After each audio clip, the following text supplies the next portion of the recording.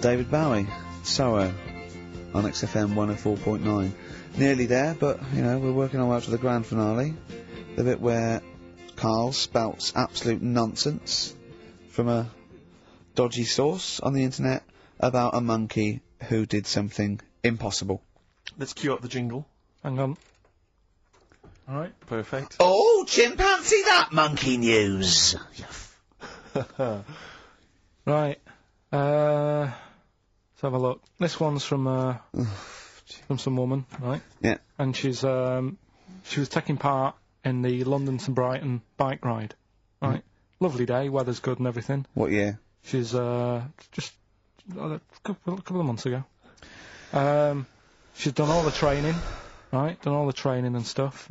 Got a brand new bike for it, got a little puncher outfit and stuff, all set for the day, right? It's a nice day, she sets off, they all start pedalling and that on the way to Brighton, right? So she knows the route and that, got little headphones on, cycling along. Suddenly... Right, okay, I'll stop you now. If a cyclist overtakes her, and it's going really fast and it's sort of hunched over, but it's got, like, lots of cycling gear on and a helmet and goggles, and they can't tell what it is, but they just know it's like a little hairy fella who hasn't bothered shaving his legs, which is weird, isn't it? Because cyclists usually shave their legs, and this bloke had really hairy legs. But and it won. They gave it the medal. It won 3 years running. They gave it the key to the city. It had its own game show, and then someone said, "Hold on, though, this fella's all hunched over, and he's only 3'5", and his arms are longer than his body. It's a chimp. If it goes anywhere near that, we're never doing it again." More monkey news next week. She's cycling along. So anyway, she's cycling along, right? And, this tricycle... I couldn't predict that! There's always one element you can never anticipate. Yeah! Got a kiddie's tricycle with a little kid on it. Little hairy kid with a helmet. Okay, just go on then. Well, the tricycle comes... Whizzing past, yeah. him. Strong legs, don't they, chimps? So she's thinking that's... But didn't get a chance to see the Oh, yeah, couldn't quite see the cyclist! Oh, God! You bald mank git. Go on. Yeah, research scientist Carl Pilkington. So anyway, she gets to the end line, right? Yeah. And they got talking, that said it was a nice day, nice race and all that. So did you see a little thing on a tricycle? Thing? Well, a person, surely, just a human. Did you see that? No. Did you see that bloke on the tricycle? So anyway, turns out... Yeah! Well, what did you say thing? Well, no, there's no suspicious. I mean, what did you say? Did you see that fellow on a tricycle? Anyway, so it turns out... Go on. It was a chimp. You're joking! Right. Well, Christ almighty, there you go. Unbelievable, and it was a chimp all along. So anyway, right, so the woman's like, we're never doing this again. Checking out the news, right, there's nothing on it, she checks out XFM Monkey News. Right, okay, I'll stop you there again. Right, if it turns out she does on the news, right, and the circus goes, we're looking for our chimp, it used to ride this tricycle, and it escaped with police chasing it. No. So she listened to XFM, see if I'd picked up on the story. Yeah, sure. I didn't have it and stuff. So she got in touch with the organisers of the London to Brighton bike ride, said, look, saw a little hairy fella. Why did she care? Because she wanted to know, she thought it was a bit odd. Well, Turns out it was a chimp. They weren't happy about it. Of course not. Because now the owner of the chimp wants to enter it into the Tour de France.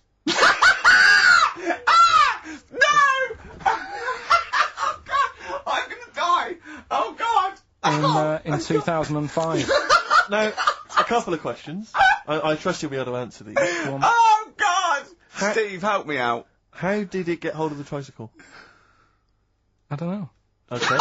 Okay, no, that's fine. That's not an important point. Like, that's important. What's the matter with you, Steve? He doesn't know that. How did it know to... well, firstly, how did it know which way to cycle, but more importantly, how did it know there was a major bike ride? Just following the crowd, Steve. What's the matter with you? The owner of it had trained it and stuff. No, he hadn't! It had already done the run beforehand, before the big day. No, it hadn't.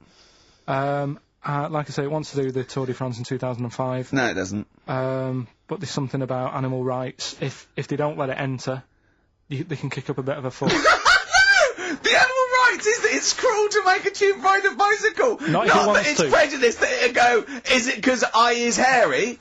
You idiot! Right. So... Wow, that is the worst one yet. Absolute twaddle. absolute rubbish, Carl. Have you got a tricycle? Unbelievable.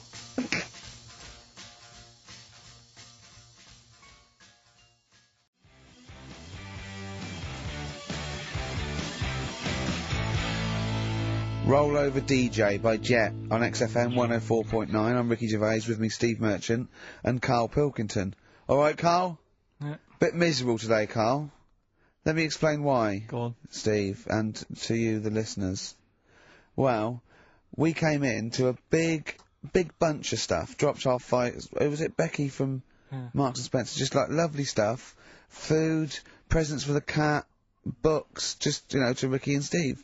Ricky and Steve who do the show, right? Ricky Gervais and Steve Merchant. GQ presenters of the year. Creators of The Office, Yeah. right? Award winning. Carl's looking over, I go, well, maybe, it's not for you, no. And then he told me why he's grumpy anyway. Go on. Do you know what XFM are giving everyone? How long have you been here? About 6 years. What are you getting for Christmas from XFM? 2 CDs. Is that of your choice, or do they choose them? There's a list of about 30. Right. Tell them what List of you about chose. 30 CDs. I've gone for Kings of Leon album Yeah. and the Best of Bob Marley. Haven't we, like, given them away in the past, or something? Or you could have burnt them off, couldn't you? You could have done copies. Illegal, but you could have done that. Anytime you wanted. I don't think Bob Marley minds if you No. the bootleg his CDs. It's out of order though, isn't it? It is bad. Although you Is do that get, always the case? Has it always been the truth of all the time you've been here? No, it has been better than this. yeah, although you do get paid quite well and you do have an easier time. Yeah, but don't give me the CDs then. If it was a milkman, you don't go, oh, I have 2 bottles of semi-skimmed. Happy Christmas. Yeah. That is a valid point. Do you know what I mean? Complaint? Who is it who made this decision? Is There's it- no point. No point, is there? Why? Just no point. I don't like moaning anyway, just... Has it come from up top? Is it like from the capital people? Just everyone, that's what everyone gets. Yeah. Yeah, but will Christian get 2 CDs for getting up at 4:30 every day for about 5 years? And keeping this station afloat. Probably. Yeah. So, that's why I'm a bit fed up. What you listen to first, Marley or Leon? Well, you have a bit of Marley. I'll tell you what Marley's good for as well. You'll go have a little beach holiday, aren't you, over Christmas, going to Lanzarote? Listening to that on the beach, you'll realise how wise XFM are in the long run. You know, you go, well, look, they could have given me 400 quid, right? Well, I'd have spent that. But this is, you know, the legend lives The gift on. that keeps on giving. So, you'll probably, you know what I mean? Think how much what you got to think of is how much all these great songs took, not only from the depth of his soul and, you know, all his sort of angst and knowledge and love, and then all the studio time, the marketing, and they're just giving you one that. They go, don't worry about that, Carl, just have it. And you go, what? All the time we spent with Bob Marley and everything is there. You go, have it, Carl, have it, Carl. And then, Gratis. yeah, have that. Thanks, well done. Carry on. We're still going to pay you for the work. Yeah. That's just something on top. Here's a little piece of Bob, free. Yeah, so don't moan, it's extra. So, I didn't have to give you it at all. Play a record, you ungrateful little swine. Some people, like the homeless, aren't getting anything this Christmas. This is my Except the favourite chill. Elvis Costello track of all time. It's Alison. This wasn't on the list. Right?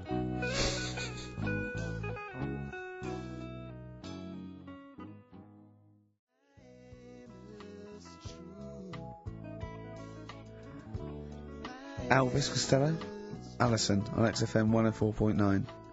So, that's it. Well, maybe, I'll tell you what, a good idea, Carl. Just beg. Just ask for other things. What do you want? What do you want for Christmas? You must have a big fan base out there willing to make you things. Maybe like a little, I don't know, pair of gloves. Just a little woolly hat. If you want to send a necklace in for Suzanne, that'd be handy. Oh yeah. That's what she wants. Is Suzanne listening today? No, she's out. Right, okay, this is the dilemma. Me and Steve, yesterday, were trying to convince Carl that it would be a good idea to buy Suzanne a Christmas present. Okay? Now, why aren't you going to buy her a Christmas present? Explain, Carl, why you don't think you should buy her a Christmas present. No, well, I've told her I'll get her one, but in the new year. We're going away on holiday and that, so Yeah. there's no point taking stuff away. Yeah. Going to Lanzarote next week. Just get her something in the sales after Christmas, yeah? Yeah. Right. And me and Steve were trying to explain to Carl that she would love it if you bought her something on Christmas Day. Yeah, but she knows now. But Knows yeah. what? I've told her. So No, she's well, getting I'm going out. to tell you, do you know, right, this, dear listener, this was Carl's worry. I said, I bet she's got you something.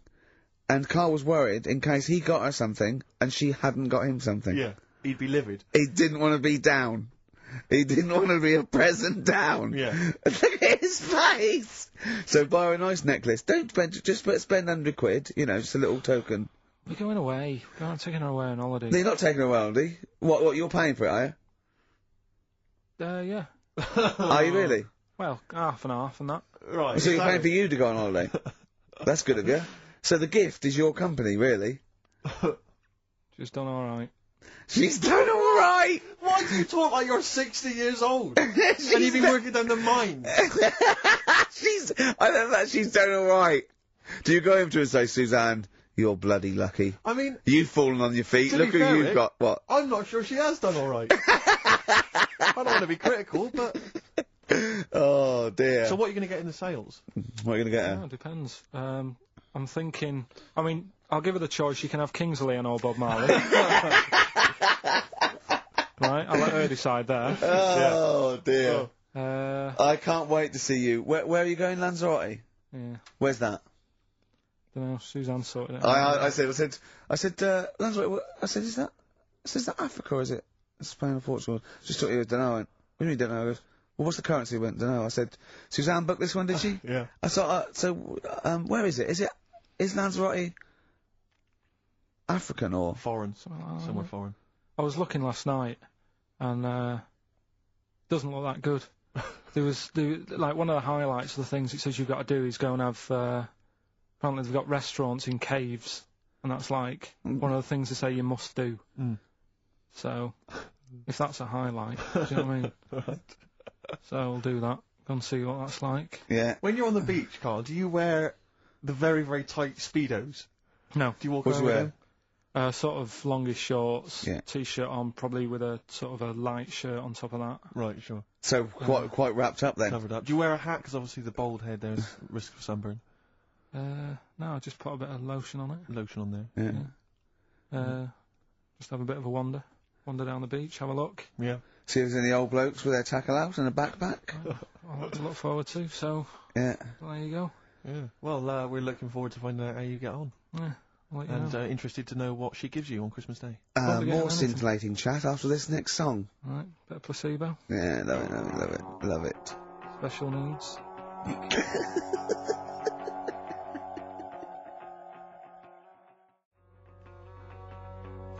Placebo, special needs on XFM 104.9. Email in where Lanzarote is. I don't know if it's Italy or Spain or Europe or maybe Africa. You know, these are the sort of things, these are the reasons I come into it, to at least learn something, innit, Carl? We've stopped educating Ricky, so I've stopped learning, you know, about things like the woman who ate mud all her life. I told And, you something before when we were in the office. what did you, go on, what was that? What did you teach me?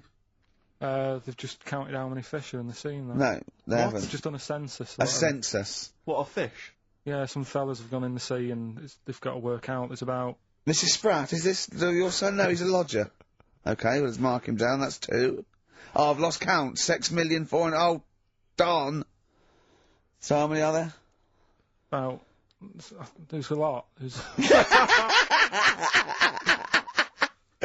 Oh.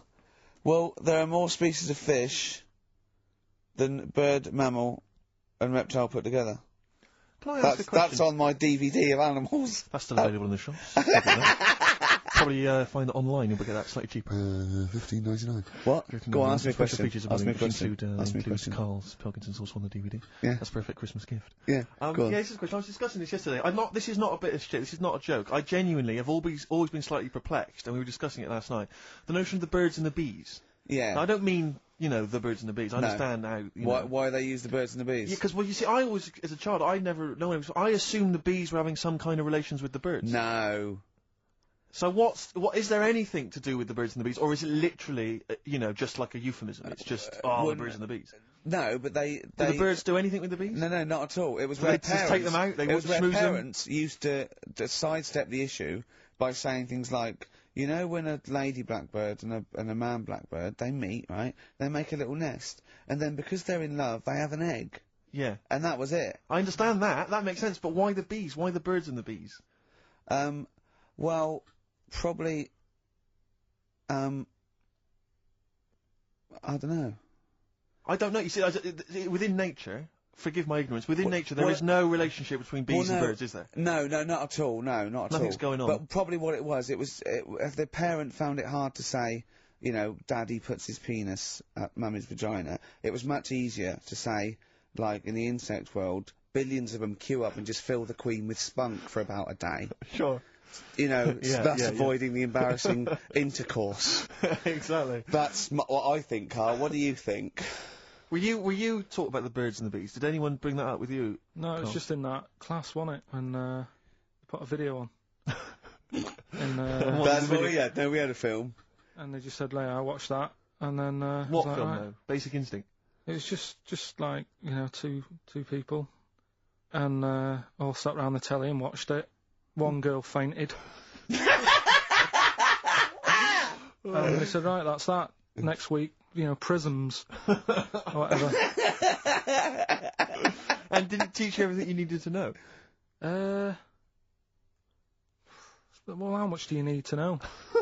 Yeah, true. No, true. Except one kid in my class still thought a baby came out of an arse. Afterwards he didn't understand. I think what they should have shown on those videos is technique as much as anything. Yeah, I suppose so, Because it was largely just instructional. Wooing. Wooing. What it didn't tell you was how to get into a position where this might be of some interest. That should have been the first 4 weeks of the course. Yeah, well obviously that baby who had the kid who had a baby, what was going on there, Carl? That was weird. Did you see that? Yeah, that was going to be your favourite programme, wasn't it? Yeah, it wasn't that good in the end. Why? You told us about this story ages ago, didn't you? Ages ago. I told you about a year ago, about a baby that had a baby. Yeah, it's a bit different, the baby that had a baby, isn't it? Whereas a Siamese twin with a breach, actually just, you know, developed inside him for, you know, it wasn't even developing. It was a twin stillborn that just was inside, enveloped in the other one's body. So it's a little bit different to a baby what had a baby, isn't it? Yeah. Actually disappointed he was. Do you know what he said to me? He went, "Well, I thought it was going to come out." And go, "Oh, bloody hell, I'm 7. What a waste of my life." Like he'd been in there going, "Oh, hello, hello, 7. Idiot. Yeah, a bit disappointing. But there was a programme on after that, right? At 10 o'clock on Discovery, and I haven't got Discovery. Oh, right. It was about... Well, I didn't see it. This is it. Okay. I was going to say to people, if they've got a copy of it on tape, if they can send it in. What was it? About a baby with 4 legs. Right. That was on at 10 on... It wasn't a puppy? No. Right. Just, What's it doing up there? Yeah. It's my baby. Oh, is it, Mum? All right then, fine. Yeah. Oh, it's got 4 legs. Yes. Yeah. Sometimes they do. Look, 4 Dad's legs. gone. He's never coming back. You've got to get over it. so, if anyone's It's got not a baby. send it in. Oh, Right, dear. okay, Send it in. good. So you want to tape with a baby with 4 legs. You're going to be disappointed again. It's not going to be like a baby with 4 legs who's running up the curtains. You know what I mean? It's not going to be that. It's probably going to be 2 legs and then 2 sort of like floppy appendages. You know what I mean? They're not going to be brilliant. It's not going to be like Jake the Peg. You're going to be disappointed. Apparently Lanzarote is one of the Canary Islands. Oh, is it? Although we've also been told it's part of Spain. Right. I don't know who to believe. I don't know who to believe either. That puts me back, because I knew it was either one of them. Yeah. Yeah, I knew it was it. Worry about it. Pilot knows, doesn't he? Pilot knows where he's going. Oh, I thought so, yeah. Doesn't matter then. Right, we're playing J-Hawks. Let's play it. Love it. Got bored with that conversation, did you?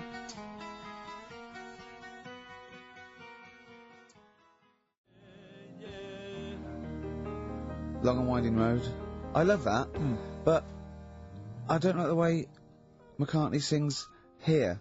There's just one, he goes, you leave me waiting here. Well, he's always got that slightly affected But it sounds style, like doesn't it? Richard Burton or something, here. Yeah.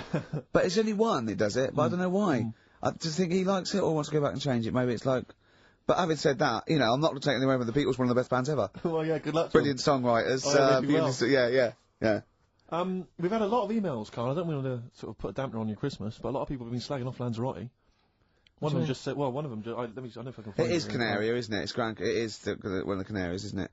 It's a volcanic island covered in volcanic dust. It's very windy, so you have to dig a hole to sit in on the beach, and there's hardly anything to do. That's from Mike Godwin. He says, unless you like quad biking, well, you know, you've seen what happened to no, Ozzy don't Osbourne go this week, quad so don't do biking. that. Not with your little head. There's no protection at all. Is there? I don't know what you're thinking. I don't know. At least Rick Mann and Ozzy had lots of hair. Yours would you'd be like Humpty Dumpty. It would crack like a little egg. And we'd seen there's no kings or kings horses. Yeah, well, they couldn't do the job anyway. No, shouldn't really send them. They're not really qualified. Horses not equipped to put back Send a medical man like Neil Fox in yes, to mend but not eggs. some kind of military horse. I bet he's had egg on his face a few times, hasn't he? What, Foxy? Yeah. Well, most of the series are Pop Idol. Right, Carl. Lanzarote, good or bad? Well, you got to give it a go, haven't you? Yeah, well done. Give everywhere a go. Exactly. That's what I was saying. You know, don't just take the word for it. I mean, if it had said an Ananova, Lanzarote shit, he'd have believed it. Sure. You know, if he'd have overheard it in a pub, Yeah. Lanzarote a crap, he'd have believed it. If he'd seen it on a website that was mainly concerned with monkeys and witches, he'd have believed it. Yeah. As it is. Everybody raves about New York, and when I went there, I thought it was rubbish. Well, you're an idiot then, because that is possibly though, the isn't it? greatest city in the world, Subjective. along with London. Subjective, though. That's why they have holiday programmes and that, innit? So you see it and you decide for yourself and that. Yeah, but you saw Venice on a holiday programme, as you put it. You went there and you went, it was rubbish, full of black bin liners. Well, it is. Right. Didn't they show them? It stunk. Didn't Judith Chalmers say that? Oh, it stinks here, and there's loads of rubbish everywhere. No, she didn't. Did she mention that? Oh, that's what I mean. So it depends what you want from holiday, doesn't it? Well, yeah. But So, you're an idiot if you don't like New York, so next. Anyway, come on, break up, guys. Kiss and make up. Yeah.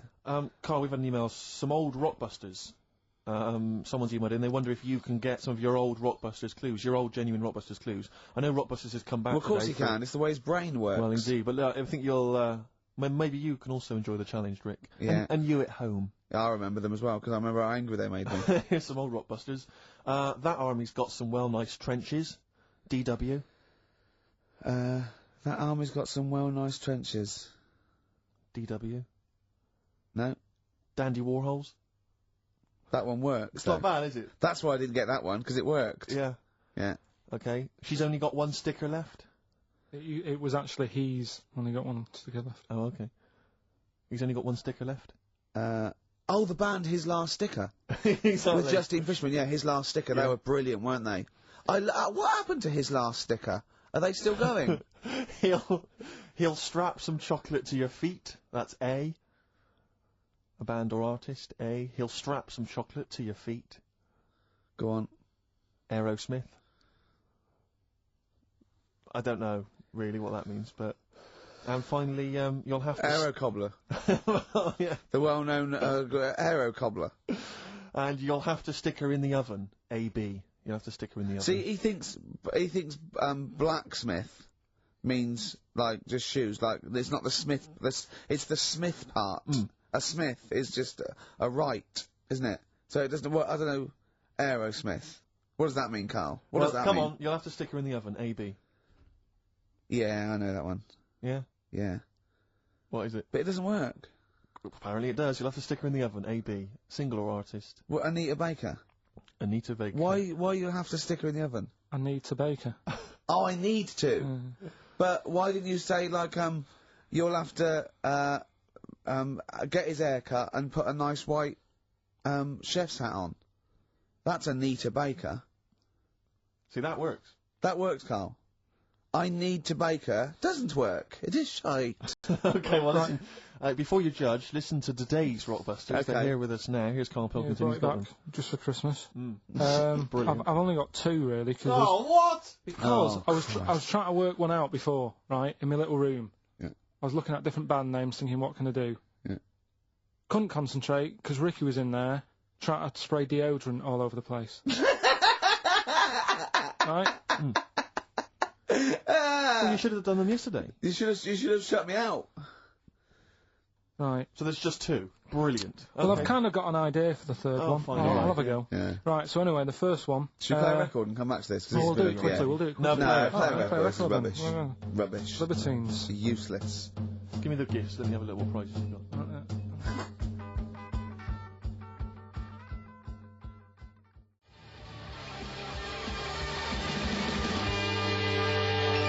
Libertines, Don't Look Back Into the Sun on XFM. Well, the general public are getting involved with Carl's holiday, and, I mean, this has been a damning report on Lanzarote. There's not been a positive word written about Lanzarote so far. Wow. It's volcanic, there's no natural water Apparently supply. there's no natural water supply. It's You all have to sit in a imported. hole. What do you think of this, Carl? What do you think of the people that want you to know that you're going to a rubbish place when you can't change it? What do you think of that? Rubbish though, will it? What do you mean? Be alright. What do you mean it'll be right? Because I'm going to go there thinking, oh, there's no water and that, and there will be water. No, they didn't say there's no water. What did they say then? There's no natural water supply. Whatever. I'm not bothered. Doesn't bother me. Alright. I'm going to have a good time and that. What are you going to do? What's your plan to do? Got a book. What book you got? Rich Hall book. I'm just going to read that. So- Brilliant. And the weather's better than here, isn't it? Yeah. So, gonna have a good time. Someone emailed just now. They said they're listening online and there's a problem with their computer and everything's sped up. The music's sped up. Our voices, Rick, are sped up, except Carl's. That's how slow he speaks. So when everything's sped up, he sounds a normal. Right, we're doing Rockbusters. Yeah, come on.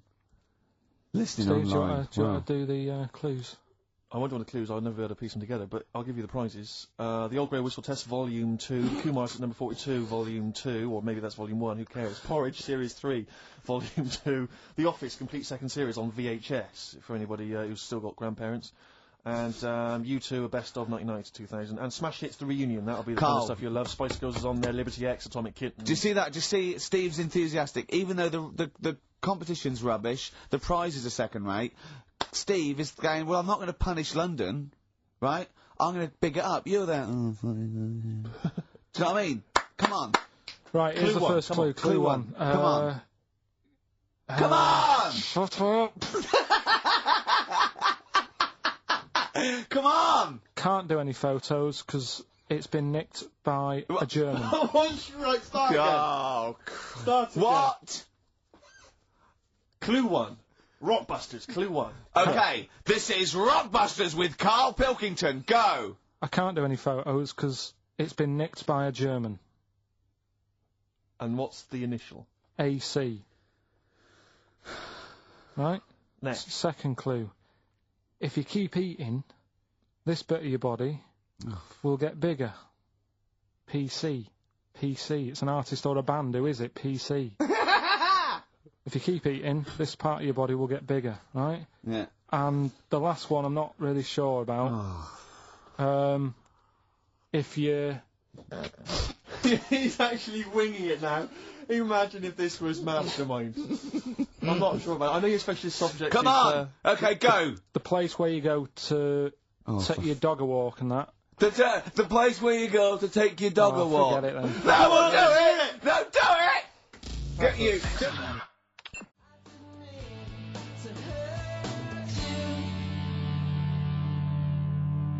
Tim Burgess.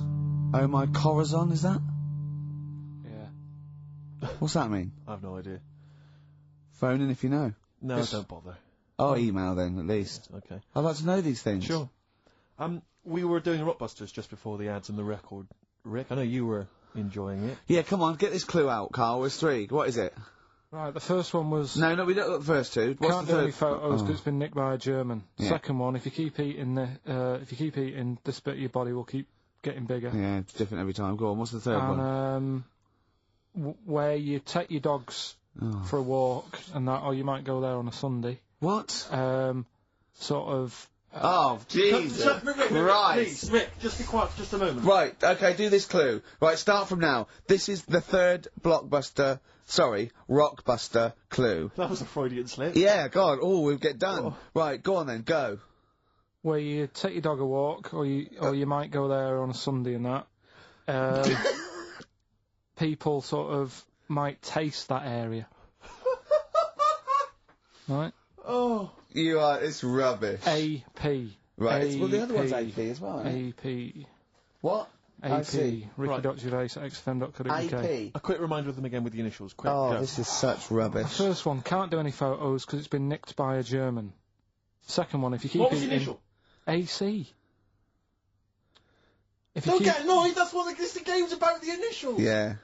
if you keep eating, Oh, this bit of your body will get bigger. That's PC, right. right? And where you take your dog maybe on a Sunday and you go for a walk there and that, have a taste of it. Different! AP, just email in and you win some stuff. Ricky.gervais at xfm.co.uk. What rubbish. I wonder why we stopped this game. Well, I think it's probably exhausted him. He needs to go to some kind of volcanic dust island for a holiday. With no water, Yeah, just exactly. to dry out and get some new ideas. Oh, I'd love to see you sitting there on these black ash sands, just sitting there going, I'm thirsty, Suzanne. There's no natural water. I've finished my Rich Old book. I can't focus. I'm going blind. I need some water. Oh, brilliant. Oh, bless him. Anyway, happy Christmas. We said we weren't getting out, didn't we? Right, go on then.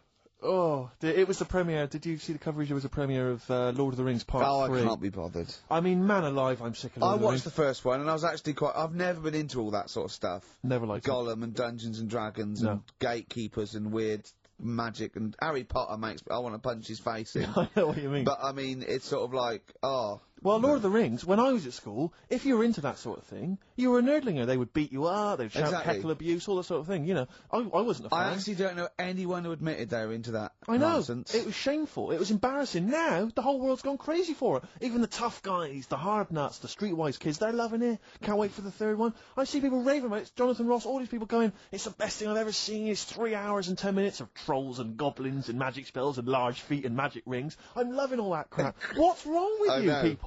I will smite you with my sword. It's just interminable. The orcs and the Norks. I saw some people playing this game. They had a big manual and a dice, and they're in a pub, and they're all fat with beards, right? And he threw a dice, and he looked down, he went, and he said something like, outside them, 3 miles to Mumra. And they went, oh, well done. What? I know. I wanted to go and say, what is this game? Yeah. What? It's absolutely extraordinary. Well, they showed some coverage of the Lord of the Rings premiere on TV, and there were people dressed up as some of the characters. Yeah. There was a girl chatting saying, well, I just think Gollum's hilarious. What? People talking about telling me Gollum's hilarious in this new film. How is he funny, my precious? Oh, my precious. What's funny about this? I'm losing it. I'm genuinely... Is he like Yoda? I He sounds like Yoda. don't know what the joke is. I'm missing it all. And when the walking trees started talking...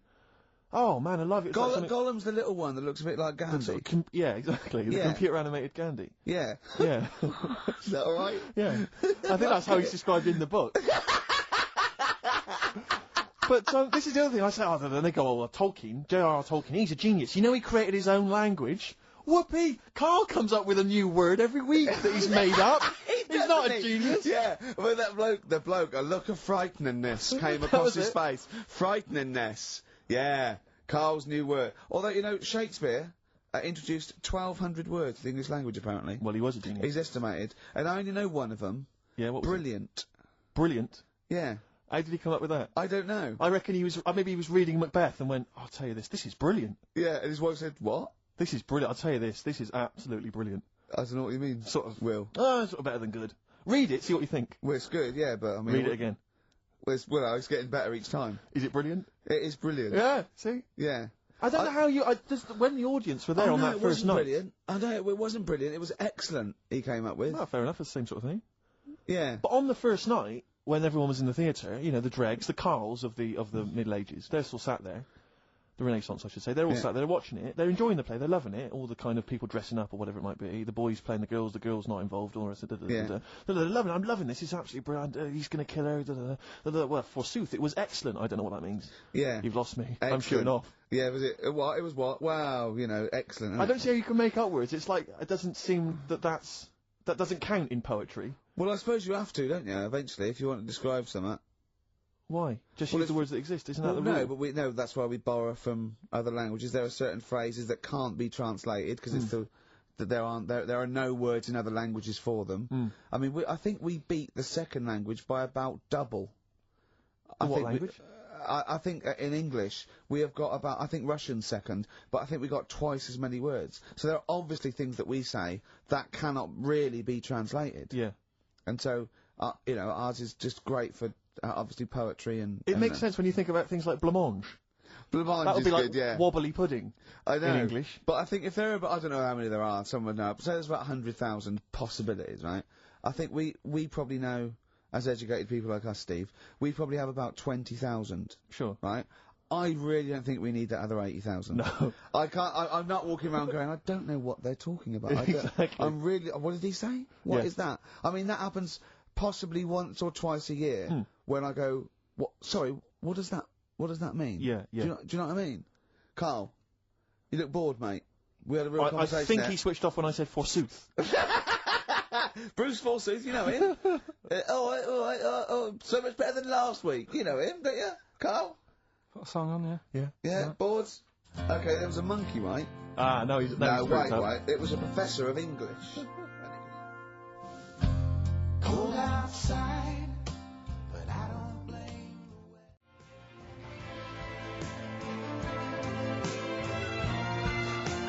weather. No Blue Sky, The Thorns. That's beautiful, isn't it? On XFM 104.9. Carl, you're losing your rag a little bit. What's the matter? Nothing, go on. See? What's the matter? No, what's the matter with I've Carl? got something to cheer him up. Someone's emailed in, Emma's emailed in, she said that, for those that know, those in the know, they referred to Lanzarote as Lanzagrotti. Brilliant. He's a bit fed up. He's got 2 CDs for Christmas from a company that's he's been with for 6 years. He's a little bit grumpy about having to answer the phones. He wouldn't go and make Steve another cup of tea immediately. Selfish. Yeah. Carl, what are you thinking? Nothing. Go on, what were you doing? Come on, Carl, you're getting paid for this. Project. Out. We'll take one of those CDs away. Alright. What were we talking about? Lord of the Rings. Yeah. Sick of it, as I say. So there's some people dressed up on TV. They were dressed up as the characters. They had their sort of costumes. There was a guy I went to university with. I don't want to mention his name. Went into his room once. He's into that sort of thing. He showed me in his wardrobe. He had a full-size Star Trek outfit that his mum had made for him. His mum had made for him. But I wanted to say, well, A, you've taken it to university, but B, when are you going to wear that? Yeah. When are you ever in the mood to wear that? Well, you know, you never know when. You know, like on Apollo 13, wasn't it, when someone had measles or something? Someone else got in. Sure. So you might go, oh, I can't believe it. Yeah. Can't believe it. The Enterprise, Uhuru can't make it. But it's the idea of that being, you know, I'm not one to speak, but it's that idea of that sort of being attractive to women. Because that's presumably generally when you're at university, when you're 18, 19, that's the reason you wear those kind of clothes, is to try and make a bond with someone, isn't it? Try and establish some kind of connection. Yeah. Saw a guy walking down the street the other day, must have been 18, 19, wearing on his t-shirt, it just had a picture, and the words, Star Wars Phantom Menace. he probably liked But just the idea of a girl going, yeah, well, I love that film as well. Yeah. Because it's supposed to be kind of kooky and eclectic t-shirts, aren't they, normally? They're supposed to be a bit sort of radical and a bit offbeat. My favourite, though, are, I love fat goths. Yes. I really love fat Who are still goths. persevering with it, even into their 30s? I like fat young ones. I love fat 18-year-old goths. I really like them. They're one of my favourites. And I like 42-year-old goths. Yeah. Who, they're losing all their hair. They're just growing at the back. But, you know, I don't know what jobs they do. But their main hobby is looking like Nosferatu and wearing lots of silverware. That's one of my favourites. I think I mentioned to you before, I saw a girl on the tube, she had a bag, and she was quite gothy. She had a bag, and it sort of had like a Barbie's head kind of sort of defaced hanging from there, and loads of badges and tassels and little motifs and odd things, and she decorated the bag. And then had sort of things like, you know, legalise cannabis, and ban the bomb, you know, and stop the war. Yeah. And I just wanted to grab her and say, you doing much about the war, or are you working mainly on the bag? Yeah, you spent most of the year you're filling in the petitions, are you doing the marches, collecting or is it largely badges. the bag you're focused on? Oh dear. I'll tell you another thing, that a fashion mistake that always offends me whenever I see it, is an Englishman of any age wearing cowboy boots. I had cowboy boots. I can't believe it.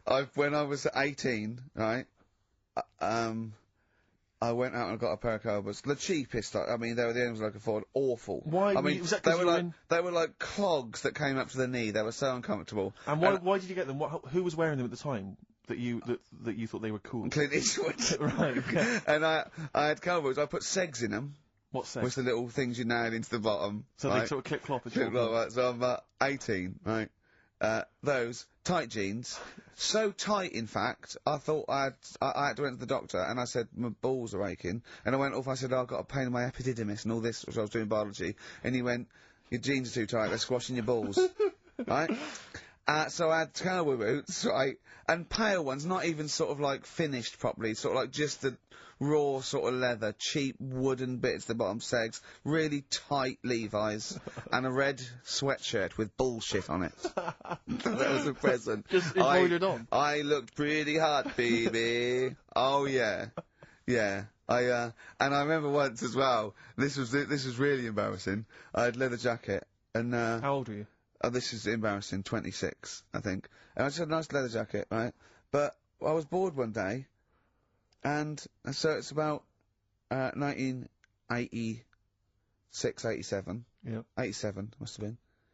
And I just painted on the lapel a little acid. And that didn't last. And were you going to Acid House Raves at the time? No, of course not. No. But I remember that one didn't last long. That was in the bottom of the wardrobe immediately. Yeah. I knew at the time. I just thought, what is that? Yeah. But I forgive anyone sort of anything up to about the age of 25, right? I don't know. But I mean, he's getting close there, yeah. But certainly up to the age of 20. But it's the 40-year-olds. It is the 40-year-olds that just still have a little go. Goths are the best. Goths are Goths the best. or the cowboy stuff, because there's never been a culture of cowboys in this country. I know, so yeah. you see the 40-year-old guy with the kind of cowboy jacket with the tassels, Yeah. you know, or the bootlegs tie. Add that, yeah. Went to that, yeah. Because you've been through most phases. This is what's interesting to me about you, is you're quite self-aware. But the most committed one was probably the New Romantic when I first went to university. So, 18, red bullshit t-shirt and tight jeans. Within a couple of months, David Sylvian, just full makeup and that. Can I ask, because having never really subscribed to one of those fashions, one of those styles, with something like New Romantic, which you've got to be quite committed, do you ease into that slowly, start wearing a bit of nail polish, maybe an earring, and then you work your way in, or you went whole hog? No, I remember the first time I did it, was the sort of like the first disco in my first year. Just borrowed someone's makeup, put it on, stopped at the chin, hadn't quite got the sort of like a mannequin, right? And then I sort of got better at it, I suppose. Right. Wanted to look like David Sylvian. That was the idea, and then it sort of. And so you had to literally go out and sort of start again with your wardrobe, presumably. The cowboy boots went out, the tight jeans. You had to literally go to a shop and buy an outfit, a New Romantic outfit. No, it was okay because in those days it was a suit. So there was a New Romantic, you wore the suit. I didn't wear all the sort of like pirate gear and pixie boots. I sort of wore the suit and luckily before I went away I bought a suit from my mum's catalogue, which was one of those woolen ones that went bobbly. So not quite David Sylvian. Yeah. But at least I was having a go. Yeah. Well, respect. Have you ever subscribed to any of those fashions, Carl? Nah, just going for the gay look now, and he wears Ben Sherman's and he shaves his head. I remember wanting some Dr. Martens. Yeah. And my mum worked at a college in a canteen. And she knew I wanted some, but she got some. There was an old woman who worked in the canteen who said she had some, and it turned out to be like little granny boots. And I ended up having them for a bit. With a little zip up the front. Yeah. Nice. Oh, brilliant! Did you wear them? For a bit. Yeah. Well, you might as well. Want not. Waste not, want not. Play a record. Have some ads. All right.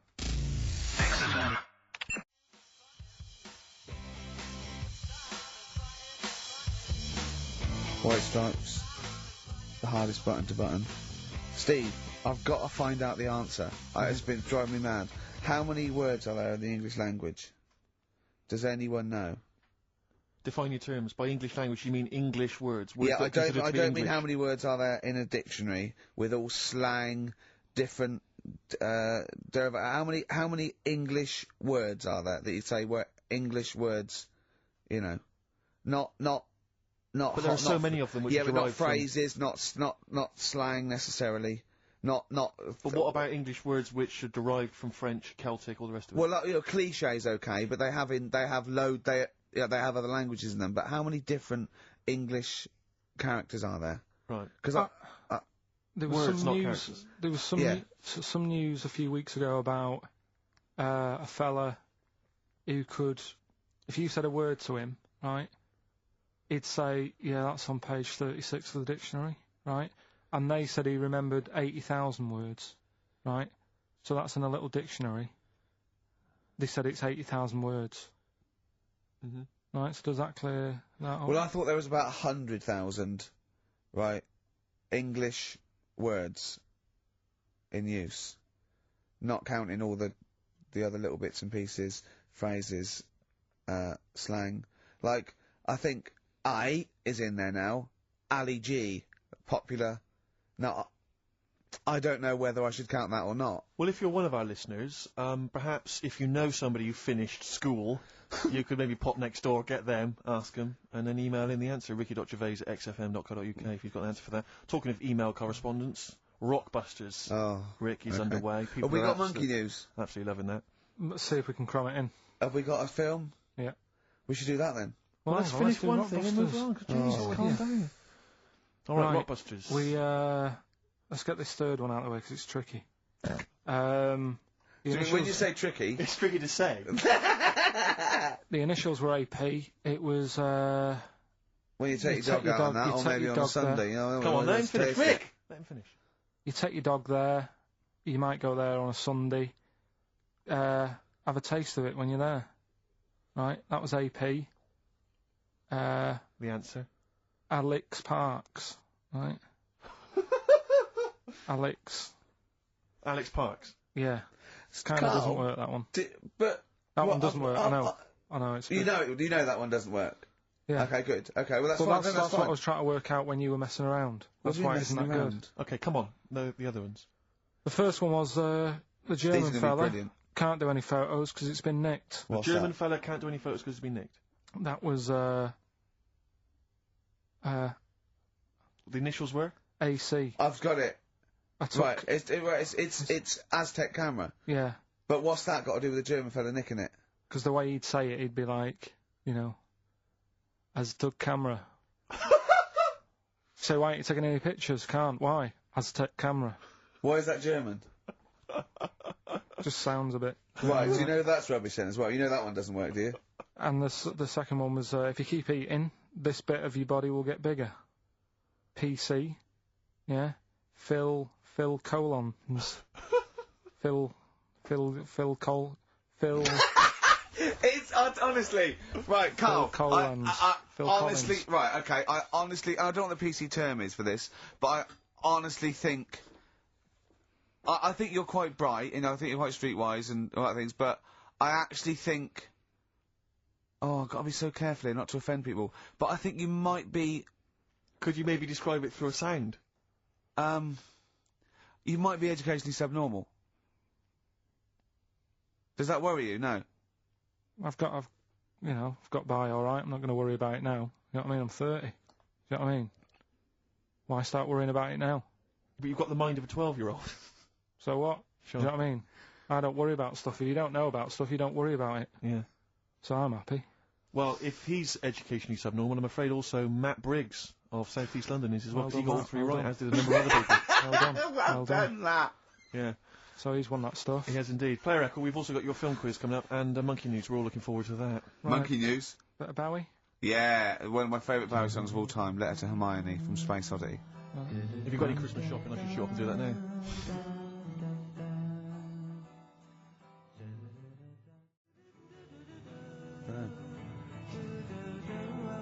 Letter to Hermione, David Bowie. Well, we've had the most convincing answer, that it's about 290,000 actual words, but possibly 3 million in our vocabulary, using all jargon and scientific stuff and all that. Sure. 290,000. Still a lot, isn't it? It is a lot. We know so little, don't we? Apparently the average person has about 20,000 words in Oh, their is it? vocabulary Right. and uses maybe 2,000 a week. Really? Yeah. Carl, obviously, slightly bringing that average down. Carl, what do you think of that? Single figures. What's the matter? Get by. Why have you got to use longer words messing about and that? Told you. That word about old. Anti-dipuian or something. Just say old. That's a bit old, isn't it? That's a bit anti-dipuian and that. What's the point? Yeah. Get to the point. Sure. Busy.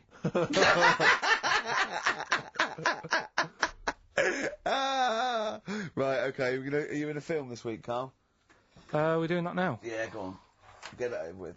Hang on a minute then. Get it over with. Let's get this show show over with, we can go home, you can go off to Lanzarote and sit on some ash. Some charcoal. He's not happy about that, that's annoyed him, the listeners have all ganged up on him. Yeah. XFM giving him 2 CDs. We've had more calls for his resignation this week than ever before. What do you think of that, Carl? What do you mean? There's another reason. Do you know what I mean, though? Because he's grumpy, he's not just giving it, he goes, well, I can't have it, can I? I don't want it. You're being paid well to do a job. People have tuned in to be entertained, to have good songs. Me and Steve are working I'm pressing here. the buttons. I'm paid to press the buttons. That's what I'm doing. Has every CD started on time? Then Yeah. why would they give you Monday off if you just paid to press the buttons? Don't get every other Monday off, do I? So have you stopped doing that now, have you? Well, yeah. Why? Because there's work to do and that. But I'm not moaning about it. Let's get on with it.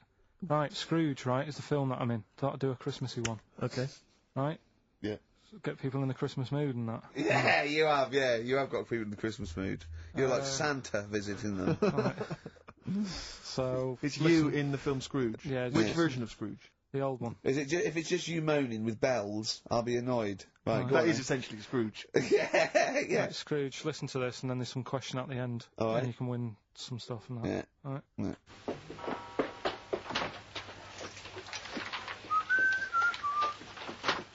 You're late. Only 20 minutes. What do you mean by coming in here at this time of day? I've just been doing some Christmas shopping, haven't I? Probably do some more shopping on Monday because it's my day off, isn't it? Yes, I know it is. You don't have to tell me. Got to see what I've bought Suzanne? No, thank you. I don't mind showing you. It's only a Christmas present, isn't it? Bought some more condoms. Why? Well, I bought some last year. Got 2 boxes. They all got used, so... I'm very glad to hear it. How much do I pay you? Why are you asking? The presents I buy has got nothing to do with what I earn. Like I say, if I won the lottery, I wouldn't go mental on her. Do you know what I mean? I probably wouldn't even tell her because I think she'd want to travel around the world and all that, and I'm not into that, to be honest, so I'd probably keep it quiet. Why? Well, once you've been around the world, where do you go next year? Each to their own, though, innit? You know what I mean? Well, what do you want? What for Christmas? Not that fussed, really. And you, it's just as well I'm not that fussed, because do you know I do some work at XFM?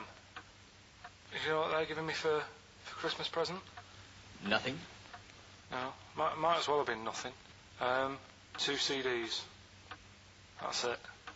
I was well fed up. I'm sure you will. They give you a list of about 30 albums and you get to pick 2 off the list. So I've gone for Kings of Leon album and the best of Bob Marley. Mr. Marley has been dead these 7 years. In fact, he died 7 years ago this very day. Did they? Do you know what sort of donuts Bob Marley likes? It's not my business. No, it's not a proper question. It's an old Peter Kay joke. He likes the ones with jam in. Do you get it? Garlic bread. It's good, isn't it? Excellent. Oh! Carl, well done. Carl in Scrooge there. The only man more mean and depressed generally than Ebenezer Scrooge. Oh, dear. Oh. What's the question, Carl? Well, if people have been listening from the start, right, what albums am I getting? Yeah. Is that good? Good, yeah.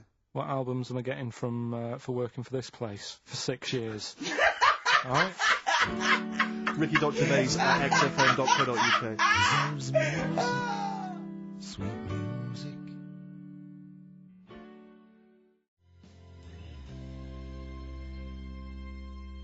Snow Patrol and Run on XFM. Wow. Nearly your last show, Carl, for about 3 weeks. Yeah. Carl's off to Lanzarote. Next week. We're doing it with Ian Camfield next Saturday. Then we're off, because it's day after Boxing Day, isn't it? Or 20, yeah. and then we're back on the 3rd, I think, aren't we, all together? Yeah. Yeah? Yeah.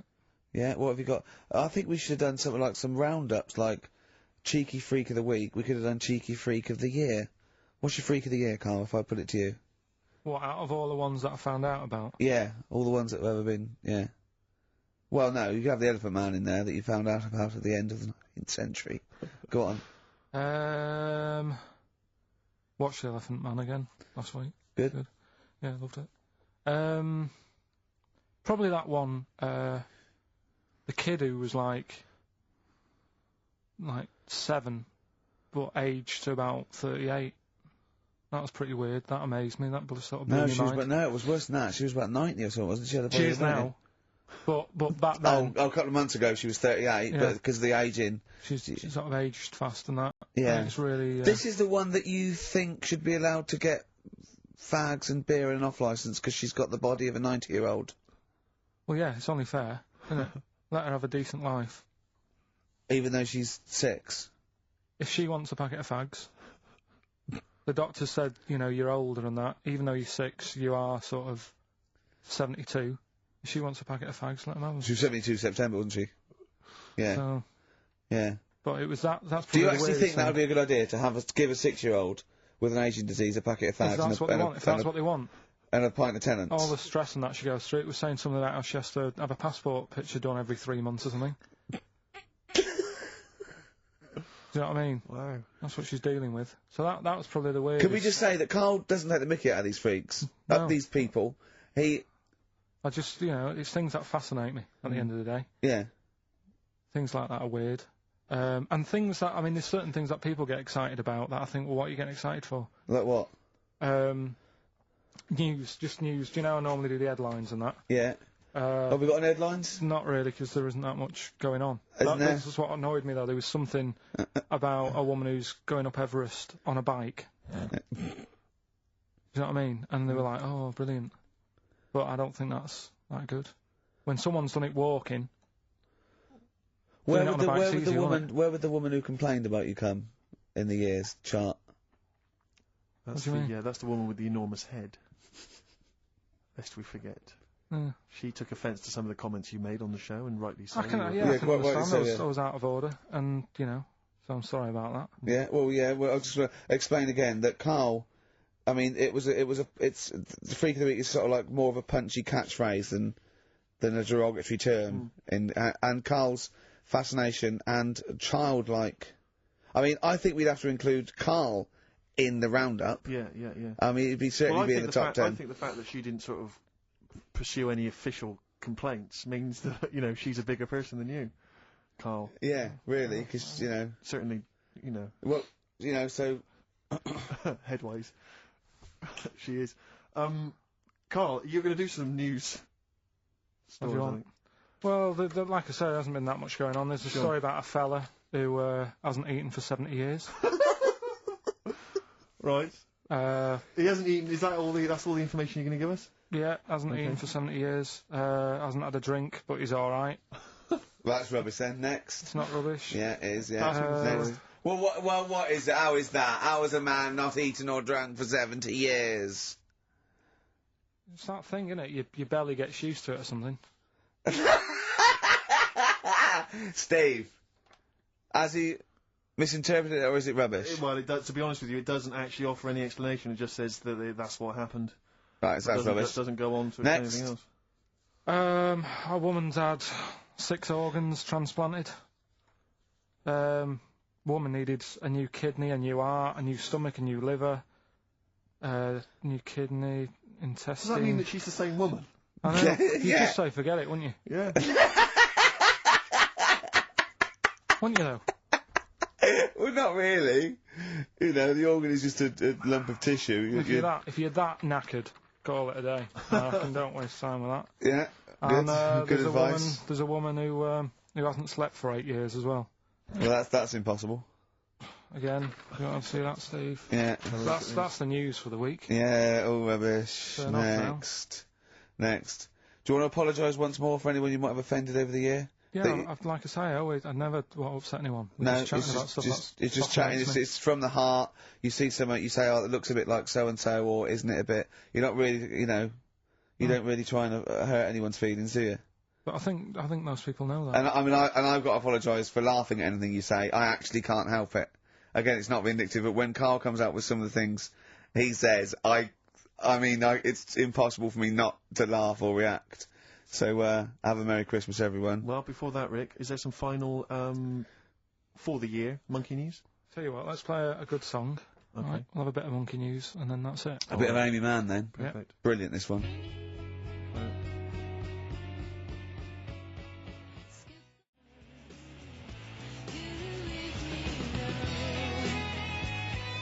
No Choice in the Matter by Amy Mann on XFM 104.9.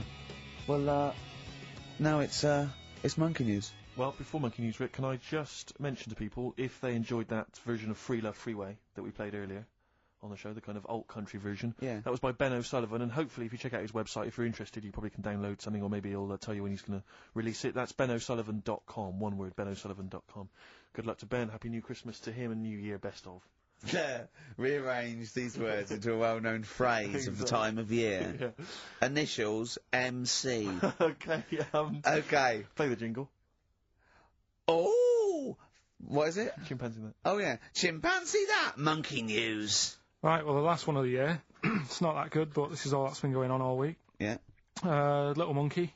What happened is, it's this plane, right? Aeroflot, I think it is, Russian airline. Having a good flight. Everything's going normal and that. This is gonna be libelous. The pilot. Sorry, I mustn't interrupt my son.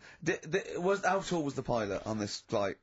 Okay, listen, we've had a few complaints, people saying, don't interrupt Monkey Steve. News. Okay. Don't interrupt Monkey Okay, I News won't halfway then. through it. It's like the Okay. weather girl complaining whilst Trevor McDonald's doing the... Okay, alright. Go on then. Go on then. Alright, so, the flight's going well.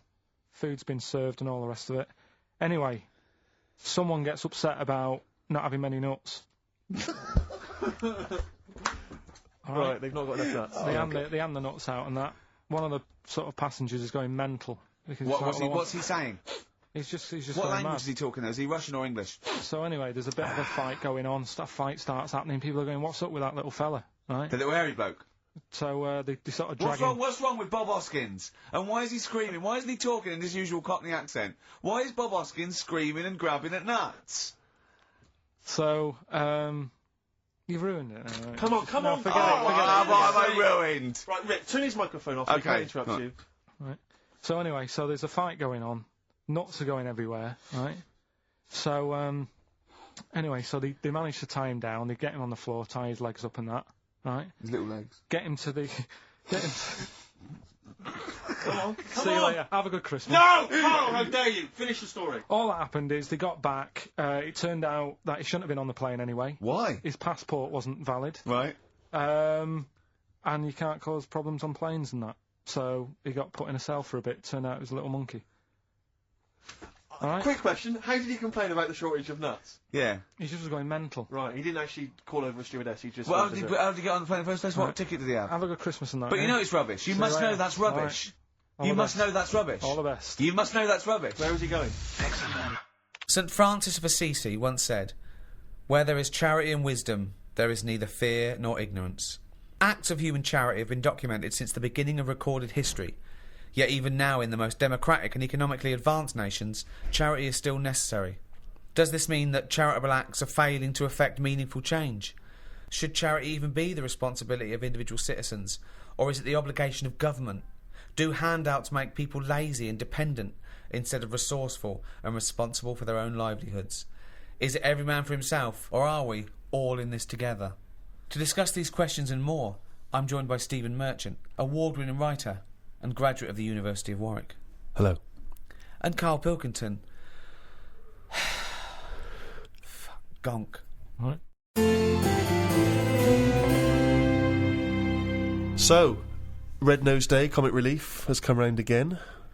Yeah, Red Nose Day is obviously the very specific date in the calendar for the whole generic term comic relief, I think. It's normally when the telecast happens. Yeah. People know that that's the day when they can dress up, do charitable acts. But of course, Comic Relief is a charity that's working all the time for disenfranchised all over the world.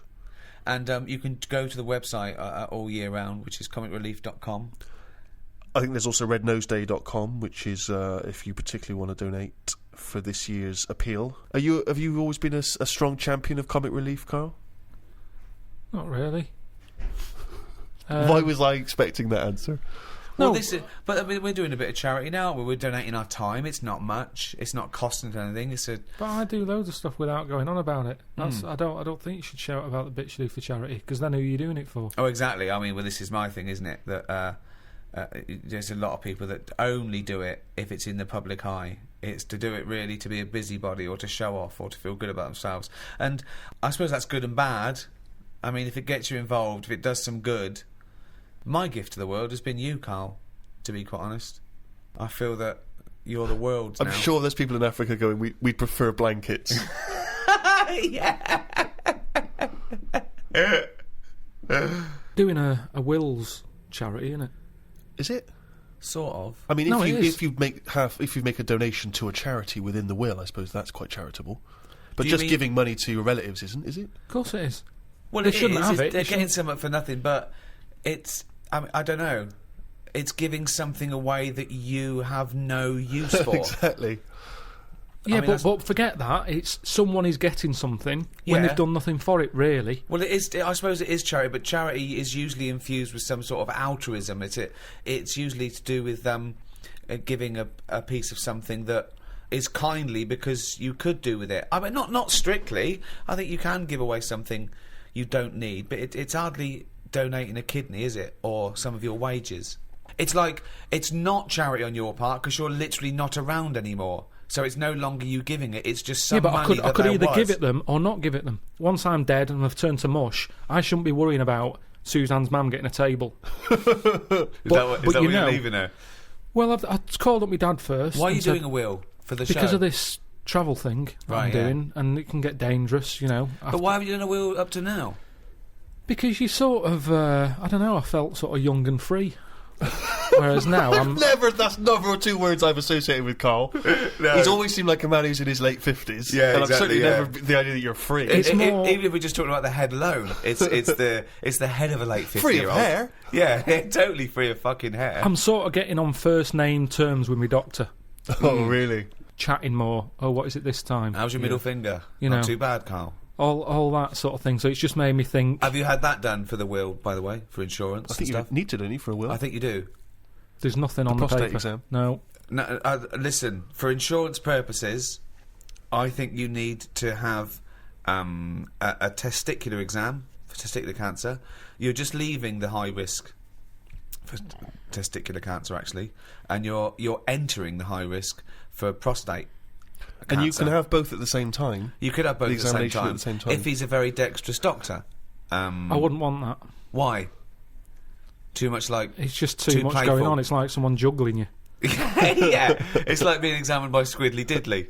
And so you said you called up your dad. Called him up. I said, "Is there anything you want if I die?" Right. And presumably, you know, Suzanne, she's getting the lion's share. She is. But then the fella who was on the end of the phone talking us through it all was going, "Oh, you should get married." I was going, "Oh, shut up." He's saying, "Well, it make things a lot easier when it comes to this." And it's like, well, that isn't a reason to get married, is it? Well, So she can have all my stuff. I said, "I've wrote on the bit of paper that she can have it. I'm not bothered. I'll What be had dead." you wrote? What had you wrote? You know, all that whatever we've got, she can have. Yeah, right. That's fine. That's as good as a Yeah. marriage, then, isn't But it? it's something about tax. If you're not married, you have to hand over more. Well, she'll get... yeah, I suppose if it's money, she'll pay tax on it. Yeah. I think you get so much, and then it's like ridiculous tax rate. yeah. But she's going, that's why we should get married. I'm going to be paying tax. I'm going, hang on a minute. She's already like thinking about money loss instead of me disappearing. Yeah. She's going, yeah, we should. I'm saying, look, you'll be getting a load of money. I said, if I die on this programme anyway, I'm insured. You'll Yeah. be getting about £1 million for that. Yeah. I said, so that's something you haven't got now. Yeah. Got nowhere near that now. I said, so even if you have to pay tax on that, Yeah. I don't think it'd be right to get married just in case I get killed. Well, you are married, aren't you? Well, It's then as you good may as well as. get the paperwork. No, because then everyone wants a party. don't Everyone's have to have a "Oh, party, you can go you straight do, down the registry honestly, office." honestly, people start going, oh, you should do this, and oh, it's not a proper wedding unless you do that. Have your two sets of parents met? No. That'd be good, would it? Well, I suppose it's a reason to, isn't it? At least if you're getting married, there's a reason for them to meet. At the moment, there's no reason for them to meet. They'd get on each other's nerves. My dad wouldn't get on with a mum. Why? Just wouldn't. She doesn't like me, so she won't like me dad.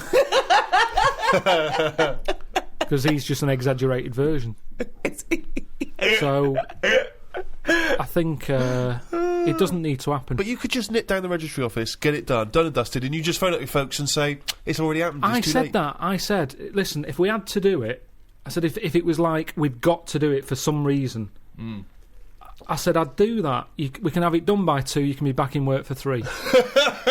Because at the end of the day, there's no, you know, we've known each other for years. Yeah. We're not going to suddenly turn into some sort of Tom Hanks and Meg Ryan film just because we've got married. Yeah. It's going to be the same, exactly the same. Yeah. Except she'd want a joint bank account or something. That's the only other thing that would probably change, and I don't like the idea of that. Why? Just, I like to know what's going on. There's enough people sticking their hand in my account, charity-wise and all that, without an extra hand going in. Who happens to be the love of your life?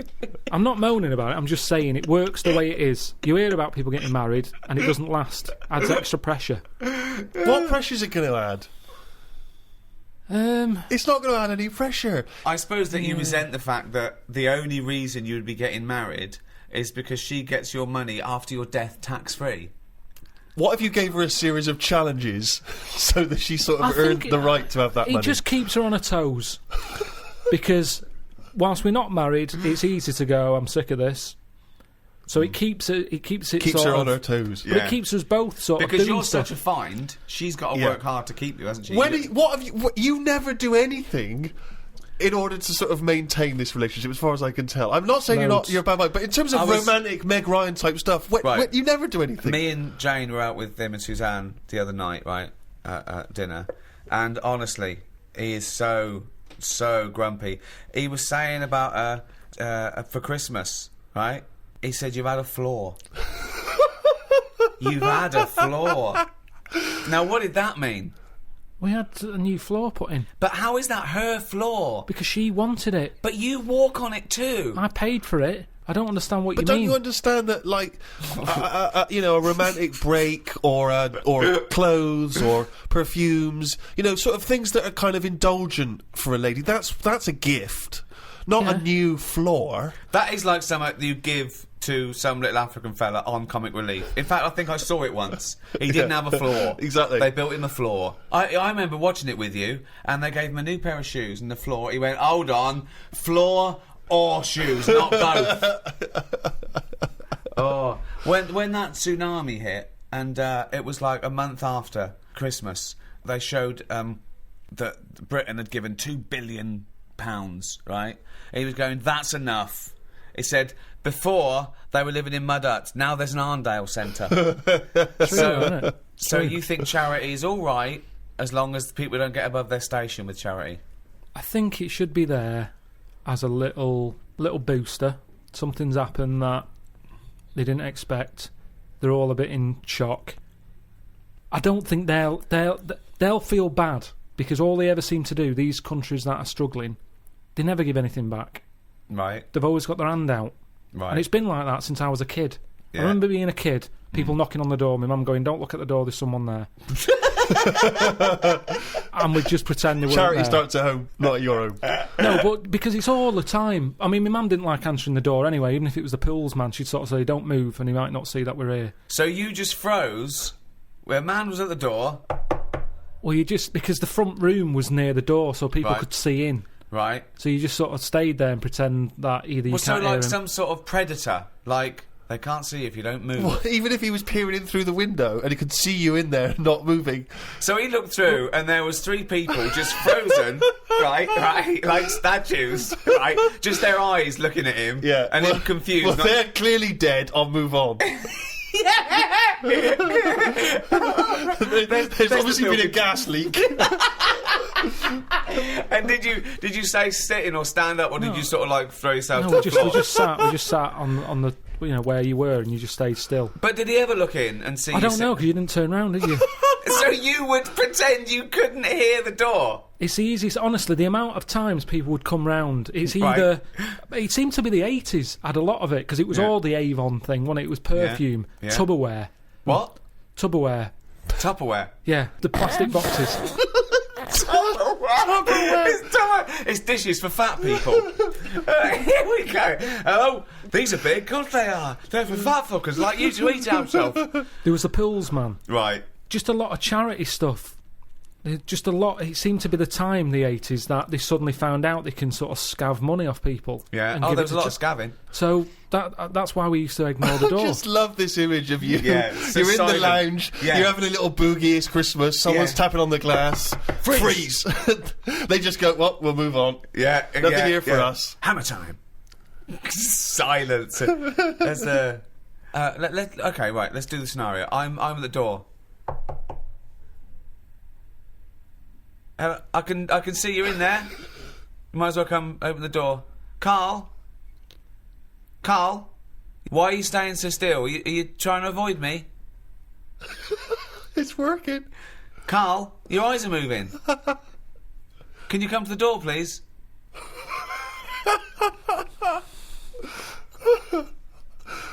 I suppose in the end you've got to move on. Carl, no, I'm going to stay here. I'm just going to stay here until you have to move.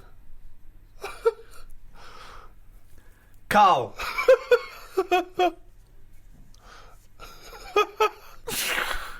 This is the most pointless podcast we've ever done. Me shouting your name and you pretending not to be here. Okay, and I'll move on then. Right. It works. Yeah. Works okay. perfectly. Because Brilliant. once they've got you, that's the whole thing with charity. Once they've stopped you in the street, if you've stopped, that's it. Keeps on going. You're handing something over. Yeah. I mean, the amount of times I've been stopped. I mean, the good thing now is you've got an iPod, so you can just either pretend you're on the phone or listen to music. Or just stay very still. Just freeze. When someone says, can I trouble you for... Oh, he's totally frozen. That would be amazing because they're normally in one spot, aren't they? Yeah. So it's just So they're as soon carrying as on they selling, stop you, and so you've that got you to just stay freeze there for it, the rest of it outside Waitrose for 7 hours. Yeah, it goes dark. Well, I've finished my shift, I'm off. And then you just see, your eyes just see them walk away like that, and they all meet in their little tunics. And then you start walk, they look back, and you freeze. And then they walk on. And then you can go home 7 hours late. If you would like to donate to Comic Relief, why not visit rednoseday.com. Ever since I was young, I've always liked going in charity shops, particularly because, you know, you find sort of interesting old records in there. Never sort of gone in there to buy clothes and stuff, but, you know, books, whatever.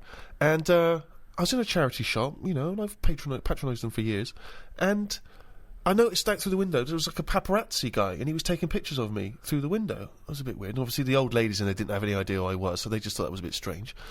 And then it was in one of the magazines, like the kind of celebrity magazines. It was, oh, here's Steve Merchant. You know, despite all the money he must have made from his various projects, he's still going in charity shops. And you just think, but sorry, how is that a bad thing? I'm giving my money to a charity. Isn't that a noble cause? I mean, obviously that's not the reason I'm doing it. I'm doing it To save 50p. to save 50p, of course. But But they don't know they that. don't know that. No. They You might don't be know going me. there and going, keep the change, love. You never have said that. Never said that. Never said that in your life. No, occasionally I'll shoplift. I'm no mug. 70p? Don't you think that seems frustrating, though, that... Yeah, but what do you expect? What are they going to do? They're not going to say Steve Merchant, Heart of Gold, are they? I just thought all these things would slowly accumulate towards the OBE. Yeah, I know. I think you've got to do a bit more than get Roger Whittaker's greatest hits for 10p. My mum's always in them, and because my mum goes in them, my dad sort of got into going into them now because, you know, the weather's not good or whatever, and he thinks rather than standing outside, he went in one, and he was after a jacket, just like a sort of a, you know, casual but quite smart. Yeah. He's quite a big bloke, so it's difficult to find them, right? So he's in there, sees the jacket, goes, oh look, here's that sort of jacket that I'm after. Picks it up, tries it on. Oh, it fits. It's good, this, isn't it? She's going, yeah. While she's looking at, you know, a toad that you put money in or whatever. Yeah. So he gets to the counter, and it's got a price tag on it, £8, right? So he said, "I'll give you £6." He had £6 in his pocket. Yeah. Yeah, I'll give you £6 for that. She went, no, it's £8. Now that's wrong, isn't it? That's a good price, and it's £6. They've got it for nothing, Yeah. and she wouldn't have any of it. He said, surely something's better than nothing. If you don't give me this for £6, it's going back on the hanger. And they said, no, sorry. Yeah, but they might later sell it for £8. But they might not, and it's been given to them for free. Yeah, so but it's what not- does it matter? But the old Who's lady's come not... up with the price of £8? Who is this? Yeah. but They don't she's know not how much it's haggling. worth. She's not there to haggle. Someone's priced it up, and she's just a volunteer who's Maybe she thought of it that she was losing the charity £2 as opposed to gaining it £6. But they haven't gained anything because he put it back on, and how many people want it? How many people are looking out for that jacket? It might have been the principle. She might have thought, oh, you can't haggle when it's for charity. It was a fair price. I give a lot of stuff to charity. A lot. Most of the time, just because it's nearer than the wheelie bin is. It's just a way of getting rid of garbage most of the time with me. Stick it all in a bin bag, good stuff on the top, the stuff that you're embarrassed about, Yeah. stick it in the bottom of the bag. What are you embarrassed about? Just old shoes, trainers, some of the books you've written. socks, underpants. Underpants. You do not give underpants to charity. Washed. But who's gonna wash? I know, as opposed to just like peeling them off. Yeah. Well, you And didn't- I don't know why you've got a problem with underpants, but shoes. You see, I'd Who's never buy buying shoes. underpants from a charity Yeah. shop, though? I mean, I don't care how low you are on the socio-economic level. I know. You can get about 14 pairs for £1 in some places. I know. I don't know who's buying underpants. I don't know who's buying your underpants. I definitely don't know. I mean, if they were signed... yeah. That fans. is something I like doing though. When I've given to charity, I like going past a shop and seeing if it made it in the window. Any success? Yeah, recently the one not far from here had me egg cups in the window. So it's like, oh look, What, you've got a new set of egg cups, so you've got rid of your old ones? yeah. I don't think we've got any egg cups. Haven't you? No. Why I don't not? think so. I don't. Don't have boiled eggs. I can't imagine you... It would take... You'd be too impatient to boil an egg, Rick. Well, yeah. I just don't, it's just those things you think of never buying. You know, like egg cups, a whisk. No, but you do eventually. I suppose you got to, haven't you? Yeah. Yeah. It's things that were just always there when you grow up, isn't it? That you Yeah. have to go and you think of, but not second hand though. But there's nothing wrong. Honestly, it's hardly. I mean, it's made the window space. That's how good it was. It had hardly been used, that egg cup, because it was a doubler, and I think they were quite small for the egg size that I get. I think they were made more for the small egg, and I have the large egg. Right. So it was never really Just used. like your underpants. But Are you ever been a charity shopper, Rick? Yeah. What I used to do a lot of was records and tapes and things like that. But it ended up sort of being ironic. It really ended up like getting, something like Shane Rich's greatest hits. Yeah. And things like that. a bit of a dilemma that my Auntie Nora had. She likes charity shops as well. She's got a neighbour. Went out to Gracelands, big Elvis fan. They came back. She said, "How was Gracelands?" They said, "Oh, it was brilliant. Best holiday we've ever had. Probably go back again. We've got a gift for you." Right? They get out this clock, like a little sort of. It's like a Swiss. You know, the Swiss sort of looks like a Cuckoo little clock. house, like a Yeah. cuckoo clock. Mm. But on the hour, little Elvis comes out the top and goes, right? So she went, "Oh, cheers." She's not really into Elvis. She's more into Jim Reeves and Yeah. Yeah. Glenn Campbell and stuff. Yeah. But what can you say? She said, "Oh, thanks for that." She put it in, took it in the house. Maybe they could get attachments. Maybe you get a little Jim Reeves to pop on the spring. Change it anything you like So Solid Crew. You can get a little So Solid Crew, and that pops out, or whoever. So anyway, it's in the house. She's thinking, "I'm not going to put that up. It's not her sort of thing." So thinks, give it to charity. Of course. She goes down to the charity shop, gives them that, thinks nothing of it, goes off to the pub for her afternoon drink. Mm. Anyway, next day she's going out for her afternoon drink again. Passes the charity shop. It's in the window. And the chances are her friends are going to pass by. Of That was a dilemma. course. She had to buy it back. That's At a brilliant. hugely inflated price. For those that are American listeners, Comic Relief here is a sort of it happens every other year, and people often do things in their workplace or at school. They can dress up, they can raise money in different fun ways, and we were told in a school assembly, it was Comic Relief next Friday, everyone has to come along dressed up in fancy dress to school on that day. Has to. Yeah, they said have to dress up. They said you pay 50p towards comic relief, and you have to pay £1 if you don't dress up. Right? That's annoying, isn't it? So of course, I'm looking forward to this because I'm a sort of aspiring comedian and that get to dress up like a clown. Right, spent Wow. quite a lot of time getting the old clown outfit together. What did that look like? The shoes, obviously, I just wore my regular shoes. Exactly, yeah. But I had the red nose, a wig, Wow. the whole deal. Big bow tie that my mum made for me. Like, I thought this is going to be the best day ever, right? Get to school. I want you to picture this scene, right? During the assembly in my class of 30. School uniform, school uniform, school uniform, school uniform, school uniform, school uniform. Lanky kid dressed as a clown. School uniform, school uniform, school uniform, school. There was 3 people in the entire school who dressed up. But Steve, you're 50p out. Yes, but then, worse than that, it turns out I was furious because I looked like an utter dick, obviously. It turns out that what happened, I don't know whether I'd missed this information, but apparently the headmaster must have had another assembly where he told people that he wasn't allowed to enforce that rule Right. about making people pay Well, that's good. against their will. Yeah. So obviously no one showed up dressed what- like an utter dick except me and what- about 2 other knobs. What disappoints me is that for a man who was a self-confessed aspiring comedian, you chose the least funny thing in the world to dress as. Yeah. Clowns are anti-comedy. They suck comedy out of the room. It's not... You're right, and this is from a man who wanted to dress as Hitler at the Golden Globes. No, that's He funny. knows funny costumes when he thinks. But you were saying about the guys who bother you in the street. Did I tell you that when I pretended to be foreign to try and get out of that? Did I tell you that story? Amazing. Because a technique I used to develop at university was whenever people bothered me in the street, I would pretend to be sort of generic foreign. I can't really do a foreign accent, but I would just be like if someone asked for directions, I was always worried about giving them the wrong directions, so I would just, sorry, I don't really, how you say, it's just kind of vague foreign. Brilliant. And I've periodically used this method throughout my life. And not so long ago, a guy stopped me with one of those charity tunics.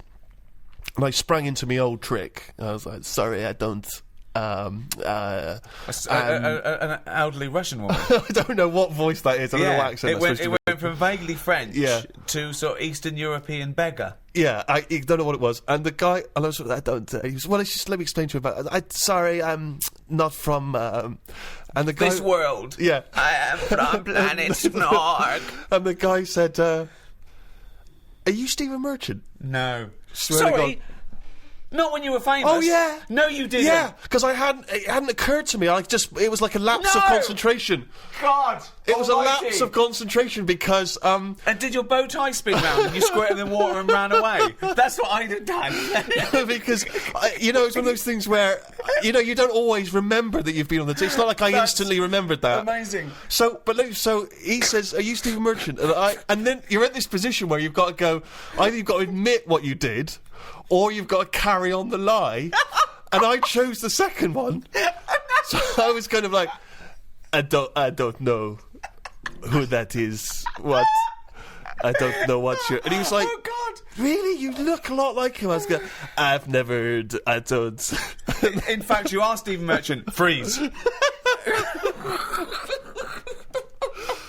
I'm always getting stopped for. I mean, there's so many charities now. Anything. I think that's the other problem, actually, that there's so many now. Years ago, a problem wouldn't have been a problem, whereas today it's someone's got this problem, someone's got OCD, and we're collecting for that. Right. It's not just starving people anymore; it's everything. Yeah. One little fault, they're out there with a clipboard Yeah, a asking lot, for your bank a details. lot of new diseases have cropped Definitely. up, particularly for these sort of rich and famous diseases that really Weren't third world around. people do not suffer from. So I was in W.H. Smith's probably buying a Valentine's card. Oh, okay. So there you go, you see. So I do a bit. And Is this the cheapest one you've got, love? I bought Yeah. I bought a big bar of Galaxy. Oh, cheaper than a box of chocolates, but yeah, still nice. For me, that, because they had an offer Oh. on, right? And this is not this for is what I'm Valentine's Day, saying. Okay, she's getting a card, isn't This she? is what I'm saying. Yeah. I felt awkward because you could see that. Oh, he must have some money. What, a big bar of Because you Galaxy could and a- afford some chocolate. Well, it was like an impulse buy thing. Yeah. Right. So she's thinking he's got money to burn. Yeah. So at first I didn't know who she There's was. a guy over here buying a big bar of Galaxy and a small card. Yeah, follow him. So she's there. I'm thinking she just works in WH Smith's. Yeah. Morning, sir. All right, how's it going? Oh, Right. have you got a minute? So I'm thinking, oh, is it WH Smith saying, you know, how often do you buy the Galaxy? Because they always Yeah. do sort of Yeah. surveys and stuff. So she said, oh, you like chocolate? I went, yeah. She said, yeah, I'll have a chocolate. Right? Oh. Little chocolate. Yeah. I ate it. Yeah, Then of she course you goes, right, are you aware of the problems in the world? So I'm thinking, oh, what's this? You see, they've been clever there. Yes. I can't say no and walk off without a bit of chocolate. Sure. Right. So, Why don't you freeze? Just freeze. We're closing up now. We're closing the shop. So I said, oh, yeah, there's loads of problems. I'm sick of it. So she says, No, not yours, sir. There So- are some people who are starving. yeah, and I explained to her, I said, listen, I said, I've got loads of these charities every month. I said, Right. my bank account is literally, because I don't use my current bank account that much. So Right. you look at it with a statement, it's like Tools for Africa, Right. Help the Aged, Mm. Deaf Kids. Yeah. There's another one. .com, deafkids.com. I think that is. There's loads. Is Tools for Africa when they send people like Carl over to help out? Yeah, that is Comic Relief. Tools for Africa is another name for Comic Relief if you watch it. So anyway, I said, I do all this. She's going, oh, that's very good of you, but, you know, we need your money as well. So she's saying, "But just as much as you can afford, you know, every little helps and everything. I've been here all day. Look, as you can see, I haven't had much luck. It's not that busy in the shop, blah, blah. Oh, all right then, right? So I give her the details. She looks at the amount. She goes, right, now the options are, you can tick the £5 box, the £10 box, the £20 box, the £50 box. This is a monthly payment. Right. She said, will I put you down for a tenner? Forget the fiver. She just leapfrogged that Straight straight away. Yeah. And you can't go back, can you? Because then you feel bad. Sure. To sort of go, well, you've got a £5 one there, tick that one. Yeah. She can see I've got the chocolate, sort of wasting my money on things that aren't necessary when Yeah. there's people dying around the Yeah. world. Yeah. I said, right, yeah, tenner, fine. And, you know, I filled it all out. I left the shop. Yeah. Spent more on that than I did on the card and the chocolate. Right. So you spent under £10 then, basically. So I get home and everything, forget about it. I keep seeing these statements going out. It looks like Gandhi's bank account, the amount of stuff I'm giving away for charities. Sure. I forget about it though. Forget it. I'm doing my bit for charity. I should Yeah. feel good about it. Yeah. Anyway, something kicks off in the world. Right. Ring, ring, ring, ring. Oh. Hello, is that Mr. Bilkinson? Straight away I'm thinking, oh, who's this? This isn't good. Yeah. Oh, hello, it's so-and-so charity. Right. Are you aware of the problems in the world? I said, yes, I am. There's lots of them. Yeah, but have you heard about the latest one? I said, yeah. She went, well, I'm just calling up to say thanks for the donation that you give us every month, but it's not enough. So I said, yeah, well, I think I give enough. I said, you're not the only ones here. I said, Yeah. I've got 5 charities on the go here. Yeah. I said, and, you know, I've give you what I can afford. Yeah. She's going, yeah, but let me just tell you about the problems. There's so many people missing here. This is bad. These are dying. Da, da, da. I'm going, I know. I was told all this when I signed up, and I agreed to that amount. Yeah. The £10 that I said I'm happy to give you, that's what I can afford. Call some other people up who aren't giving you a tenner. Yeah. She goes, no, but we haven't got their numbers, you know, and we understand that you're a supporter of our charity, and, you know, just a little bit more will help. I said, listen, I can't. I've given you that amount. If you want, if it's not enough, let's stop the direct debit now. Right. I said, if it's not helping you, let's can it, and Yeah. I'll give it to deafkids.com. I said, because they're not calling up Mithering. No. Well, they That's a can. good thing with them. So she said, no, I don't want to do that. I said, well, that's it then. And she wouldn't let it go. And in the end, she got an extra £1.50 off me. Right. But that shouldn't be allowed. I think they should have, like, 1 year where they go, this year, you know, hungry people. Right. Next year, people with a limp. Or just like they do with the China thing, with the year of the cat, year of the rabbit. It's very clear. Yeah. It's that year. That's who we're helping this year. Right. If you've got that problem, it's your year. You're going to have a good one. And who decides? Just have some meeting. Just have a meeting But who gets together in the meeting? with What would be the first charity. year? What would be the first year? This year. Right, well, we'd look at it and we'd go, right, what are we hearing a lot of problems about? And someone goes, so-and-so's hungry. Go, right, are we all in? Are we in to give this lot food? And we're not just going to give So them it's food. not everyone who's hungry. It's specific people. So it's like hungry. Starving, people who are starving. If someone goes, oh, I've got, I don't know, what's another problem? Adenoids. Me kid's deaf. Well, maybe next year. maybe next year. It's not your turn this time. We can't help everyone at once because that's Right. life, isn't it? You've got to give and take in your own life. There's things that Right. I want, I can't have. I do without. Have something else. But that's there's more so many important. causes that But it that's could what I'm wait saying, 20 years Steve. before your Okay. charity I comes know, round. but what can you do then? Because we're not sorting it all out anyway, I'm paraplegic. right? Oh, I need help really bad. I'm paraplegic. But so does everyone else. Well, why are you giving it to the hungry now? Because Why's if that- we don't help the hungry now, Right, they can't wait. You can wait. right. Oh, God, I'm blind. Is this a different person now? Yeah, I'm blind. Right, well, you're not hungry, though, are you? Well, a bit peckish. Yeah, well, Where's the fridge? I can't find the fridge. Can you help me to the fridge? Yeah. Otherwise I'll be hungry as well. I'm blind and hungry.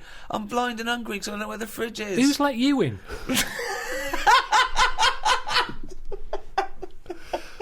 But Carl, this is just Just a some chaotic order. idea. It's It's a chaotic because people who are hungry, there's always going to be people who are hungry. Yeah, but then... you're not going to just because there's always going to be new people. Yeah. But I sort the problem out. They've eaten all the food. It doesn't last forever, the food, but Carl. I sort it out properly. How do you sort it out?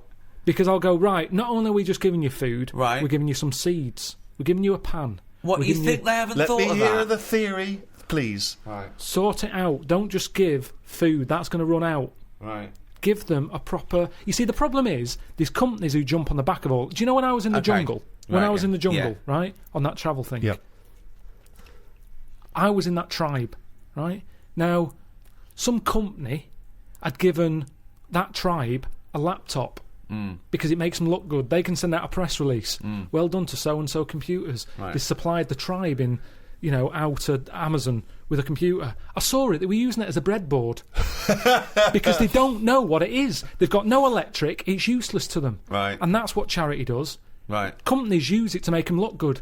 When I was there and I really needed to go to the toilet, I was thinking, tribe, I wonder what their toilet facilities are like, right? Thinking it might be better than just doing it in a hole.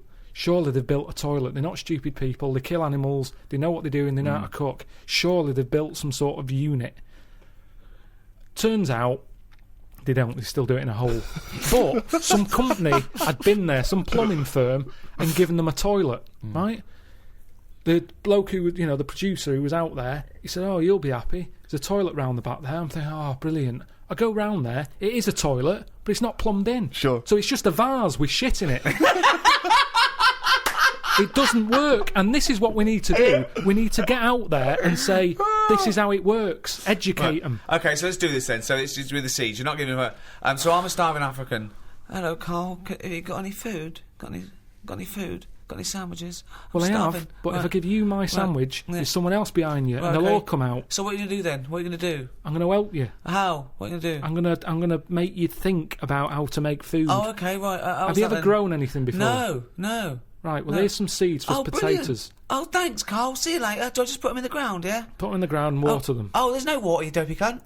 There is some No, water. there's no water, you dopey cunt. That's why we're starving, you dopey cunt. Right, well, at that point, that's where I go, well, this is a lost cause here. Right. There's no point. Can I have your So sandwich then- after all? No, or you're what? not having it. You're right, not having it so now. not only can I have a sandwich, you give me seeds with no water, you useless, bald-headed fucking twonk. Right, but all I've done there is made the mistake of the computer firm who's given a laptop to a tribe. It's Right. useless. Right. But there's got to be another way round this. Go on, then. Either move, Right. because every year they're going to be queuing up saying, I'm hungry, give me a sandwich. No, you're not having another sandwich. Once again, it's an utterly ill-informed discussion. I'm just saying, there's no point queuing up every year. Do you want a sandwich? Here's a sandwich. But Carl, the you- next year, can I have a sandwich? Where's your brother? He died.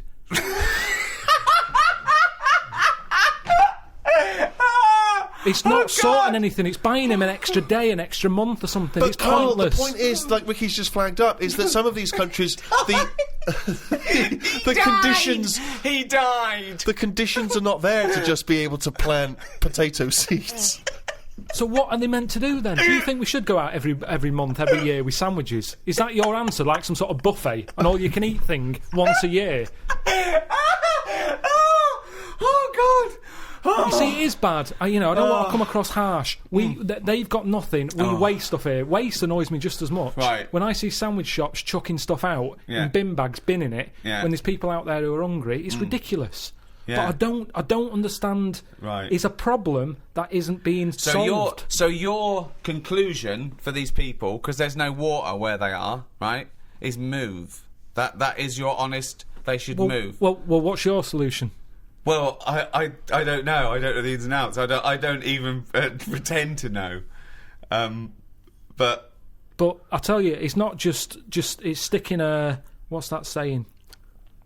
I don't know. It's sort of sticking a plaster over a hole or something, and the plaster comes off. It's a problem again. yeah, that's the saying. Yeah, it's the same. I think that was Mark Twain.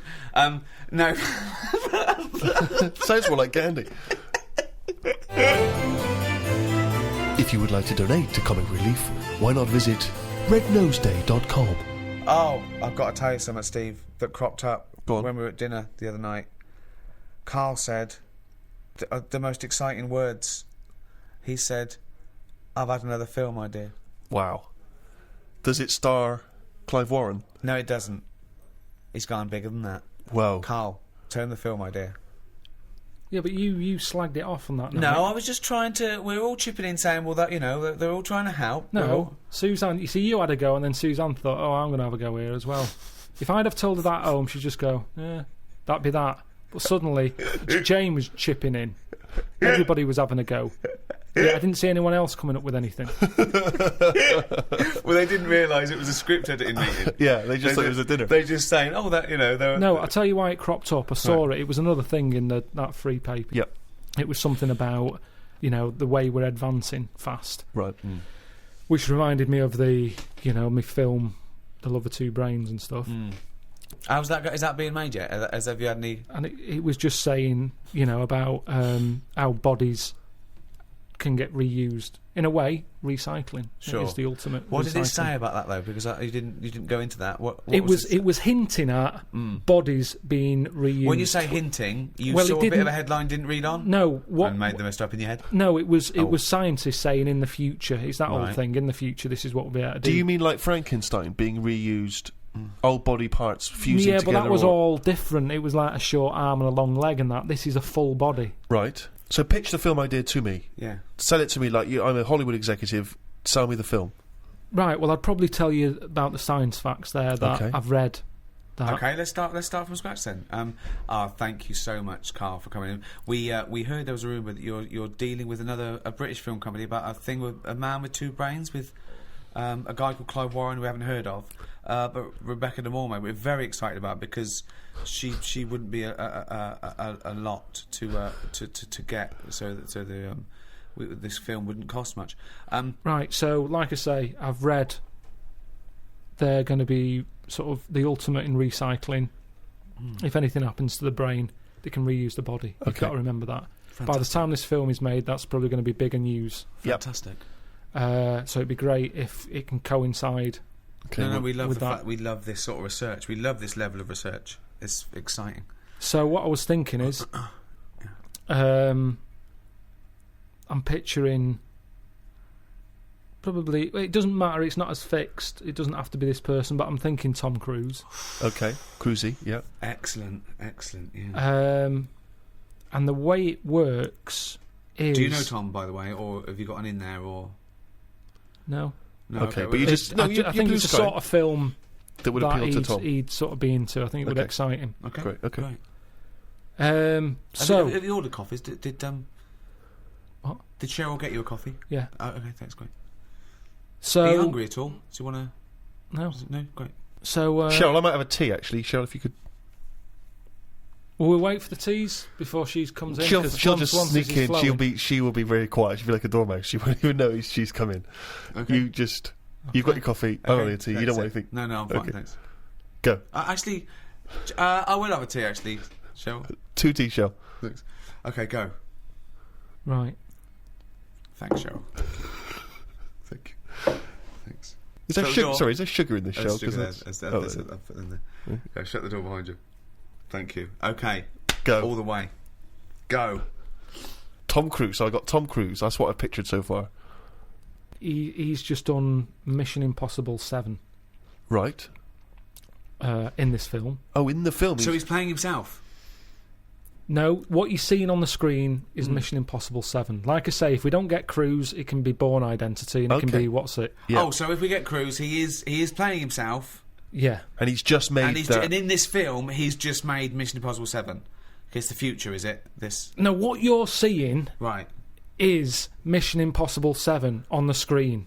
So I've gone into the cinema, and I think I'm going in to see Mission Impossible 7, or I'm going in knowing it's this film. Yeah. So I'm going in to see. Okay, what's this film called? I haven't got a title yet. We'll just call it Carl Pilkington Project 2. Right. Okay, KP2. So you go in. The opening thing is Mission Impossible 7. You think I've This is seen a bit- this? yeah, I I've seen thought it was just KP2. I Yeah, couldn't I'm see confused, KP2. yeah. Excuse me. I came here to see KP2. No, this is not the film I came to see. I'm talking to the usher. I'm talking to the usher. No, this is the film. It just what you're seeing is Mission Impossible 7. I don't understand. Right, listen. So what happens is then it sort of pans out. You see it's a telly. There's a bloke watching Mission Impossible 7. Right. His girlfriend's watching it going, oh, I love Tom Cruise. Yeah. He's there going, I can't be doing with him. He's So it overrated. is set in the future, though, this, because we're assuming that he's made 7, so this is a... Yeah. How far in the future is it? Well, when will Mission Impossible 7 be made? I don't know. Probably about 2 years, the way it's going. Right, so, 2013. Okay. Right? And this is underway then, is it? This practice of recycling the body? Yeah, by then it's well known that it's out there All as, right. as scientific. Let's not get bogged down in a lot of these things we Okay. can iron out, as I say, in the script. So you see developments. Mission Impossible 7 on the Cheryl, screen. are any of those biscuits still knocking around? Do you want to do this meeting? Yes, I do. Sorry, he's a bit easily distracted, but I will have a biscuit as well, Cheryl. So, okay, I've been watching the film. It's Mission Impossible 7. It's pulled out. There's a guy in his room, in his lounge His with girlfriend's his girlfriend. watching it. She's Yes. loving it. She's a fan She of loves Tom Tom Cruise. Cruise, right. He's a little bit niggled. He wanted to watch something else. Sure. She decided on the DVD. Mm-hmm. He sat there annoyed. I can't be dealing with Tom Cruise. I can't believe they've made 7 of these films. Right. He's a rubbish actor. I should be the actor. You know, I've been doing acting for years. But he's not an actor. He's Well, he is. okay. But he hasn't quite made it. I He's, see. he's in pantos. He's sending a lot of demos off, but he's just It's not funny being because I seen. remember this is one of our notes to make it more plausible, this film, because you didn't know him as an actor before, did you? Yeah, well, this is how it works, isn't it? Right, interesting. Yeah, well, you two don't know about that meeting, do you? Right, okay. So Right. forget So that. he's a struggling actor. So what happens is next day they get up, right? Yeah. She's still going on about Tom Cruise. Loves him. Thinks I'm sick of him. Right? She loves him. Got my biscuits garning my tea. I left it in there too long because he that's put me off. stupid. you Just hang on, let me just fucking think. twat. Can I get the spoon, please? Can I- Yeah, my sure. biscuit- Do you want it? Oh, it's all probably gone be All better. soggy. soggy. Oh, that's soggy. Cheryl, can we get some more of those biscuits in here, please? Do you want to hear more? Or? Yeah, I'd love to Yeah, hear no, more, I'd love to please. hear more, Yeah, yeah, I'm just yeah. conscious Can we- that Colin Firth's coming in. He's won an Oscar, so And he's got an idea yeah. about a prince with a Right. cleft palate. Anyway, listen. So, what happens is he gets so annoyed with his girlfriend liking Tom Cruise. He plans to kill him. So he plans to kill Tom Wow, Cruise. this is new. I've Now, never this man is a jobbing actor. He's obviously based in the UK because he's in Panto. So he flies to Hollywood. No, the equivalent of that. Oh, he's based sort in of- he's based in yeah, America. he's a bit part player. Yep. So he sees Tom Cruise. He kills him somehow. Now it's some way. Right, how does he kill him? Because this is all new to me. I don't want to put everything Because down again, on paper. This is just a in rough the original idea. pitch in the restaurant, Tom Cruise just dies on the set of Mission Impossible I 7. see, right. Yeah. Oh With yeah, the- yeah, yeah, yeah. Right, That's right. okay. Oh, hang on. So Okay, right. he dies in the film in Mission Impossible 7. They're doing Right. that thing on the strings. Right. He cuts. He lands. Right. His body is in perfect condition. hold on. But how is she watching the The film? film, yeah. Did they put it out even after Tom Cruise No, died? no, sorry. He was filming Mission Impossible 8. So he's okay. So He's filming the next one. They film the next one. Mission Impossible. Okay, sure. He's annoyed. He's going, I can't believe they're making more of these films. Right. I can't get a gig, and yet Yeah. they're churning this crap out. Yeah. Okay. So he's on his springs, On his wires. Yeah. on his wires. Yeah. An accident Spring happens. sounds better. He's bouncing around. like a baby growth. Yeah. Yeah. The strings cut, smash. Tom Cruise dead. Right. Right. Right. The bloke hears this on the radio, on the news. Yeah. The girlfriend's fella hears it on the news. He can't believe it. He's like, yeah. Oh. Takes his eye off the road a little bit in the celebration. Truck plows into the car. Right. So he's killed as well. Well, is he? Okay. Oh, okay. Little interlude. Fades up. Comes out of... You're seeing it out of his eyes. You see his eyes sort of opening. You know when you're seeing out the eyes, you see the eyelids. Yeah. And you see his girlfriend there sort of looking at him like a bit startled. Sure. Oh, yeah. And he's going, oh, what happened? And she's going, it's all right, it's all right. And he's going, oh, get me a mirror. She's going, I don't want to get you a mirror yet. Okay. Oh, hold on, what's going on? You've had a bad accident. Oh, probably terribly disfigured, is he? Or... This is what he's thinking. Oh, how Yeah. bad do I look? Scarred, burned. You know, Yeah. you fancied that Tom Cruise. I gone the other way. She's going, it's Right. all right, it's all right. Right. It can't be relevant though that Tom Cruise was killed at the same time. I don't need to think about Tom Cruise. I'll put him out of my mind. Okay, go on. Put him out of my mind. Anyway, What's he going to look all like? mirrors out of the room and everything. He's just learning to Yeah. learn to walk. He's going, why can't I look in a mirror? And the doctor's going, Yeah. no point, Yeah. Right, no okay. point. You've got to get used to this body. He's going, what do you mean? It's great that Tom Cruise just did a small cameo at the This beginning is of good this as film. well because we're seeing it through the. What's the voice like, by the way? The bloke's voice. It's the same. Just the same as it was Oh, is it? earlier. So Um, he's so the whole thing is through his eyes. I haven't seen his face. No. Then he gets walking. It's Yeah. almost time to go home. Yep. His girlfriend comes in. Yep. It's her job to tell him the new news. Oh the my god, shocking what news. is the news? Says there's a mirror. Look in there. He looks in it. Yeah. He's Tom Cruise Right. because he had his accident on the set. He Yeah. had the accident. They ended up in the hospital. Right. Quick! We've got to act quick. This is the time. This is the future Right. where they use Where they can use body again. bodies, all the rest of it. So Tom Cruise is dead. Tom Cruise dead. This But bloke he's just a Brian. body. His body's squashed, but what's his name? Brian. Yeah. But Brian's brain is in Tom Cruise's body. Just a donor body. He just happens to Just look. happened to. That's how Yeah, it is. it's just meat. It's just like Tom- like a lung donor, exactly. a heart donor. Yeah. It's so just so this is timing. Brian. He just looks like Tom Cruise now. He's got Tom Cruise's flesh. Yeah. Basically, yeah. Now, at first, initially, he's annoyed But he's his like voice, going, is "I hate the Tom voice is still Cruise." the same as his was, even though it's got Tom Cruise's mouth. It's got a and- bit of both. A little bit different. Who's little doing bit. it? But okay, sorry. Just practically, who is doing the voiceover then for the? It's Tom now. So He's Tom's acting. sort of doing an impression of this actor. But Brian's inside Tom. His yeah. name is Brian, but when you look at it on the telly, when the camera woozes round yeah. and you see him sat in his bed, it's Tom Cruise. Sure. Right. Okay. His girlfriend's over the moon because she loves Tom Cruise. Right.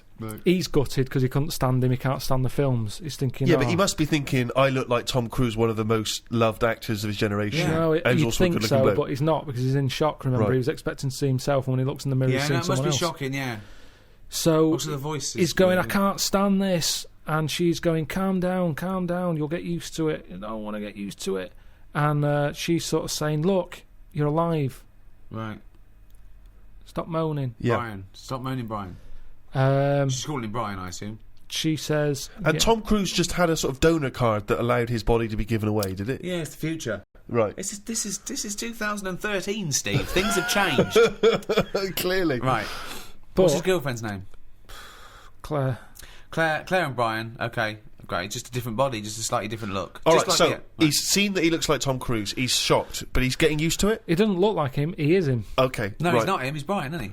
Yeah, but to most people, it's Yeah, when he he thinks- leaves the hospital. They go, all right, Tom. I thought you were They're all dead. going, it's Tom, and he's going, Really? oh yeah, and he's going, oh, I knew this would happen. It's doing me head in. Are there paparazzi? Do they the paparazzi No, think it's Tom? no.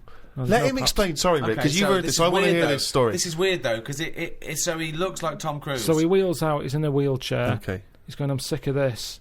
The other patients are going, Tom, I thought you were dead. And he's Yeah. going, Right. yeah. And he's annoyed. He gets in the car. He gets out there Right, and he sees a poster up on the side of the road right. for Mission Impossible 8. Hold on though. It's finished. I thought he died while they were It's filming not it. finished. But now, these days, he's shouting about films before they're made. Okay, It's like Lord of the Really? Rings, isn't it? Yeah, they're going, Lord of the Rings is in the making. And they're going Wow. brilliant and all the But hype they and put everything. a poster up even after. Seems premature. No, the poster Yeah. was already up. That They haven't seems put it up. premature given that a Well, man coming- died during the production. Yeah. Doesn't matter. I'd No. have taken the posters down. No, but it's then I all- don't work in Hollywood. Right. So the poster's up there and he sees it as he's in Right. the car driving past. Yeah. And he thinks, that can't be finished. That makes sense, yeah. They both look at each other. This is your chance. You wanted to be an actor. This is the chance. Yeah. Right. Go back to the studio. So he goes in. Hello, you don't know me? And they go, oh, we think we do. And they go, no, you don't. I'm Brian. Tom Right. died on your film set. Well, they must Presume- know that. they must know Tom that Tom Cruise Cruise died. is dead. Because his family must have been All right, notified. if you want, it makes no difference. We can tweak the script. Right. You have, because before he was a plumber, by the way.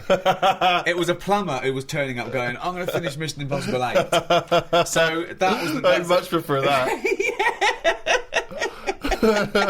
And I can sort out your lavatory. You get the idea. Right, no, we don't get the idea. So this is... Brian has turned up looking like Tom Cruise. He said the film company, right, who must know that Tom Cruise died on their film set. What were they going to do when They they would got have had to wrap it up. They would have Well, had no, to what? say... You said they put the posters are up. Yes, the posters are up before they've even finished So they're filming it. cancelling the film until he walks in? Basically, yeah. Oh, so they are cancelling the film? They're cancelling it. Okay, so we're afraid that production has stopped on Mr. Impossible 8 due to the death of Tom Cruise. Hang on a minute. What? I'm Brian. Who's Brian? Oh my God, you look exactly like Tom Cruise. Oh, have they done that thing where they put Brian's brain in Tom Cruise's body? Yeah. Ah, but it's not Tom Cruise. You can't act like him. I'm You don't- an actor. Yeah, but he was good because he was like one Yeah, of the best actors. he's not that good. I never rated him. Yeah, but a lot of people did, and he's Yeah, got a lot of people didn't. So Right. let me bring in a new audience for you here. I But can bring can a you- bit to this. Right. So the film people. So just tell me what happens. Do they sign up the new guy? They But sign is up it in Brian. the news? It must be in the news that But Tom are they Cruise pretending that it's really Tom died. No, and they that Tom can't do survived? that. They can't do that. No. But they're quite So unscrupulous. they've these told Hollywood the people. world that Brian is taking over. Brian, right? He used to be a plumber, This but is it's now Brian, who Yeah. has no surname. Brian Fine, has no right, he's son, like just Madonna Brian. or Cher. Exactly.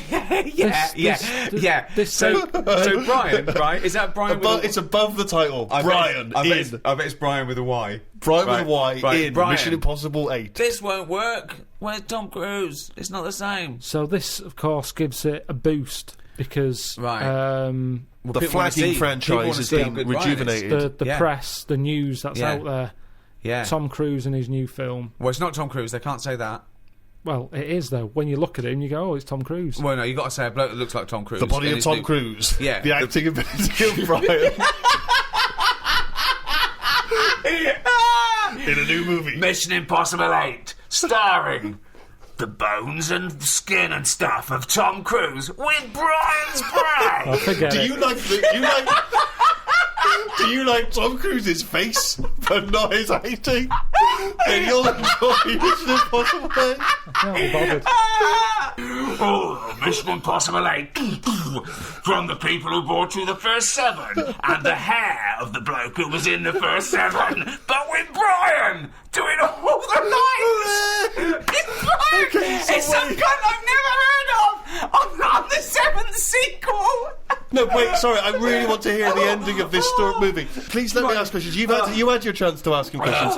Right. So where are we? In a sort of 90-minute running time of a movie, where are we now in the film? Are we about two-thirds of the way through? We're close to the end. I'd Okay, say. so close to the Mission end. Impossible 8 has been made. So what's the end of our movie? Not of Mission Impossible 8, but the movie you're making. What's the ending there? Do we ever get to see him in Mission I Impossible think, 8? yeah, but I think what happens is he becomes the person who he never liked, Right.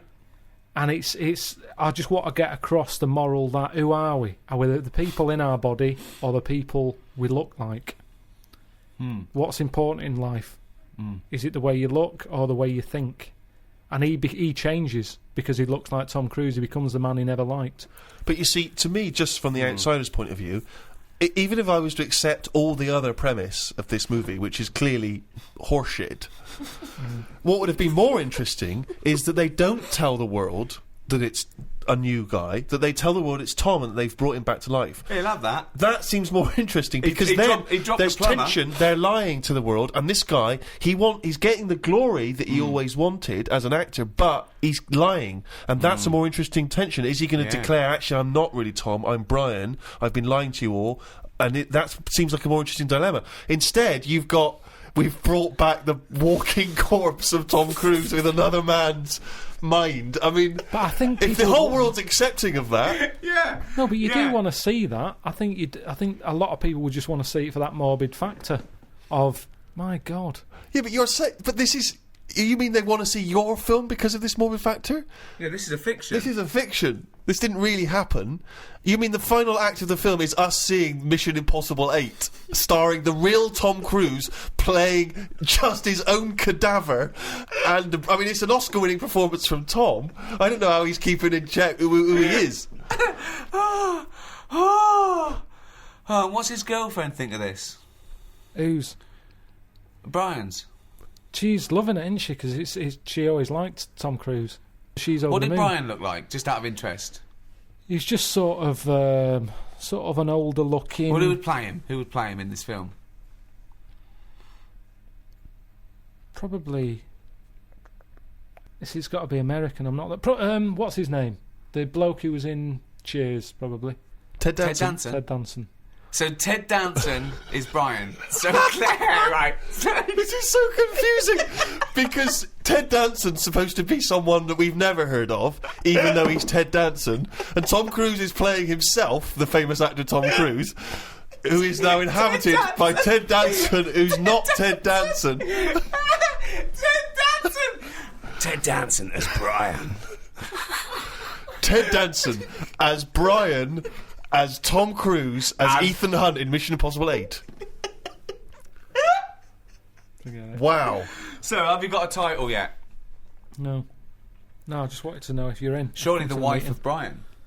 The wife of Brian. Who's played Claire? I'm up for you. You know, that's why I've come to you. I thought There's you'd an know. obvious suggestion. Okay, so- Rebecca okay. De Mornay. Okay, yeah. She is so hot after The Love of a Brain or whatever it was called.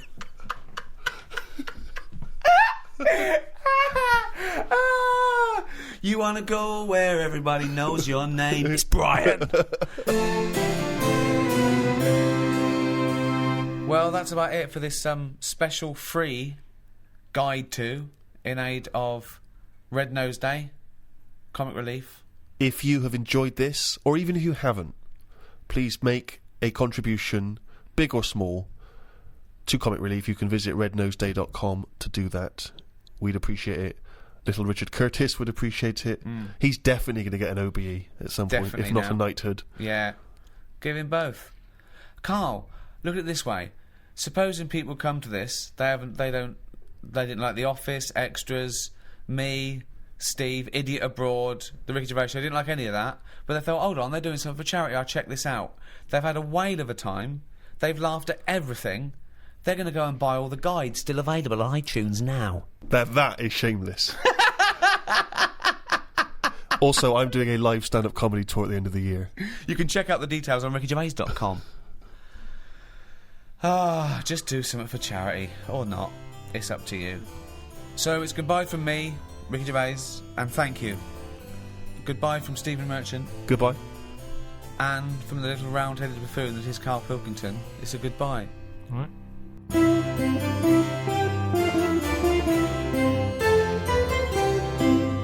And a big thank you to Positive Internet.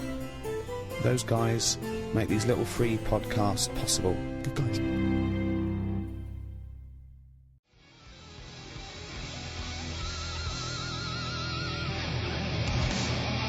Well, where's the darkness? They believe in a thing called love. Carl, do you? This is XFM 104.9. That is my favourite band at the moment. You loving them? I absolutely love them. I think they're funny. I think they're straight down the line with a little bit of tongue-in-cheek.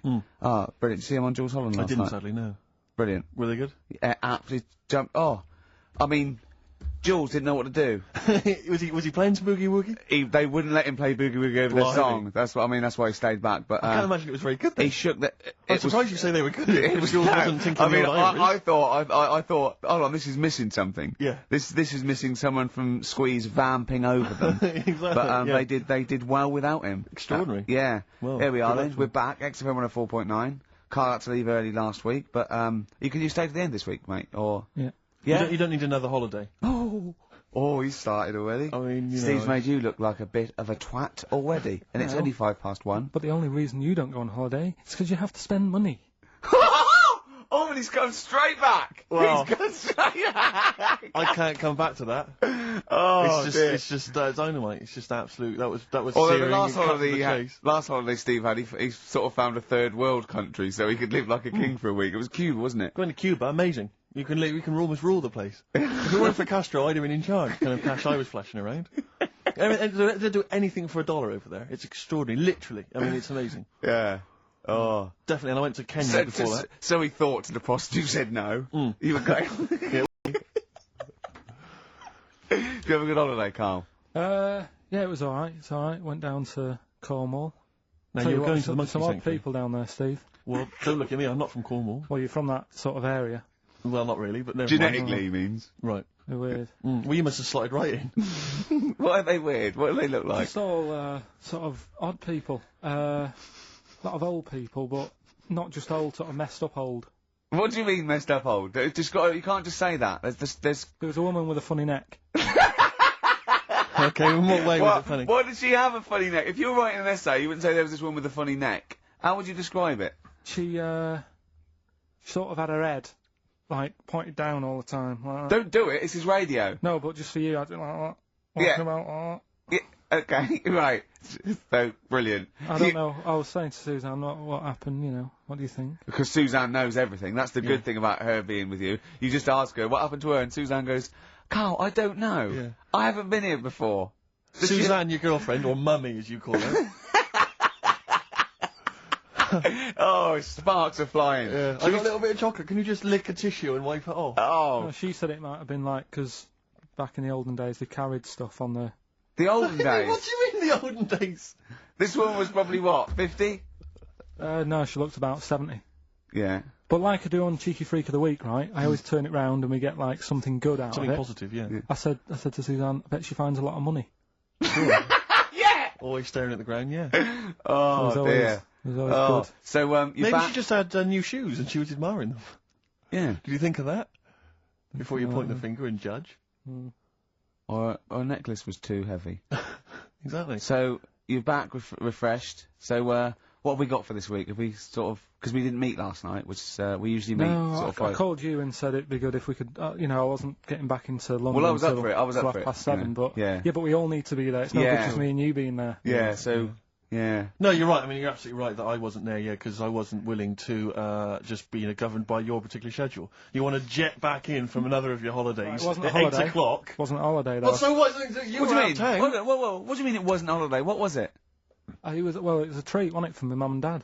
So it wasn't a holiday. What, so you didn't enjoy the 5 days off? You'd rather have been here moaning 8 hours a day, 7 hours a day? You see, we said last week that you're always whinging. Here you are whinging now. I'm not And you're moaning. saying it's not even a holiday. You're saying it's not even a holiday. What was it then? Would like a nurse who took sick children to Florida, would they say having a great holiday? Sorry, what particular ailment did your parents have for the week that they had to fly in Carl Pilkington, MD? Yeah. What are you talking about? Well, alright, it was a holiday. Well then, good. Now some honesty, now some truth. So you came back from your holiday, you wanted to start back to work straight away, Steve couldn't be bothered to meet. Is that what you're saying? That's what I'm saying. So we've got nothing prepared for this. Well, you can rely on Rockbusters. Right, that's coming We've got up. nothing. Monkey News. Even though you were away, you were still working. Still doing stuff. Did you go to the Monkey Sanctuary? I'll tell you about that. Tell us later. about it. Play a record. Sure. Alright. Do you want Smashing Pumpkins? Smashing Pumpkins. Yeah, I thought an yeah, old yeah, classic yeah. from them, Cherub Rock. Yeah. Yeah.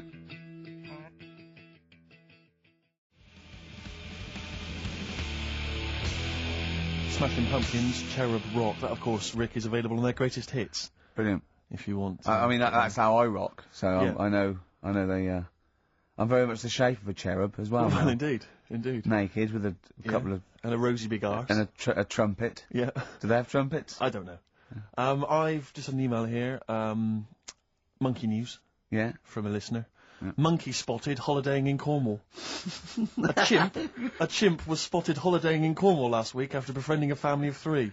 One onlooker said, "It was incredible. He dressed and behaved exactly like a human being. He even settled the hotel bill at the end of their stay. The only telltale sign was his lack of table manners and the incoherent babble when he opened his mouth." There we are. So, Well, what do you think of that, Carl? that's the listeners, Carl. That's Joanne. Amusing, articulate, accurate. She remembered exactly who's there and everything, setting in the bill. It's all there. So, I mean, even though people think that you're slightly simian, slightly less than human on the evolutionary ladder, they do listen to you. So, I mean, I don't know who's more stupid in the end, you or the listeners. Well, you may recall, Rick, that at the end of last week when Carl had to shoot off early, we issued a little request for listeners just to bombard Carl's email with just pointless emails that really weren't about anything, just to clog up his email for when he returned. Yeah. Rick, they sent them all to us. Brilliant. I mean, that's the kind of listeners that we've got. We've got reams here on our email of just junk. I mean, it's like a Marx Brothers plot, isn't it? I mean, just ludicrous. listen. Listen to what we say. I got one about a shaved cat. Well, that's not pointless. I'll be reading that later. Oh, you're loving it, yeah. I'm happy. That'll keep me going for a couple of weeks. I'll be reading that later. Did you get to the monkey sanctuary? Because this was the big thing. You were going into Cornwall, you were going to visit the monkey sanctuary. I've never seen someone more excited. You had 2 days put aside for the monkey sanctuary. I know. How did it go, Monkey World? We were on our way, right? I found like a little, in the little cottage that we had, right? It's like a little folder, you know, with little leaflets in saying if you're into mountains, you want to go here. Yeah. If you're into castles and that. Go to Little Castle monkey World. on the leaflet, right? So I thought I'll be needing that. Took that out, made sure that's safe and that, right? We get in the car, getting ready to go. My dad says, where is it? I look on the back. It's in a place called Low or something like that, right? Yeah. So we're on our way. Can't believe me luck. It's going to be a great day and all that. Yeah. And then start looking at the leaflet, right? And noticed didn't have any chimps there. Yeah, it's not Monkey World. It wasn't a monkey world. Well, what was it called then? Something like Monkey Town. yeah, it was just it had like woolly monkeys in it. That's what. It had what? Woolly monkeys. What are woolly monkeys? Those things Johnny Vegas off the advert. Right. Loads of them. They're dumped now since ITV Digital went under, so they just put them in a cage. I don't They're understand. woolly. They're like they're sort of like little fluffy little baboon type things. Woolly monkeys. I mean, it's not your chimp. It's not your classic chimpanzee. So did the car screech to a halt? It was like Yeah. it was like the mission in Armageddon. I just said abort. We're on the way back. So how far had you got before you bothered to read the leaflet? Probably about 5 miles away Right. from where we were. So what did you do with yourself? You must have been distraught. we Well, went they to, broke down and then they heard banjo music. Yeah. No, we went to a sort of an amusement place. Arcade. I'd love to see you in that. What with putting those coins in, so it has to roll down and they go flat, and then an arm pushes It them. was and one of them. Really? But I I'd worked spent out it was years a on that when I con. was little. Well, there's a new one. I can't be bothered explaining it, but it's a con. We went to this place, right? My mum and dad had been there before, and they said, you'll love it. It's brilliant. It's got like a war bit in it. A war bit, right? Yeah, like, because they know I'm into tanks and stuff. Yeah. So you'll be loving that. So, sorry, I didn't know you were into tanks. No. Well, they're alright.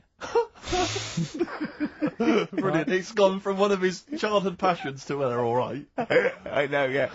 Go on. And, but it was awful. I mean, my mum and dad had been there before, and he said, no, you'll love it. But it was like a really miserable day. Sure.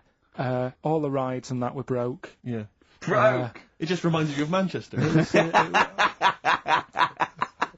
My dad just ended up, he was more interested, there was a really fat family there. Well, presumably he was breaking into the machines, trying to scoop off the cash. I like the fact that those poor fat family were going, why are those people looking at us? Yeah. Oh, do you want to ride one? No, but they we're were, not a ride. They were massive, and he just like, look at that, look at the state of that. The whole family. Yeah. Just, fat. Bloaters, yeah. Alright. No, down. but because fat, there's no need for it, is there? And he was really like, oh god. And then he wanted to follow them into the House of Mirrors to see what they look like. But my mum had got bored. She went off to buy a little Snow White figure. She couldn't believe her luck. It was only $2.99. Yeah. She thought it was going to be really expensive. Sure, so she she's a bought classy one of lady. them. So she enjoyed that. And then my dad says, come on, we go in. It's rubbish, this. What, the fat family wouldn't let him play with them? So he just said on the way home, he said, I can safely say that I never want to go there again before I die. So that was that. And then we went home. Why would he ever give you that information? In case it was like a secret birthday present. You go, oh god, what if they get me a trip to here? Or if he's in a coma and you go, I'll tell you what, bring him out of it. That fat couple yeah. by his bedside. Yeah. But Suzanne said she now realises why I am the way I am after spending like a week with them. Well, She said- they told her that they dropped you on your head as a kid, or No, just like the way they act and that. right? Yeah. I No, think- they were saying things like, Suzanne, so, why is the moon out at night and the sun in the day? Oh, God. Yeah. Oh, it God, was- there's it- 3 of them. Suzanne, can you tie my shoelaces again? It was the bit when my dad said, don't waste money on a coffin for him, just put him in a bin bag. Your father said that about himself. Yeah. Oh, that's a great idea. I'm glad you mentioned that, because That is great. that gives me an idea.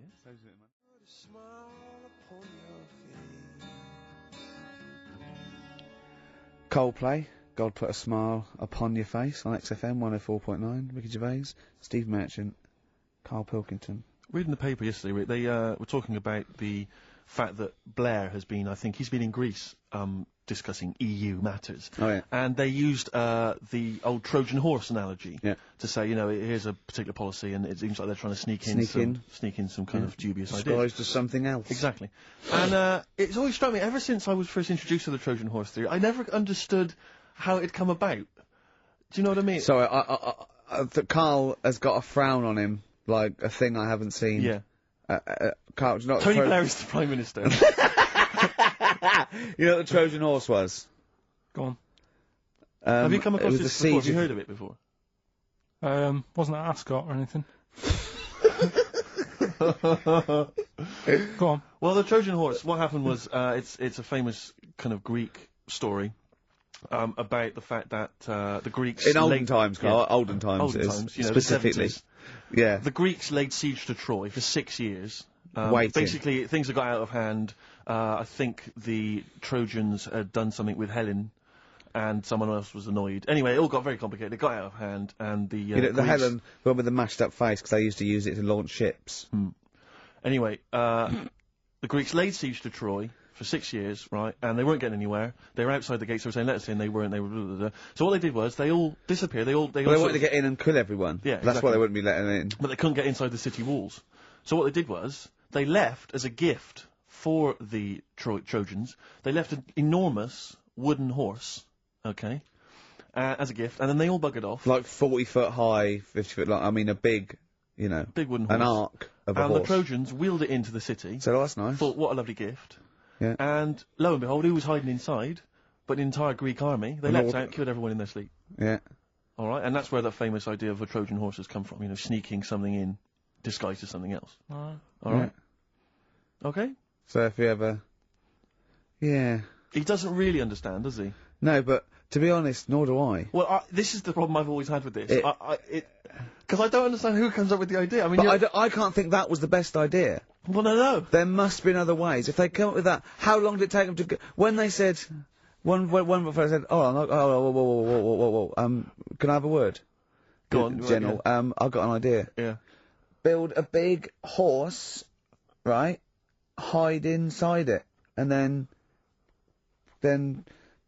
I know what you're thinking. They won't let us in even in the horse. Yeah. Leave it as a gift. Brilliant. Right. Who are you? That's the best idea. Are you the guy that came up with, why don't we get a giant bra and twing everyone over the walls? Yeah. Let's get a 100-foot ruler. And you know, like at school, we used to like flick the teacher's ass with like, right, I could flick you over one at a time. Right. On this giant Thanks ruler. for your idea. It's on the table. Yeah. We've got a couple of our suggestions on the way. What about 1 million elastic bands tied together?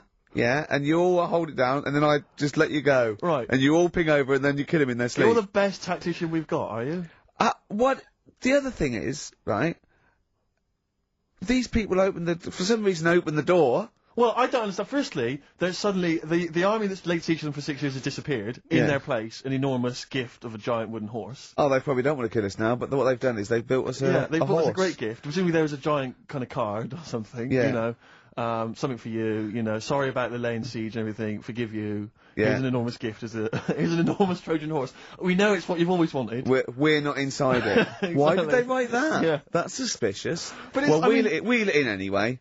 But in terms of it as an idea initially, I mean, we're going to give them a gift. Well, what should we do? We could bake an enormous quiche, be inside there. We could have an enormous soap on a rope as a. It's the fact that it's an enormous horse, an Yeah. enormous wooden horse as a gift. Anyway, I don't know if this was a popular gift at the time, but it's also the stupidity of the Trojans saying, "Brilliant! I've always wanted an enormous wooden horse. Well, what are we going to do with it? Yeah, Where are we we'll going to wheel put it in anyway. Leave Just it. wheel Look, it in wheel anyway. it in. Let's go to sleep. Let's worry about it tomorrow. Exactly. That's yeah.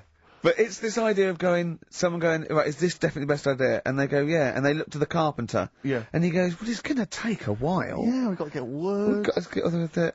Well, you haven't put a door in. Yeah. How are we going to get up Doesn't there? look like a horse? It This is. is the worst horse I've ever seen. Oh, it looks like a cow. Wow, yeah, the udder's where we hide.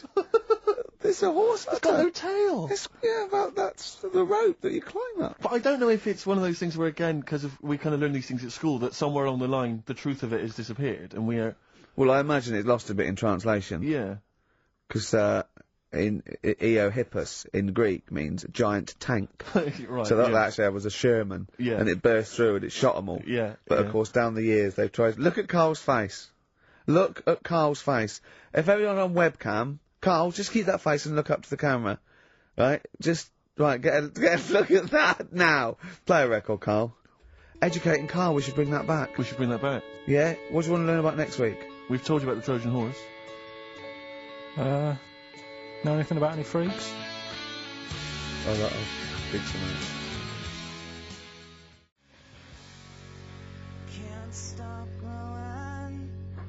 Placebo. This picture on XFM 104.9. I'm Ricky Gervais, with me Steve Merchant and Carl Pilkington. Right. So you've been educated there, haven't you? The Yeah, Trojan so, horse. Yeah. The Trojan horse. And that's of course where the phrase, beware Greeks bearing gifts, comes from. Silence again. Yeah. You ever heard of that one? Go on. What's that again? Beware Greeks bearing gifts. Right. What do you think that means? I don't know. I mean, what is that? Is that used worldwide or what? Will they say that in Greece as well, or? Because imagine Christmas Day is rubbish. No, it doesn't actually mean beware of Greeks bearing gifts. It's more to do with, like, maybe it's too good to be true, or, you know. It's the opposite to don't look a gift horse in the mouth. Well, that's probably where it came from as well. Justin from Southend emailed in. He just said, for the Trojans not to have spotted that it was a trick, they must have been the biggest bunch of moronic, ever to have walked the earth. Does Carl have any Trojan in him by any chance? Cheeky, innit? Eh? What? Never mind. I think that probably proves it. I thought of another one I like as well. I was saying, you may as well be hung for a sheep as a lamb.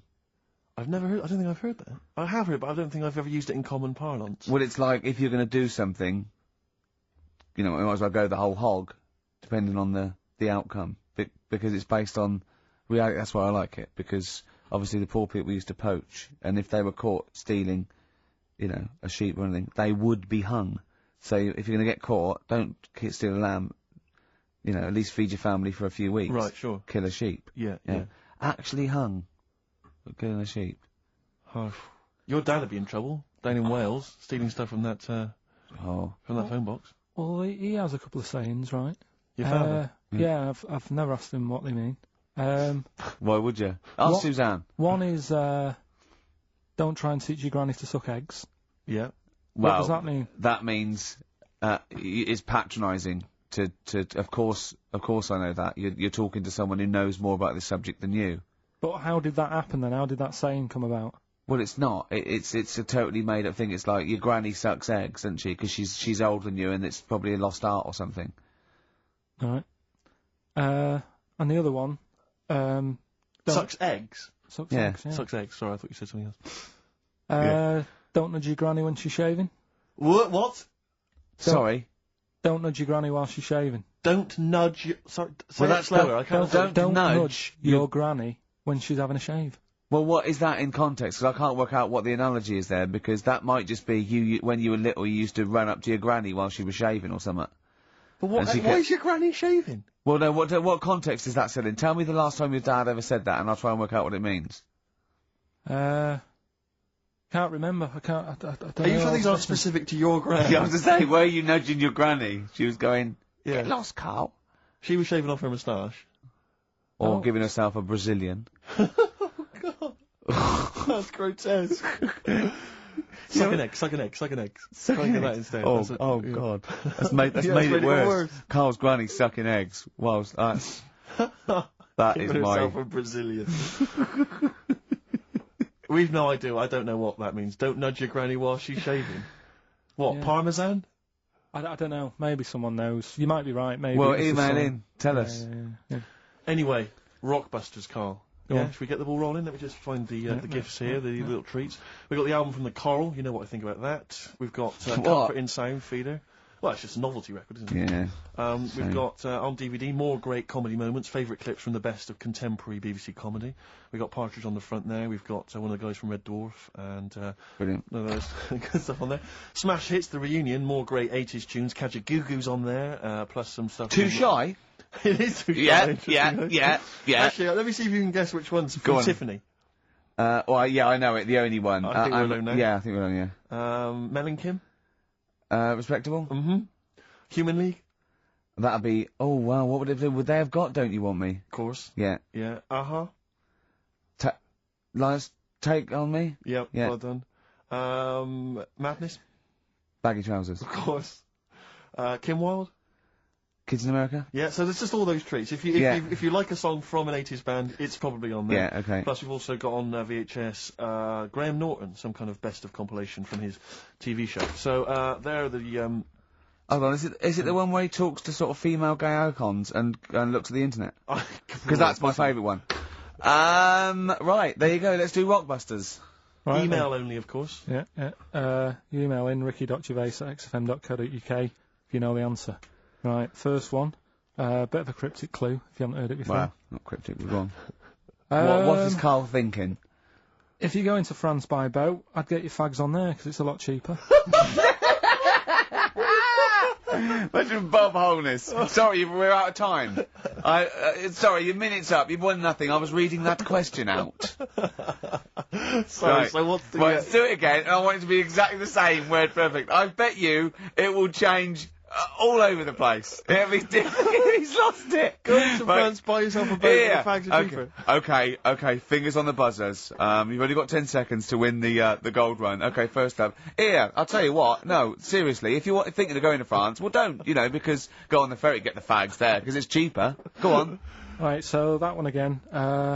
If you want to buy some fags, you're going over to France on the boat, get them on there, because you'll save a few quid. BF. BF. Right? BF. Okay. Right, the second one. This little foreign cafe's growing its own steak. This little foreign cafe is growing its own steak. Yeah. This little foreign cafe's growing its own steak. Go on. D. All right. Right. Okay. And the last one. Is that part of it? Hang on. He's the best, isn't he? He's the best. The Jamaican fella might have screamed this on the Titanic. What? The Jamaican fella might have screamed this on the Titanic. Yeah. What's it start with? It's CD. That one. Jamaican fellow might have screamed this on the Titanic. Ricky.gervais@xfm.co.uk. Please don't phone in. If you can get those, we just don't want to talk to you. Better Nelly? Yeah, It's a summer tune. sweet. It's a summer favourite. Sweet.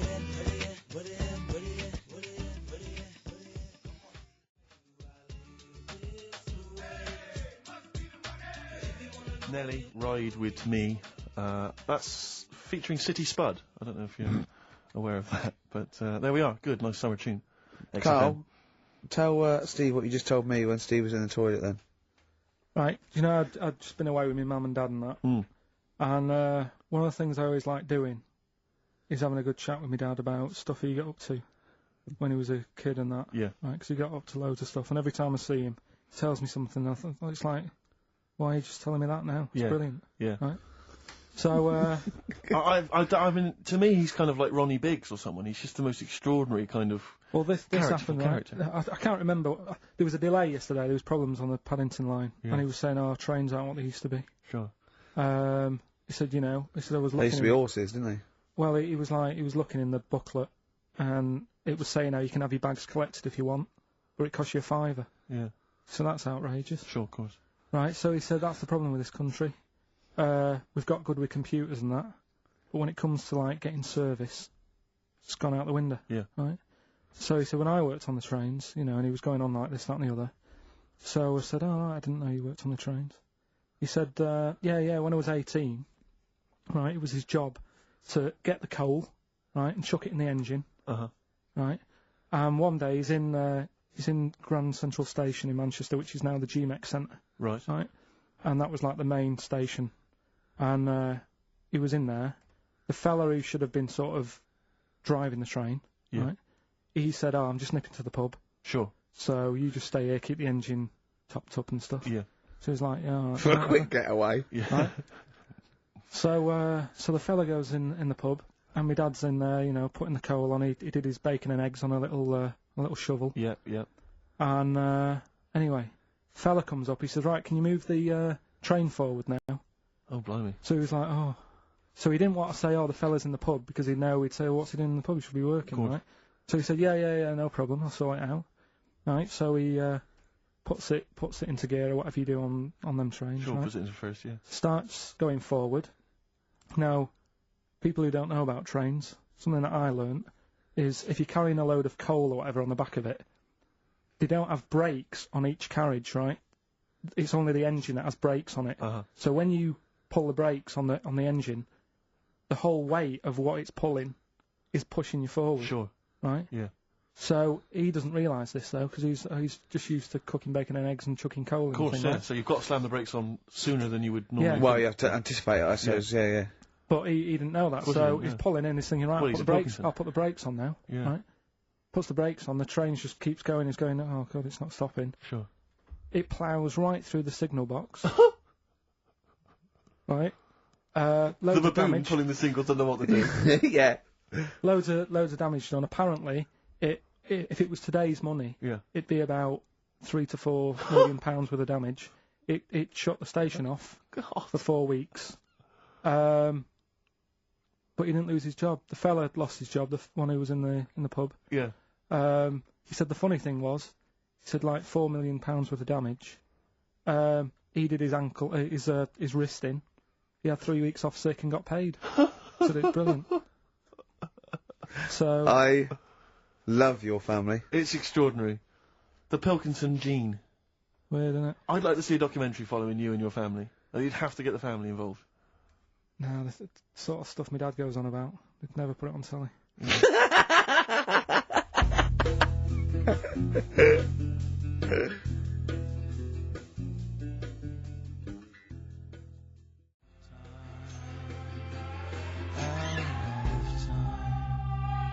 Blur. Out of Time on XFM 104.9. We ought to give those Rockbusters clues again. Yeah, go on. We've had first very one. few contributions so far, Carl. I think you've really started. This might be it. I've told you, you're on thin ice. If this goes wrong, if it's rubbish, and if everyone doesn't get them all, that's the end of Rockbusters. Right, well, the first one again, right? Yeah. If you go out to France, right, by boat, you might as well get your fags whilst you're on that, because you'll save a few quid. Right? Different every time. BF is the initials of the artist that little cryptic clue makes up. The second one, Little Foreign Cafe, it's growing its own steak. Right? That's D. Little Foreign Cafe, it's growing its own steak. D. And the last one, if there was a Jamaican fella on the Titanic when it went down, he'd probably scream this. CD. Right? So email in ricky.gervais@xfm.co.uk. Yeah, Right? they're not Right. flooding in, but yeah. Well, we'll see how we do. Carl, have we still got monkey news? We've got monkey news coming up. Now, you must be disappointed because you didn't make it to the monkey sanctuary, but you still managed to scrape together monkey news on your holiday. Yeah.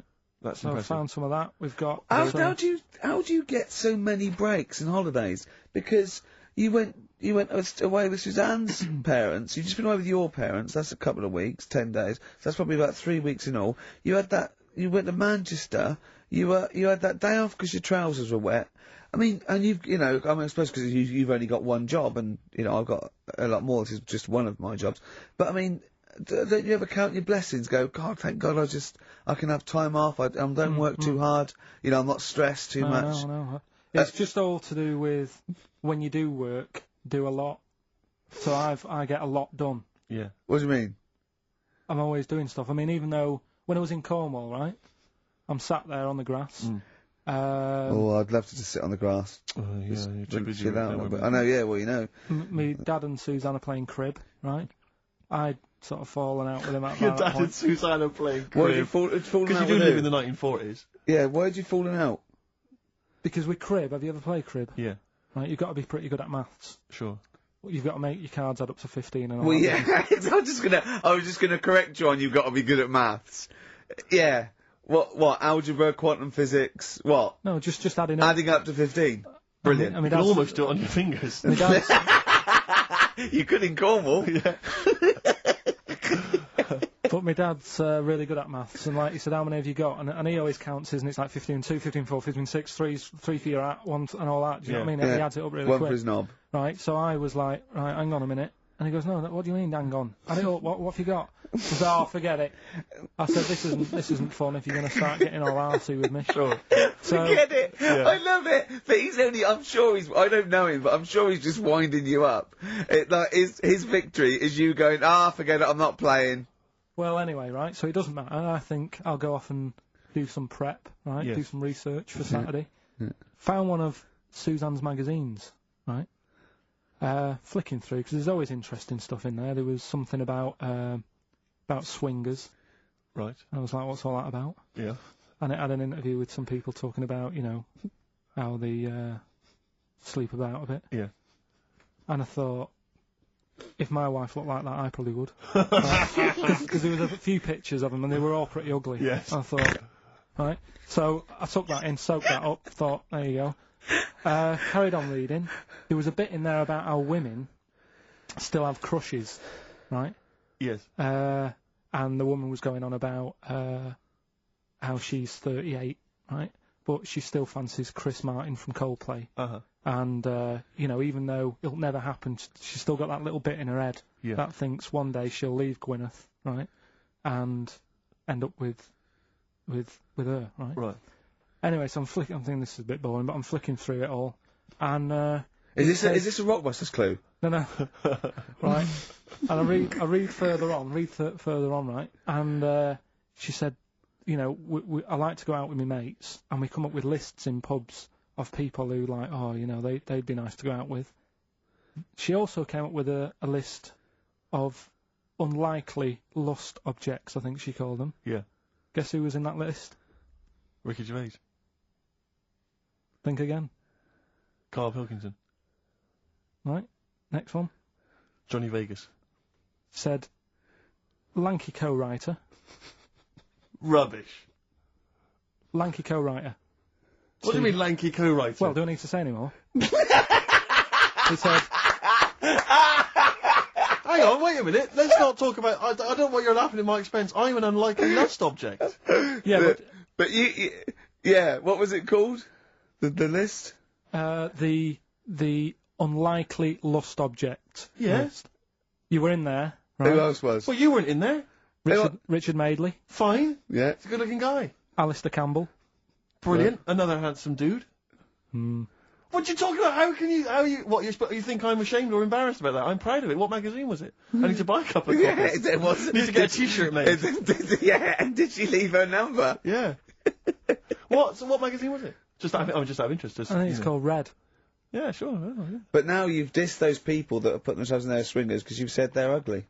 So now we know what magazine it is. People are going to look at that. People are going to look at that poor woman, and they're going to know you think she's a hog. No, but I think they even know. Was there a picture of the woman who'd know. drawn up the list of unlikely lust objects? Mm-hmm. What was she like? I wouldn't waste my time. Thanks, mate. I know you're on my side.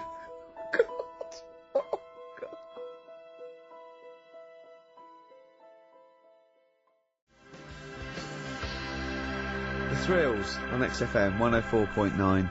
I'm Ricky Gervais, with me Steve Merchant, object of unlikely lust object. Steve Merchant. I'd like to have that now, prefixing my name everywhere I'm written about. I know, yeah. Did he make the freak list? Whoa! Which is a different magazine, isn't it? And I'm joking, of course. Carl Pilkington, a man of sort of quiet dignity and and in a way he's got his own sort of inner beauty, hasn't he, Carl? Not really. Don't you think? Well, I'll tell you why I don't think it is, because the woman that wrote the piece, saying that I was an unlikely lust object, has just emailed in. And Carl, you've offended her quite considerably. What did he say? Why? I wouldn't waste my time, is what you said. She's repeated Oh, that. yeah. I wouldn't waste my time, the flaming cheek. Although it's a horrible picture, I am, of course, in real life, a vision of loveliness. I'm not 38, I'm 25. I don't think Stephen's that unlikely a lust object. A sense of humour is important, and he's welcome to my phone number if he wants it. Is That she, sense of humour's important. That's a is down she a run, innit? swinger? Stop it! Don't have a go at the woman, for goodness I'm sake. messing about. She knows I'm messing about. Well, how are you messing about? I've told you this though. I've told you that anyone could be listening, haven't I?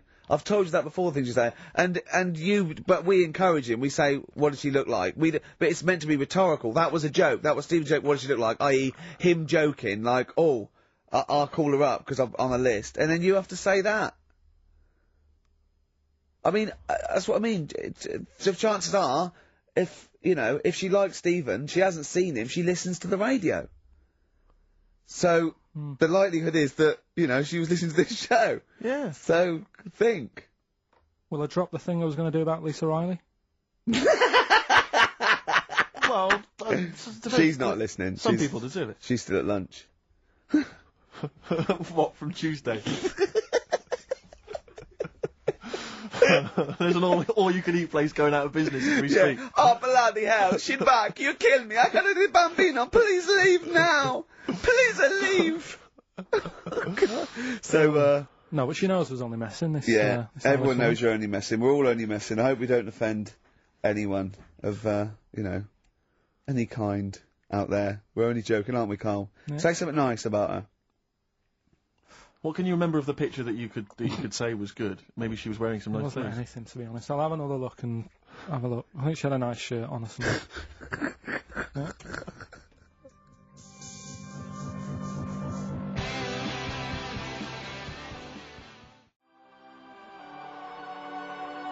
Forthcoming single from British Sea Power. That's called Carry On. I love it. It's great. It's fantastic.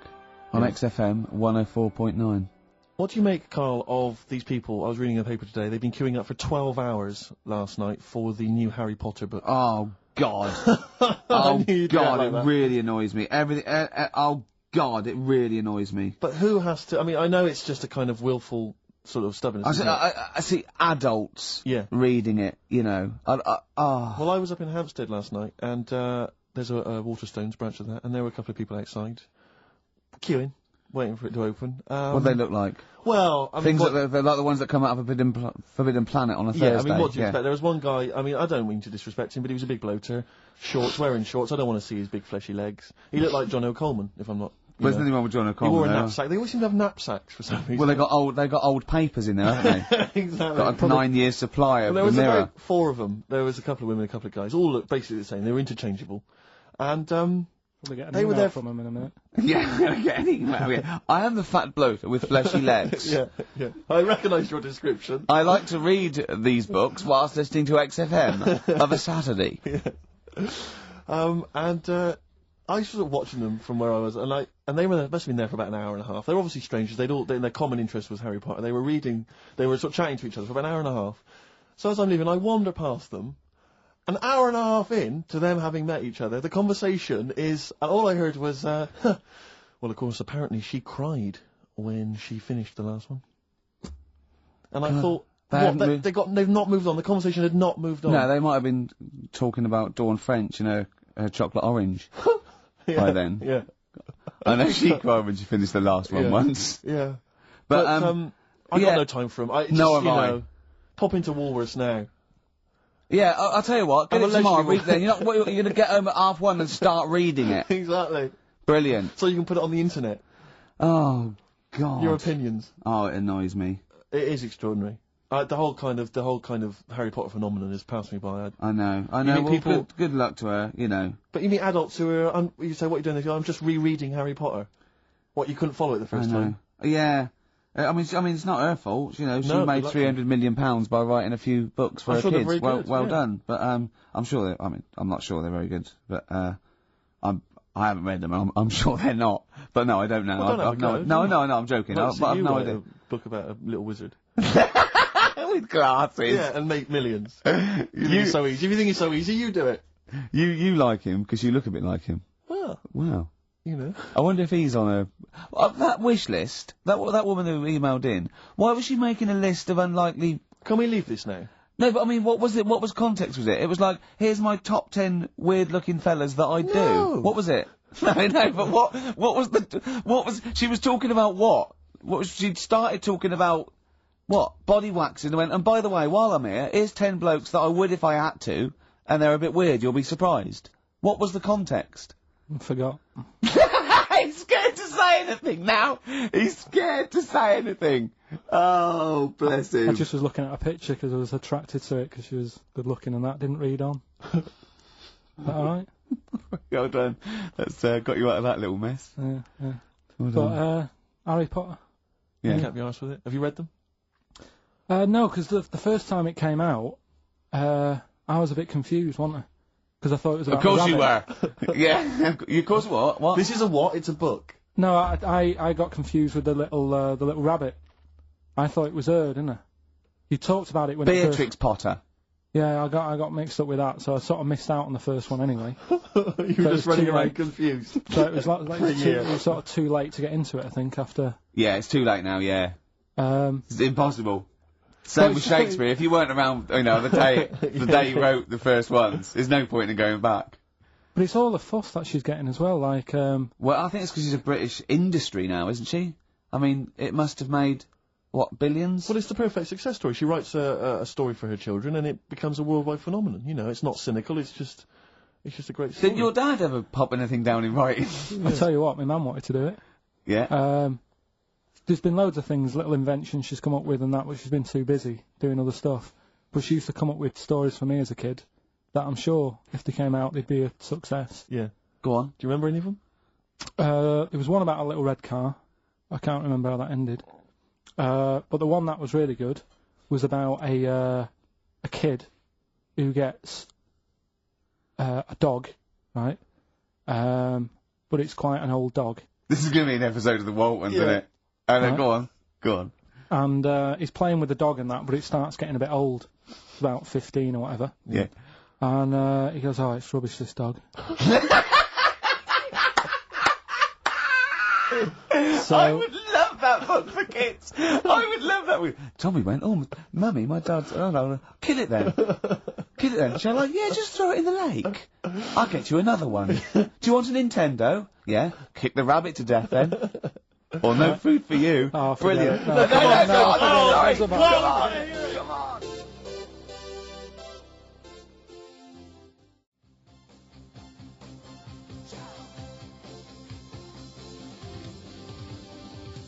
Jump. Van Halen. On XFM 104.9. Right, come on, Carl, we've got a lot to fit in now. We've insulted a lot of people. Only about 25 minutes to go. We've got Monkey News, we've got Rockbusters. Have we got a cheeky freak of the week this week?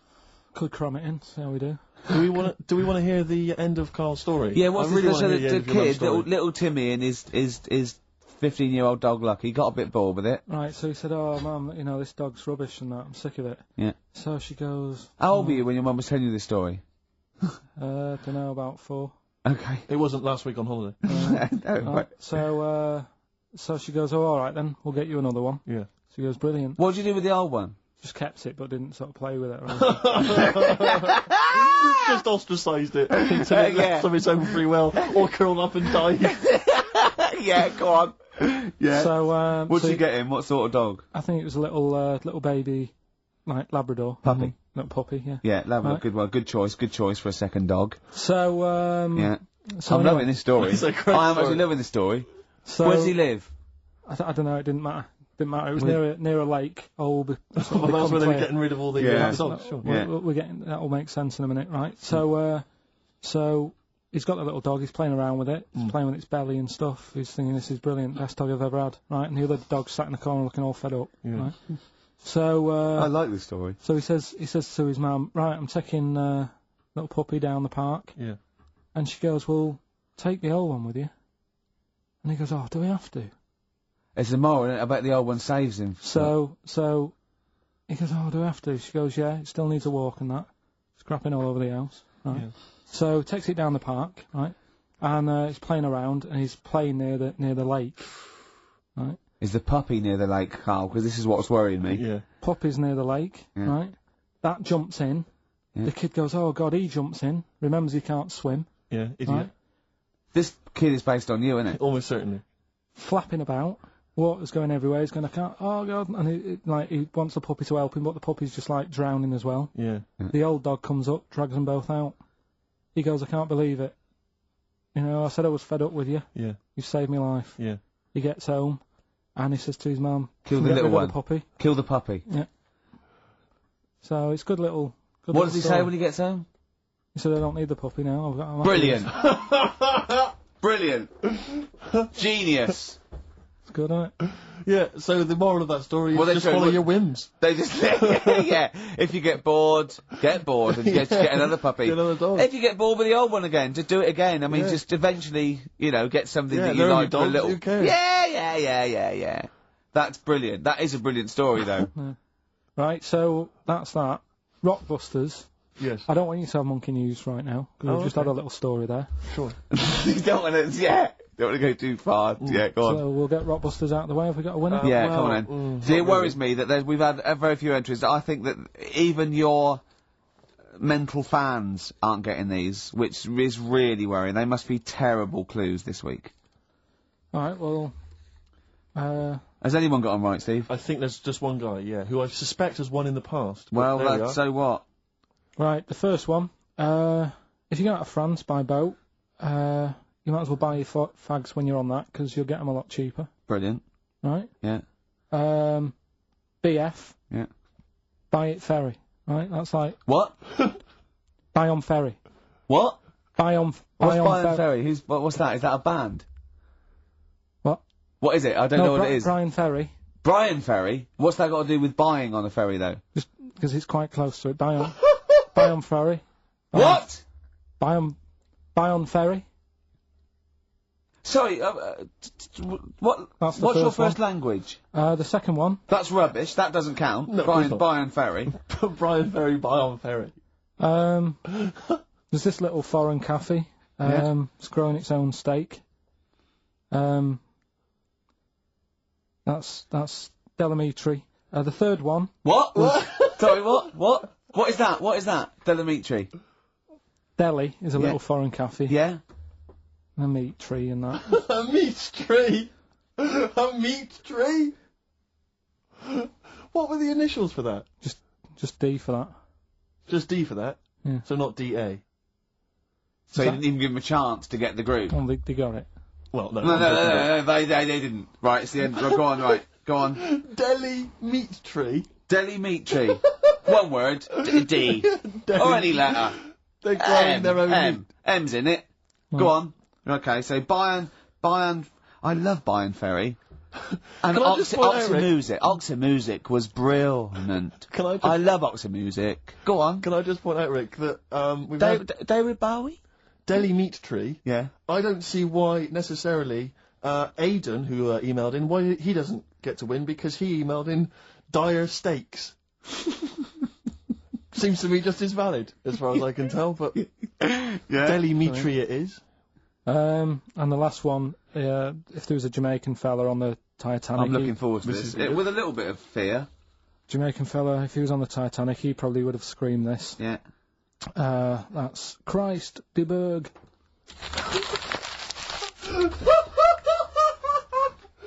Oh, I don't know what to do.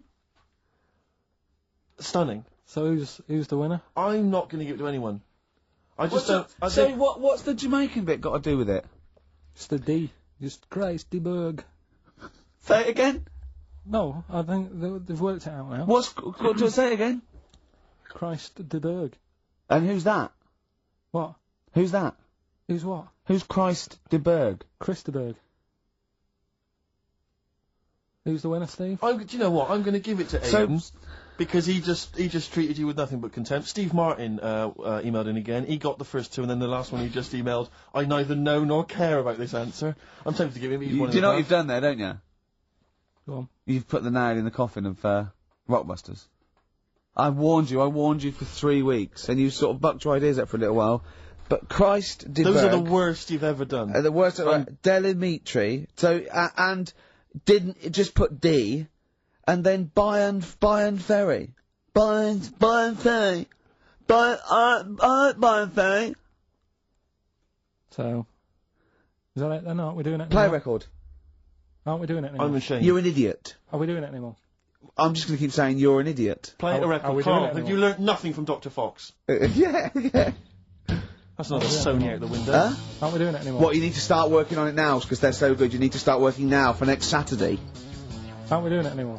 Just, I don't know. Aren't we doing it?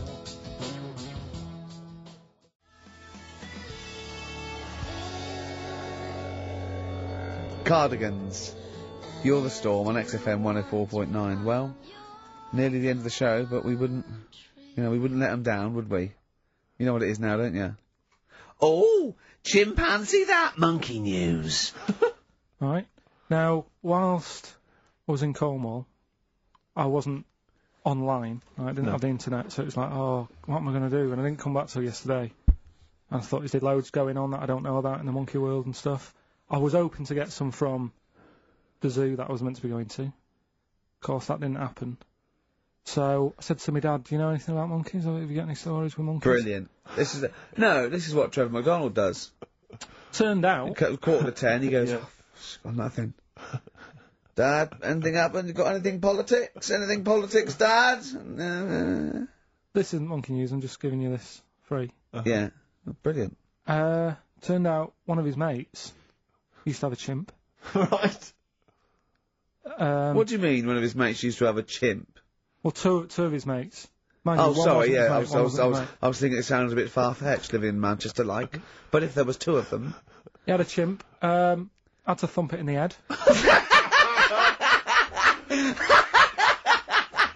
For doing what? Answering back? Oh, God! Tried it on with his wife.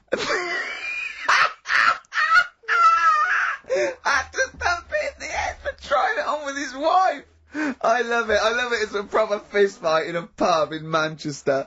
Oh. I'd call him up, but he's one of them who, like, swears all the time. Right. Oh. I mean, it'd be good to get him on and Let's interview him. Can we not interview him pre-record? We can bleep out the swear, and I'd love to hear his do story. a lot of work, that. Yeah, well, we're not scared of work, No, are I we, mean, Steve? I'll You get know. myself if you can't be bothered. Yeah, Oh, you know, I'll so... have a word, I'll sort it out. Yeah, try and sort that out for next you week. sort that out, yeah. Well, don't yeah. tell us the rest of the story then. Let's let him say it in his own No, words. but there was another one as well. Some When you fella- say you can get him on, but he swears a lot, you mean the monkey? I'm assuming he's more coherent than your dad's mate. But there's him, and there's some other fella he knows who had a funny name. I'll have to find out, because you'll love his name. But he was a drag artist. Yeah. And I think he said my dad went round one day, I don't know why, right? Went round there, knocked on the door, chimpanzeed. Carl, I don't know what you're doing, mate. I don't know where this place you live. Next door, there's an horse in the front room. There's chimps Mad, running innit? round. It's mad.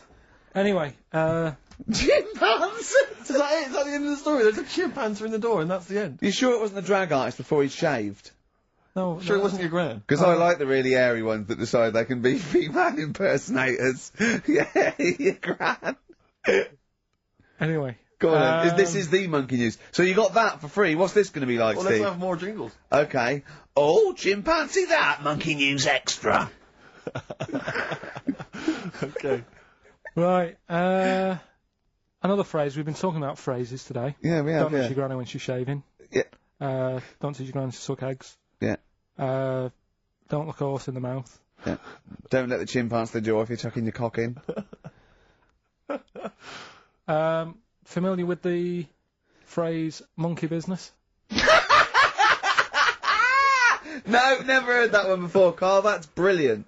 Right, well, it came about. This has been emailed in, and I haven't really had a chance to look at it, so I'm just weighing it up now.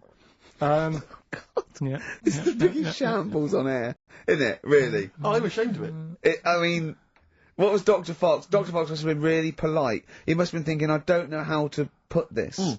He must have wanted to scream and go, you shouldn't be in the radio authority. My parents listen online. I can't look them in the eye. Right, I think I've weighed it up. Long time ago, right? Yeah. In the Olden days, yeah. in Go on. the Amazon jungle, Yeah. right? Yeah. Little family of monkeys in there, right?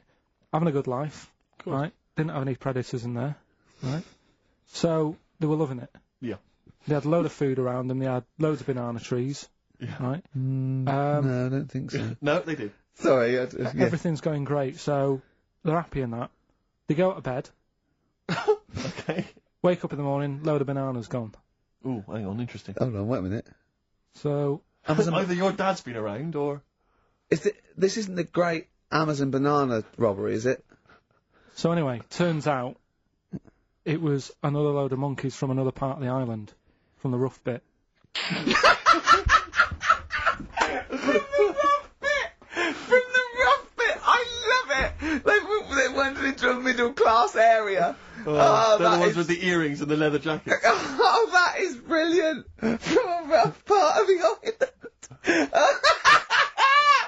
So the monkeys thought, well, there's no point getting into a fight with them because they're harder than we are. Yeah, Yeah. of course, and they carry chains. So I love all this conjecture. They got flip knives and tattoos. Yeah, go on. So basically, they said, let's do some business with the bananas.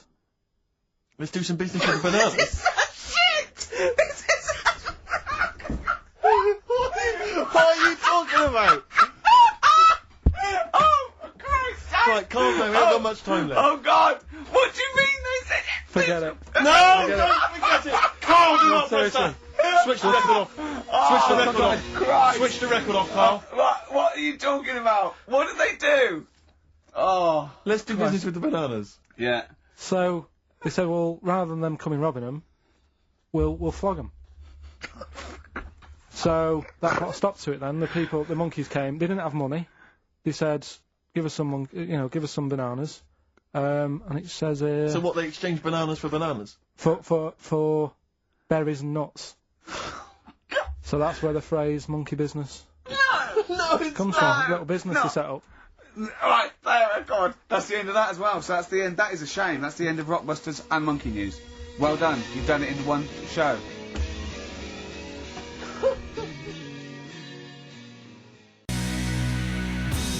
XFM 104.9. Dandy Warhol's Bohemian Like You. It's the Ricky Gervais Show. With Steve Merchant. Yeah, exactly. And Carl, who's Carl's turned here. our microphones on. We. Can't believe it. Good to see you, Carl. Good to see you, Ricky. Cheers, cheers. Now, in a fun-filled and music-filled show, we've got music and fun. Yes, looking forward to that. 2 hours, solid 2 hours. There's no gaps. There's nothing. There'll There's be no dead air. There will be adverts sometimes. There'll be Obviously, adverts, yeah, but I mean, you know, that's what pays our wages, isn't it, really? Certainly, certainly. And some of the adverts, I think, are quite amusing. Yes, no, I think like the ones that you're on. Yeah. We've got our hip-hop challenge, we've got Song for the Lovers, Song for the Ladies, we've got a film review. So Magnificent. Had any calls about that, Rick? Any maybe Channel 5 or someone onto you? No, they haven't, no. That's no, strange, that's no, weird. No, but I think it's a bit ahead of its time because it's very unique. Sure, Because it's sure, not like other individualistic, film, is yeah. it? It's sort of like, Yeah, it's a yeah. bit out there. Yeah, Anything well. caught your eye this Well, week, Steve? Rick, I know that both you and I are kind of obsessed with these people who believe in, people who can predict the future or Yeah. have got contact with the dead or whatever. Yeah. And I know Mystic Meg's a bit of a nonsense, but people do take her seriously. On the cover of The Sun today, Mystic Meg won me 15 million quid. Wow. Right, you're thinking that's a pretty amazing claim. I know that Carl believes in Mystic Meg and all that sort of rubbish, You're thinking, wow, here at last is proof that she has got powers. And you wonder to yourself, well, maybe she predicted the numbers specifically, that would be a hell of a... Just to him. Yeah, which is incredible, which is absolutely incredible. And so there's this guy, lottery mad Tom Naylor, he's a lorry driver, right? He won 15 million quid. Yeah. He says, I always read my horoscope in The Sun and follow the advice. Basically, what Meg said was, keep a lottery ticket in a yellow mug to add luck. So you're thinking, well, okay, so he's kept his ticket in a yellow mug. That's still pretty extraordinary. Yeah. I didn't have a yellow mug, says Tom, so I put the pages of my map book. So I put the ticket in the pages of my map book, which is yellow. Right. He's used the yellow. No, he's used the yellow. Yeah, no, see, I don't know much about how Mystic Meg works. I'm assuming maybe there's some kind of pseudoscience that she applies. Yeah. I think if she'd said put it near anything yellow, fine. Yeah. She said put it in a yellow mug. That's pretty specific. Yeah. From that, he's thought, well, I'll ignore Meg's advice. I always do what she says. If she says put it in a yellow mug, I'll put it in. She's had two sort of like, points of reference there. The descriptive, the yellowness of the object and the object itself. The noun should be a mug. Yeah. What's missing in the yellow book is the mugness. The mugness is one of the It's got lots of bookness, but it wasn't the bookness that gave him the 50 million. Exactly. So, exactly. I reckon Mystic Meg won me 7.5 million. Right. Would have been a more Right. accurate.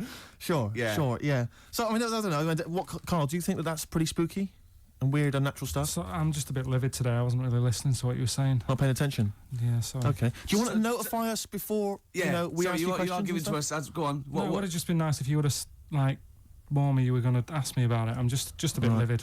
Go on. What about? Just Have I done want to something? talk about. No, not you two. Just Just a bit livid. XFM 104.9. Stand clear. Adam F. MOP. We all know whose dad Adam F is. Who was it No. again? We all know who's Adam F's dad of. We all of know dads. Do we? Rick, can you keep filling? Because I've realised I've left my mobile phone on, and the kind of calls I'm going to be getting on a Saturday afternoon. Yeah, I'll just keep... Yeah, no, just keep it's talking. just... Oh, that was Adam F. and MOP. Stand clear. We all know Adam F's got a dad. Oh, done it again. Do you remember the trivia quiz? I forgot it. Whose dad is Adam F? Elvin Stardust. Yes, Shane Fenton. That's what the F must be for. You're back. That's done. Yeah. Yeah, we wouldn't want to be... all the people that are calling you all the time. Oh, the ladies. Oh, God. Anyway, XFM 104.9. Rick, We're I know going to you're a start big, now. We're going to start now. This is proper radio from now. Go. Go. Oh, there's a lot of pressure on me now. Yeah. I'm going to muck it up. Rick, I know you're a big trivia fan. I know you're obsessed with trivia. And I thought to Love it. myself, well, how can I entertain Rick on Saturday? Go on. So I was wandering around on the web looking for trivia, basically, that Yeah. could entertain you. And you're a big animal trivia I fan, aren't love you? animal facts. There's not much that you don't know about animals. Oh. But here's You're going to something. catch me out now, aren't you? No, well, I don't know. Here's one. I don't know if you've heard this one before. Ants Yeah. never sleep. No, I know. Yeah. Oh, I know. And, it's easy for you to say that. and they've got alcohol in their blood, so they don't freeze and winter. And that's why you never see a lazy ant. It's always working.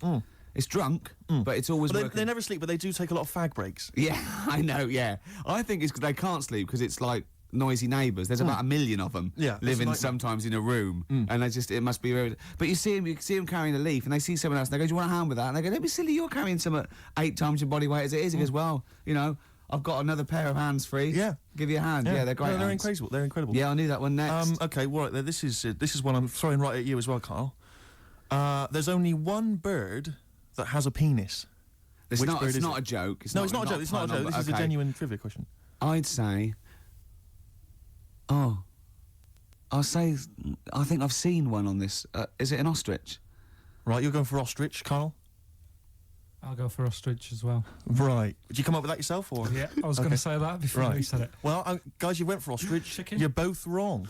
It's actually the swan. The large chicken. What? Have you... That's a bit worrying then, because I thought I saw an ostrich penis. So what was I looking at? I don't know, were you just examining it closely at the zoo? What were No, you... I was just. It's probably a strap-on. It was probably 2 leather ostriches giving Yeah. each other one. Exactly. And that's how that can influence people. Things like that. Dirty, filthy leather ostriches can. Confuse a child if I he's at know. the zoo and he doesn't know. A swan's got. That's Apparently really annoying. so. I'd never give a swan a knob. It's the little puffiest of It all is the birds, puffiest of all isn't birds, it? yeah. Oh, I'm protected by the queen. But I need a knob. If I had to give a knob to any bird, Good question. No, I wish I'd posed that myself. If you could give a knob to any bird, what would it be? Phone in. Oh, vulture. well, of course, a vulture. That yeah. they need a big cock. veiny Yeah. bang stick. Yeah. What about Yeah. yourself, Carl? If you could give a knob to any bird, and don't make it rude. Or if I could give a knob to any bird, I'd What make bird it do you that see Jordan. suiting up? It's got to be a bird of prey or something like that, hasn't it? Cool. Just a robin, really. That would be amazing. Yeah. that would be Christmas huge. cards would be like... Yeah, but, That'd be brilliant. it's a normal human-sized Yeah, knob exactly. on a robin. On a robin, That'd be genius. great, wouldn't it? That'd be And the genius. other thing annoying about this is ironic, right? Now, the male of all bird species they're called cock. Yes. Right. But the only bird with a cock, Yeah. right, is called a cob. Is that what a swan's called? Yeah, they're cob and pen. They're not cock and hen. That's and annoying. he isn't a cock, but he's got a cock. Yeah. Quick query there, Rick. Go on. When you said then cock, Yeah. presumably you meant male bird. Yeah. The first time you said it. Yeah. The second time you said it, you said cock. Did Yeah. you mean the penis? Well, you're showing off the whole farce of radio broadcasting. Because you're not really allowed to say cock No, exactly. meaning No, penis. one cock would cause great offence. Yeah. The other cock's fine. exactly. It's weird, isn't it? It is strange. It is strange. So I mean, if I said now to you, oh, I like cocks. Yeah. Meaning birds. Yeah, that's that'd fine. be fine. Yeah. But if I meant penises, it would be a problem. If you like cocks, and it was yeah, Right. that would be. Carl, yeah. do you like cocks? Do you like cocks? No. Right. Okay, that's fine. That's fine. I was asking if you like. No, I like. You know, Yeah. I like Well, I mean, I'm a big fan of tits. the small birds that small come bird. down and peck at you. Yeah. Yeah, you like tits Yeah. and cocks. There's nothing. Tits and cocks, There's there's nothing nothing wrong wrong with. There's nothing. Carl, don't worry. There's nothing wrong No, with saying tits and I said, cocks. when I said tits, I meant the little birds. Yeah, And they when I come said down. cocks, I mean Yeah. the big birds. Yeah. Do you know when Go on. No, go on. No, it's just that it's when you're talking like tits. Yeah. You know, at the milk. Do you? I like the fact they flutter away when they hear the milkman coming. Oh, come on. So when... What? What are you talking about? What are you talking about? No, when the milkman's coming, when he's walking up the path. Ash, and sometimes, lovely song. Got to apologise to our producer there because he was worried about. There was nothing wrong with it. It's just like saying, you like watching birds in the garden. It's just that I think you're better than that. I know it's cheap, isn't it, to say like we like Yeah, I like tits. Yeah, I like cocks. So we're a bit more literary now. One of my favourite things Go on. is Fanny by Gaslight. Really? That's Yeah. interesting. That's interesting. I'm a big fan of Moby Dick. Oh yeah, the book, Moby Dick. yeah, Not the medical condition. There's No, nothing no, in your no. It's the big horrible thing that used to swallow semen. Yeah. Now in the winter, Yeah. Steve, Go on. there's nothing I like more than Yeah. to keep my hands warm in a muff. No, sure. You mean those kind of furry things that sort of classy-looking ladies? Yeah, Used to posh get hands on. ladies often put their hands. You know when you have a nice a party and they're Yeah, a all nice leaving, party, yeah, a and winter party. and you might take the wrong hat or something. There's nothing I like more than to see two posh women with their hands in each other's muffs, Oh, that's always a and they're fun going, bit. "Oh, this must be yours." Yeah, that is It's- always funny. Yeah, That's always yeah, funny. Yeah. But seriously, no. I'll stop this. You're right. I've got a Is my- degree. I think I just remembered that my favourite Beatles song is "Come Together." Yeah. Now we're going to stop this now, Carl, because it's childish. You're right. I've got a philosophy degree, for Yeah. Christ's sake, and it's about time. Who's your We- favourite philosopher? Do you mind me asking? Well, I would tell you, except when I ever talk about it, I go into a Cockney accent. Really? So it can be like my favourite philosopher. I like a bit of Kant. Right. Is that Immanuel Kant, Yeah. the philosopher? Yeah. That's strange. Yeah. That's strange. What's his name again? Kant. Oh yeah. Yeah. That can be weird. Can be strange. Look at Carl's Look at his face. Look at his face. Join Oh. in, Carl. Oh, Undo your trousers. Just We'll let be it like hang Stan out. Let your Boardman cock hang when he out. told the Fokker joke. Yeah. of We course. won't do local radio again for 10 years. Ian Brown, dolphins were monkeys. Yep. For that, don't know what that was. I'm still pissed off that swans have got cocks. Yeah. It's a waste. It's a waste of a knob with a I know what you swan. mean, I know what you They don't know what they're doing with it half the time. Now we've got some great. Do you remember? We're stopped all the silly innuendos now. But do you remember? I think it's because they've got a long neck, and to balance them properly in the water. a like counterbalance. rudder, What are those things that boats have underneath? A where- rudder. No. No, yeah, You know what I mean, like the keel yachts? thing. Yeah, the big. Maybe. Yeah, Do you know what I mean? it might be. He might be right. Yeah, Balance. What about? But ducks would need one as well, wouldn't they? ducks don't. Because they've got short necks. Oh, I see what you mean. It's the necks. Yeah. So hold on. So do you think that's so long necks, long knob? Don't look at me, Gervais. That's Steve. I know. No. Sandy Toshfeg's got a tiny cock, hasn't she? But she has got one, which is interesting. That's libelous. I just like to say now that Sandy Toshfeg has never had a knob. No, she's not. But you're not lying about the neck. No, she's got a little Yeah, neck. tiny That's little fine. neck, That's clear for all to see. I just remember a bloke I saw on Opportunity Knocks once. Opportunity knocks. Yeah, it was a pianist who wrote. It's true, and his name was Wayne King. Do you like Wayne King? Carl, what's your opinion on Wayne King? I don't know his work. You're not a fan of his work. Okay, no, that's fine. Carl, we asked your opinion, mate, and you've given it, and that's all we can ask for. Oh, no opinion on Wayne King. If you're a fan of Wayne King at home, please get in touch. The email address I had ricky.gervais@xfm.co.uk. What was the number again? 08700 800 1234. You know, if you like Wayne King, or if you know. No. Oh, what are you talking about? We're asking someone's music opinion. It's a music station. What? Oh, you're It's going to be like this all day. if we, Let's if talk we, about you and your girlfriends again. I think people enjoy that more. oh, Wow, you are grumpy. Why are you grumpy? You're all grumpy because you've been loaded. Come on, tell us. Come on. I think I've got SAD. What's that mean? That thing when it's dark. Sade. Go When on. it's dark outside and you feel depressed. Oh yeah. I think I've got that. But you're from Manchester, aren't you? Isn't it like pitch black there all the time? Isn't it like which country is it? Iceland, where it's like dark all year. The land of the mole people. No. Yeah. I was telling Steve before. In fact, I'm not going to bore you with it. Go on. What were we saying about Wayne Well, you King? bored me with it earlier. Can't you bore him with it? Yeah, it's only fair. What were we saying about what? Wayne King. Did you Oh, say- Carl, play a record. Oh, that's a It's disgusting, Carl. You're a pervert.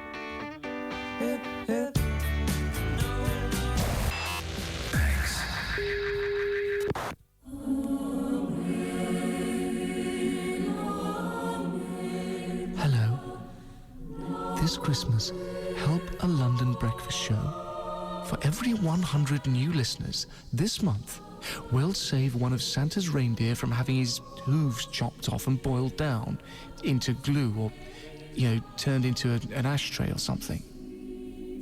Please tune in, save a reindeer, and enjoy a variety of music like R.E.M., U2, Turin Breaks, Roots Maneuver, Andrew W.K. And make sure that tiny orphans get a proper Christmas this year. Or do you think that's all right, you sick pervert?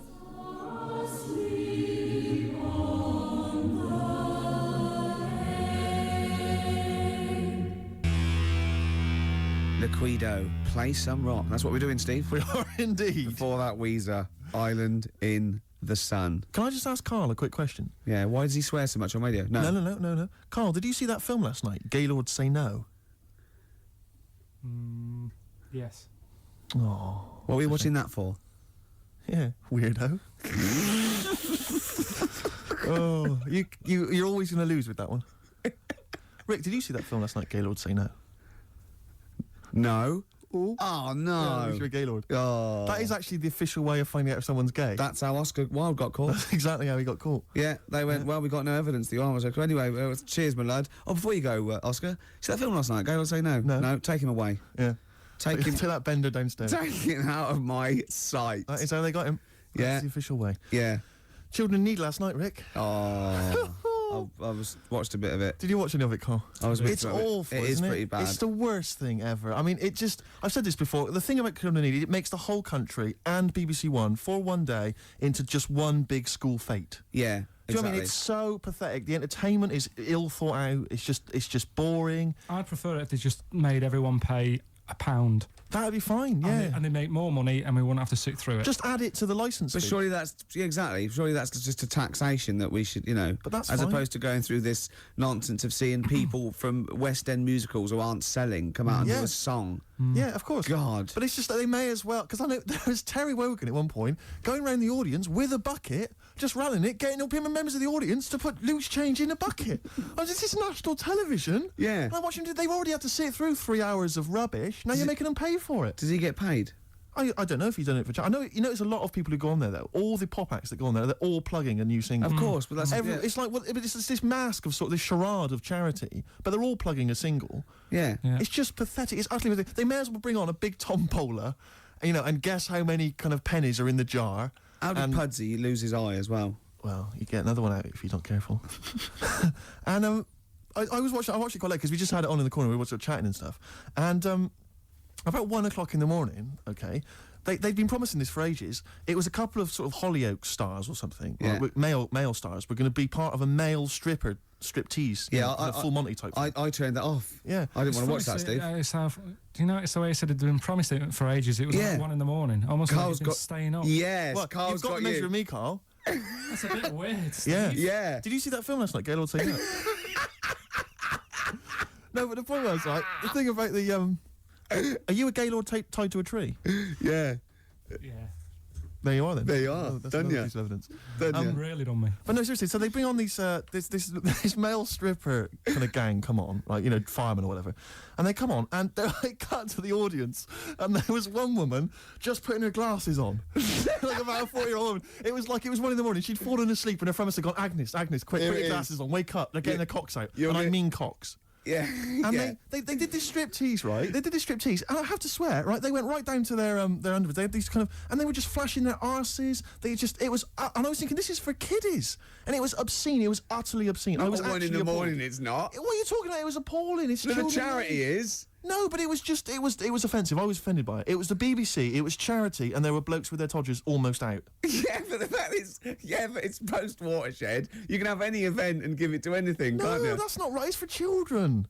Because a lot of children will stay up and watch that. Their parents will go, yeah, it's fine, you can stay up and watch Children in Need. That's for kids. Yeah, but then You know? arses aren't, It was, but it wasn't just arses. They gave the impression they were fully nude. I mean, thankfully they weren't. I made a close inspection, but it was obscene. Hey, yeah, me and Carl were looking at each other. Yeah, you're looking at each other, gazing into each other's eyes. Just for 1 week only, we're back at score, okay? There's innuendos. We laugh when we say the word bender, cock, tits meaning birds. Carl and Ricky sitting in a tree, Kissing. Rick, have you been enjoying Bubba Sparks' current hit, Ugly? You're ugly, oh I'm ugly, ugly. A song which means nothing to me, actually. I can't relate to it at all. I have. What do you make of Bubba? I like Bubba. He's a sort of down south kind of rapper. I know where this is going. I bet you've got a little bit of Bubba in your hip-hop challenge. Well, we did have the hip-hop challenge a couple of weeks ago, but I lost. So basically, we're just playing a favourite hip-hop track of ours, aren't we, each week? And this is my selection. It's from Bubba's current album. It's not the hit, Ugly.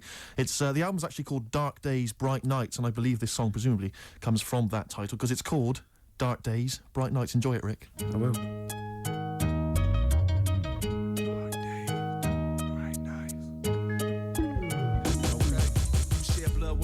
Point, you deserve an explanation for the hell that you endured while helping me reach my destination. In this effort to bless the nation, I might have did more harm than good, but I always showed you heart. That sets my blood apart from wood. Man, I love the darkest hood, but also the brightest suburb. To think I won't despise the folks just cause I'm broken white is absurd. I'm told be tight, you get heard, but I don't hear my vinyl spinning. Yeah, we found some distribution, but bet the grind is just beginning. Cause these bright nights still lead to dark days and vice versa. Even if Greg Street don't play it, I guarantee you a nice purchase. Frankly, I'm quite certain that I'm the livest out there making love to the truth inside their vocal booth without care. I won't even talk about stabs from angry alleged rappers, cause every time they get confronted they try to give you head then dap you. This one really don't need a hook, but Shanna say it might be a single, so I devote this to my life so much more than a catchy jingle. Dark days, bright nights. For that outside of the thing, you know what Bubba's life is like. Bright nights, dark days. For them bros that truly love me and hate to see me live this way. Dark days, bright nights. They say you can't live, but most do it just out of spite. Right nights, dark days. For every person without a voice, they got something they need to say. It's imperative that you know there's a lot of folks that love Bubba. Not cause of any rap I wrote, they just see something above gutter. And though my pockets don't reflect that, it's the vision and they respect that. Love comes in the form of various drugs, I can't neglect that. So me and my folks get up like 6 nights out of 7. That's the bright light in our lives, like God shining right out of heaven. But at the conclusion of every session, I waste that dark day to expose the plight of my situation. No blow, no dough from big shows, but still they see we this close to reaching the promised land. So that leads to another bright night where all of us college grads being loved by the moms and dads that some of us wasn't blessed with. You think we all born with 2 loving parents and a treasure chest? I'm fortunate to have been loved by my paternal units, and I'm gonna make their son a winner. How bad it hurt, I'm doing it. Even if I was to ruin it, never with me and my heart part ways. We developed too strong a bond, watching bright nights turn to dark days. Dark days, bright nights. For that outside of the thing, you know what Bubba's life is like. Bright nights, dark days. For them bros that truly love me and hate to see me live this way. Dark days, bright nights. But when they say you can't live, most of them do it just out of spite. Bright nights, dark days. For every person without a voice, they got something they need to say. Yeah, it's true, I also get praise from the other side of the tracks. You know that dark days part of town where they intentionally hide the blacks. Ain't got no reply to that, except I'm sorry if I'm to blame. I try like hell to soothe your soul by planting the facts inside your brain. I never once lied to gain the acceptance of not one black dude. It's just Bubba that country smoking swag and eating snack food. Now every time they ask you why you live the way you choose to, say cause Bubba said you're right, the only one they love who knew you. That leaves you with no excuse to settle for what they offer. He try to pay you them slave wages, play that role and tell him no sir. I probably won't even fault you if you dismiss me as the demon, cause it's true, I am not you. My skin's the tone of piss and semen. But if we fight this evening, I assure you we both bleed red, and it'll take your whole slum and all their guns to leave me dead. Plus all that blood we shed won't do nothing but serve their purpose. So let's unite these dark days and bright nights. This see who's nervous. Dark days, bright nights. For that outside of the thing, you know what Bubba's life is like. Bright nights, dark days. Bubba Sparks, Dark Days, Bright Nights, title track of his current album. Rick, what do you make of it? I love it. Do you enjoy it's it? great. It's hypnotic. It's the chorus. Is that a song? Is that sounds like Stevie Wonder? It does sound like Steve. I don't know. I haven't got the inlay sleeve to hand. I can't tell you. Does anyone know? Maybe they could call in. Rick, I'd love to give out the number. In fact, I will. 08700 800 1234. Ricky.gervais@xfm.co.uk, who is providing the chorus for Bubba Sparks' Dark Days, Bright Nights, 104.9 XFM. Wow, from Bubba Sparks to Sparky Bubs. Those Sparky Bub boys swayed. Hey, slick. Strokes, last night on XFM, 104.9 before that, Suede. Absolutely. Beautiful ones. Fella just phoned up and said you were talking about waterfowl before. The only bird with a penis is the swan. And he said that it was worried him about the ugly duckling. They'll go about, he turned into a swan, but ducklings, they're not called ducklings, they're called cygnets. I pointed out that the swan in question didn't understand, because he thought he was a duckling. Yeah. And that all the other ducks sort of laughed at him because he was all gangly and everything. But they turned into a swan, and he realised, I was a swan all along. Yeah, See? the ugly duckling story got me through so many bleak nights as a child. You couldn't wait to one day turn into a swan. Still waiting for it. So you can have a knob, presumably. Cool. Yeah, because look, Carl, look, don't worry. It's a nice little. No one's going to complain about this. This is lovely, childish, lovely little innuendo. There's nothing nasty or vicious. There's no. And anyway, hate. off air, you're a different kettle of fish. You were trying to get us with the Gaylord's joke. Yes, just he now. was, and he tried to do this. We'd done the Gaylords. Did you see that film last night, Gaylords Say No? Carl, trying to get his own back, went, did you watch Gaylords last night? Brilliant. It's got to be, did you see that film last night, Gaylord Say No? And then you say no, and we all point and laugh. Oh, I was going to ask you, is it true he's leaving Friday? Robinson Crusoe. Nice one. High five, Rick. Oh, he got you right. He got you the right one there. I don't know what that means, but he did. Anyway. Yeah. We're talking about children in need, Rick. Oh, yeah. And, Carl, what's wrong He's with just you? got it. He's just got it. He's just Go on. Yeah. We were talking about children in need earlier, and as I say, I'm not a fan of it. And this is a couple of years ago. I was working, and I had to drive up to Blackpool. Oh, yeah. And so it was Comic Relief night. It was a Friday night, and we were listening to all the different kind of BBC radio stations, because they all cover Comic Relief. They all sort of link up as one big thing. And I think this was maybe like sort of, I don't know, BBC Solihull or something. And they've always got they've got this one guy in the studio doing all the DJing, and there's some bloke who's sort of outside the BBC with some kids and whatever else, kind of doing a live link up. And the guy outside was Steve Baxter. I forget the name of the DJ inside. I love the fact you remember this man's name. Well, it's important because we're listening, and the guy in the studio, he's there and he's chatting away, and he's going, got a signed picture here of the Spice Girls. All the girls have signed that, so the highest bidder gets to win that, and you'll have that. And I seem to have run out of words. He just said, I seem to have run out of words. And we were like listening, like, okay. And he just went, I seem to have run out of words. I wonder if Steve Baxter's got any for me.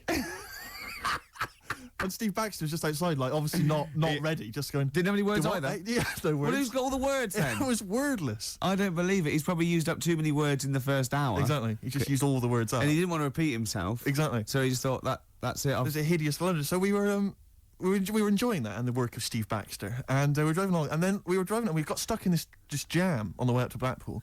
And I saw this kind of white Mercedes, like a couple of them. I thought, it looks quite swank, you know, and I'm swank. And I drove up, we were driving up behind it, and the number plate was something like, I can't remember exactly, but I think it was something like Orv 1. I'm thinking, interesting, Orv 1, you know. So we're driving alongside, who is driving? No, actually, it wasn't a driver. There was a guy driving it, in the front seat, asleep. Green Duck. Keith Harris. Really? Keith Harris was there. Orville, as I recall, on the back seat. Oh, no. I couldn't believe it, yeah. Was asleep or? I think he was asleep. Just knackered. I didn't see Cuddles, the crazy monkey. I imagine he would have popped up at some point, just kind of annoying the driver's hair, just going a bit crazy. Yeah, you've got. I think Cuddles has to go in the boot. He's got to go in the boot because he caused havoc. Yeah, and knowing Cuddles, he'd put his hands over the driver's eyes, exactly, around, causing all kinds of trouble. But the thing is, he doesn't understand road safety. To be fair, well, he's a monkey. Yeah, he's a monkey, and he's got a lisp, and not even a real one at that. No. You see, the thing what was about Orville is that argument raged for years between him and Harris, and Orville's right. He can't fly. He can't fly. Yeah. So I'm worried that Harris will lull him to full sense of security. But you can fly. Yeah, and then when Harris is out, Orville will climb onto a chair, onto a windowsill, basically think he can fly, and just plummet. Yeah. To his death. Just a quick point about Orville. I'm surprised he's still not potty trained. Because he's been wearing that nappy of his for years. I know. He can talk. He's mastered the power of speech. Yeah. Still crapping everywhere, I assume. I assume so. Flying around. Yeah. Mess. And as we definitely know, he's a duck, so he hasn't got a cock. He has not got a penis. Penis, sorry. That was a mistake. There, I did say cock. Did you mean penis, though? Yeah. You shouldn't have said that, Rick. I'm really sorry. You should have pretended you meant bird. Oh, I'm really sorry. Oh, we're going to put your fingers in your mouth like this, Carl. Right? Put it apart like that. Put it apart. Now just say bucket and spade. No, with your fingers in your mouth. Put your fingers like that and just say bucket and spade. Bucket and spade. No, don't do that. Keep your fingers in your mouth when you say it. Bucket Oh, Carl, Oh, play a that's record. outrageous, Carl. Smashing Pumpkins, Untitled on XFM 104.9. I just got to tell you something, Steve. Remember, at my birthday party, my girlfriend had bought me one of those arcade games. You put money in a pub. Oh, it's a And- quiz machine, though, isn't Quiz it? Yeah. machine, yeah, touch the screen. And we're all playing, but Steve, with his general film knowledge, people were getting like 100,000 points and getting through, right? Steve got something like 8 million. Right, listen, I got the top score on a movie trivia quiz game, right? Who's the geek now? Yeah. All right, Carl? Hello. No, but it was impossible. And I tried it, and I for like months after, I just thought I've just got to knock him off the top. And I did it with all the other categories, and I was best at rock. Let's say that. But by no means is the gap between a friend of mine and a friend of yours, Johnny Camden, the lovely Irish comedian, came round last night. Yeah. Had a couple of goes. He got something like 30 million. That's mental. He was That's just madness. Yeah. In fact, you're right, because Johnny bought this comic, right? He loves Doctor Who, and he bought this comic, and Steve, he left it there, and Steve got a post-it note on every page wrote geek. Yeah. Johnny gets it home, reads it on the tube, and there's geek written everywhere on every page. That's the sort of vicious man Steve is. He can hand it out. Do you know what I mean? Imagine him calling you a geek. What must that feel like to be called a geek by Steve Merchant? What do you think, Carl? Every week he has a go at me anyway. What are Yeah. you talking about? A go at you? You're having a go at me for the every last week. 3 weeks, What?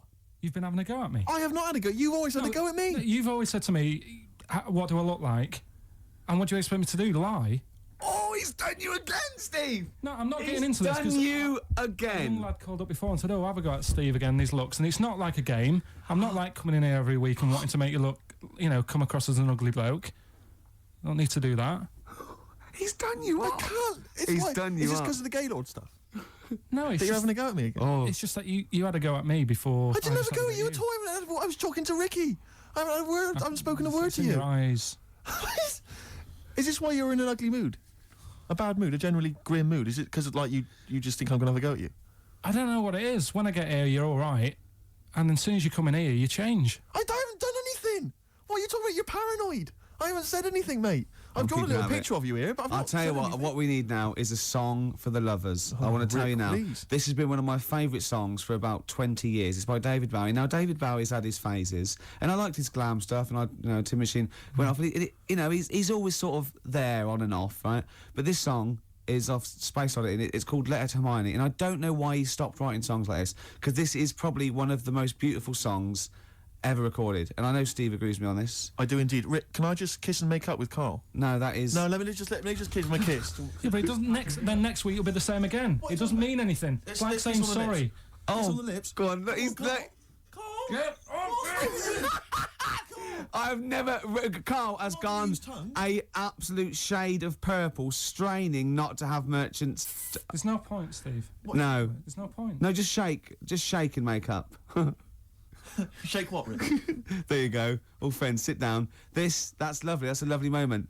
It's XFM 104.9, and this is Letter to Hermione by David Bowie. It's beautiful.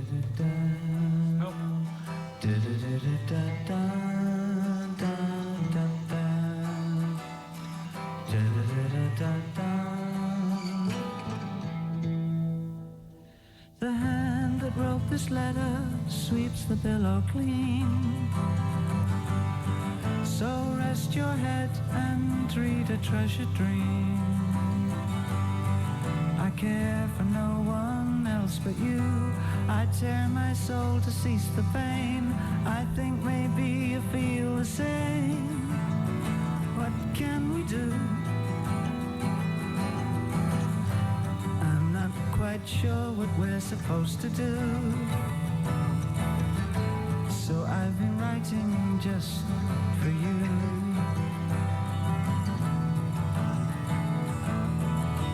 They say your life is going very well. They say you sparkle like a different girl. But something tells me that you hide. When all the world is warm and tired, you cry a little in the dark. Well, so do I. sure what you're supposed to say, but I can see it's not okay.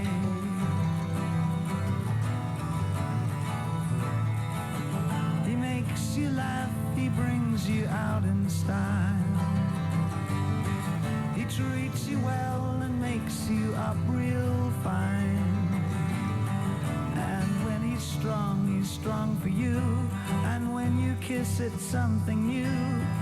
But did you ever call my name just by mistake? I'm not quite sure what I'm supposed to do, so I'll just write some love to you.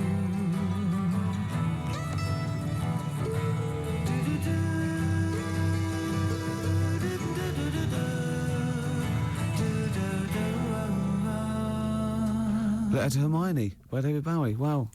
After that, I think he wrote The Laughing Gnome. I know, it's just... the thing about David Bowie, I feel the same way. It's that he's clearly a great, rock musician, great fun records. I saw him at Glastonbury, absolutely fantastic entertainer. But his songs have never gripped me. They never got me at heart, Except that one. Except that one. That's the first one I've ever heard of his, which really got me in the gut. Yeah. Amazing lyrics. Yeah. Brilliant. Yeah. Carl, what were your thoughts?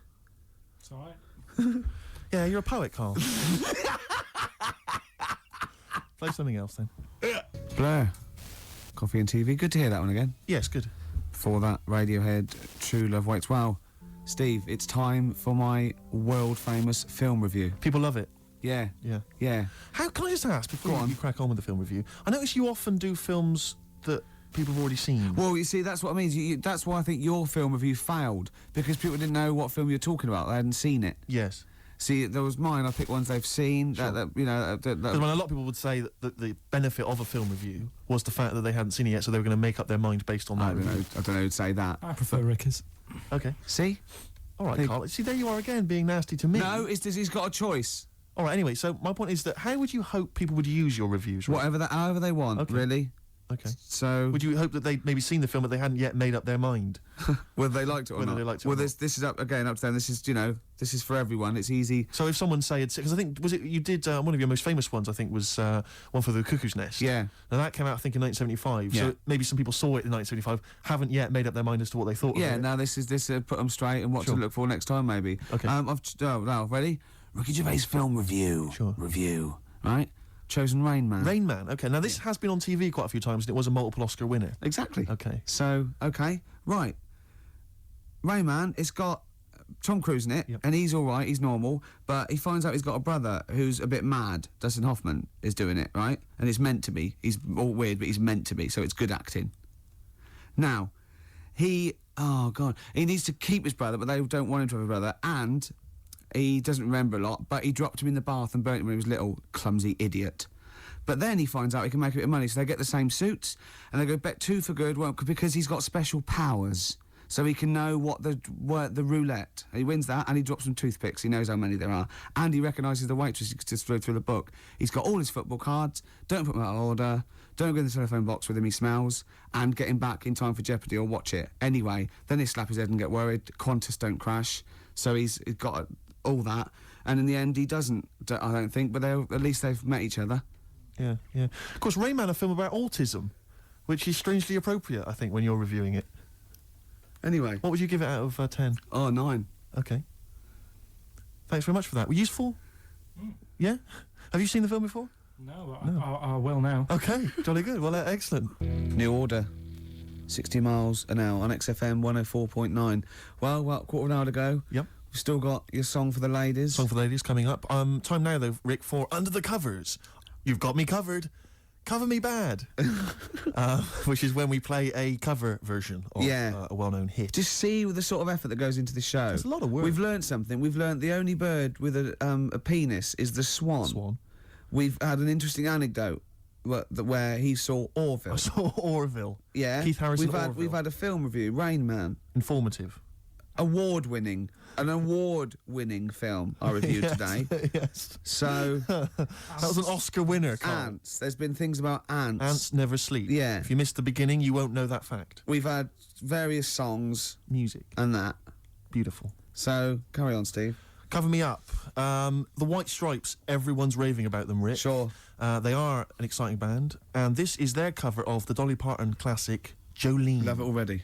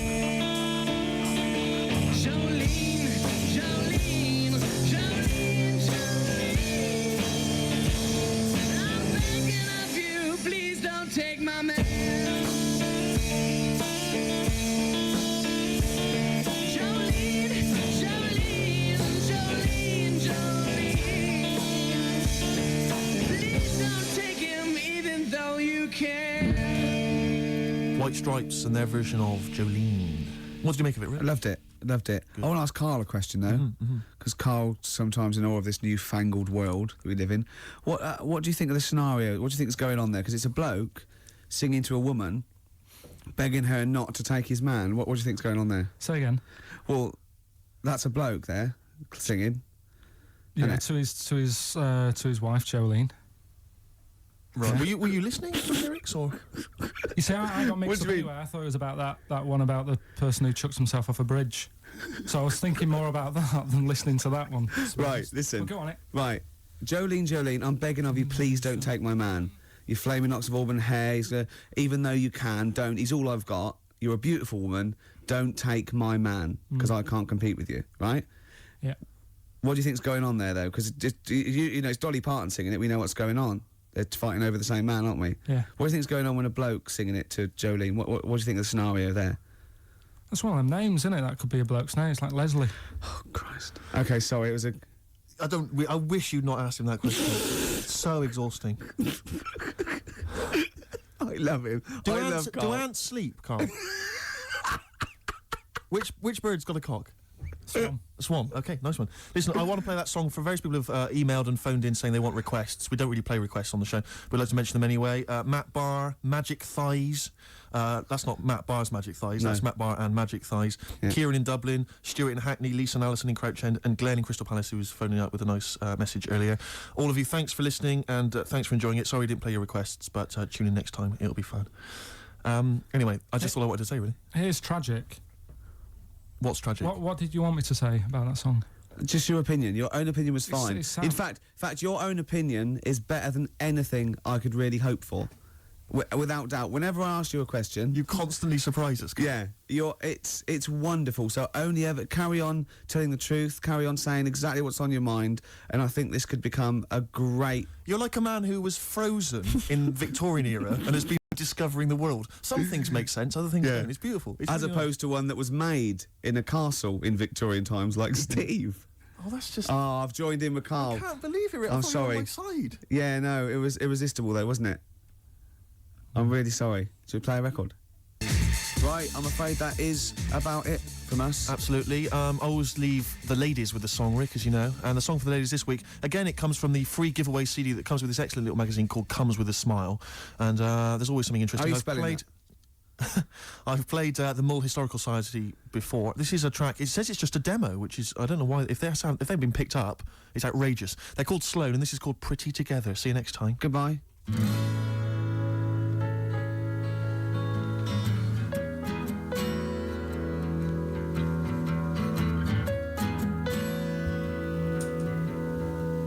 They use what they have and they fake what they like, whether or not it's true. But after a while, well, they showed up in style, and nobody thought they were blue. The dark days are done, and then you know they're always here. 'Cause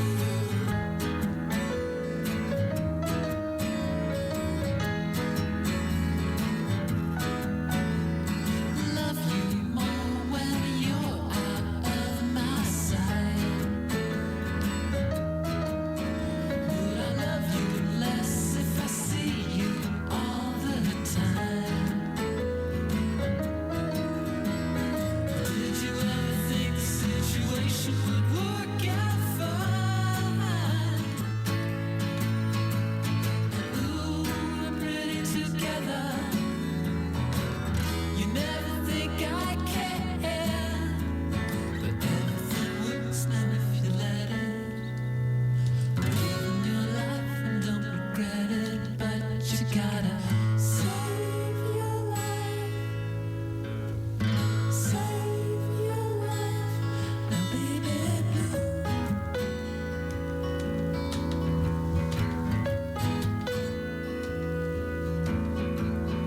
Leading you on, song after song, intentions are no less true. But after a while, you were sacked without style, and turncoats to make you feel blue. The dark days are done, and will remind you I'm always here. And ooh, you're pretty together. You never think I care, and ooh, you're pretty together. You never think I care, and ooh, you're pretty together. You're pretty together, baby. You're pretty together. Ooh, you're pretty together.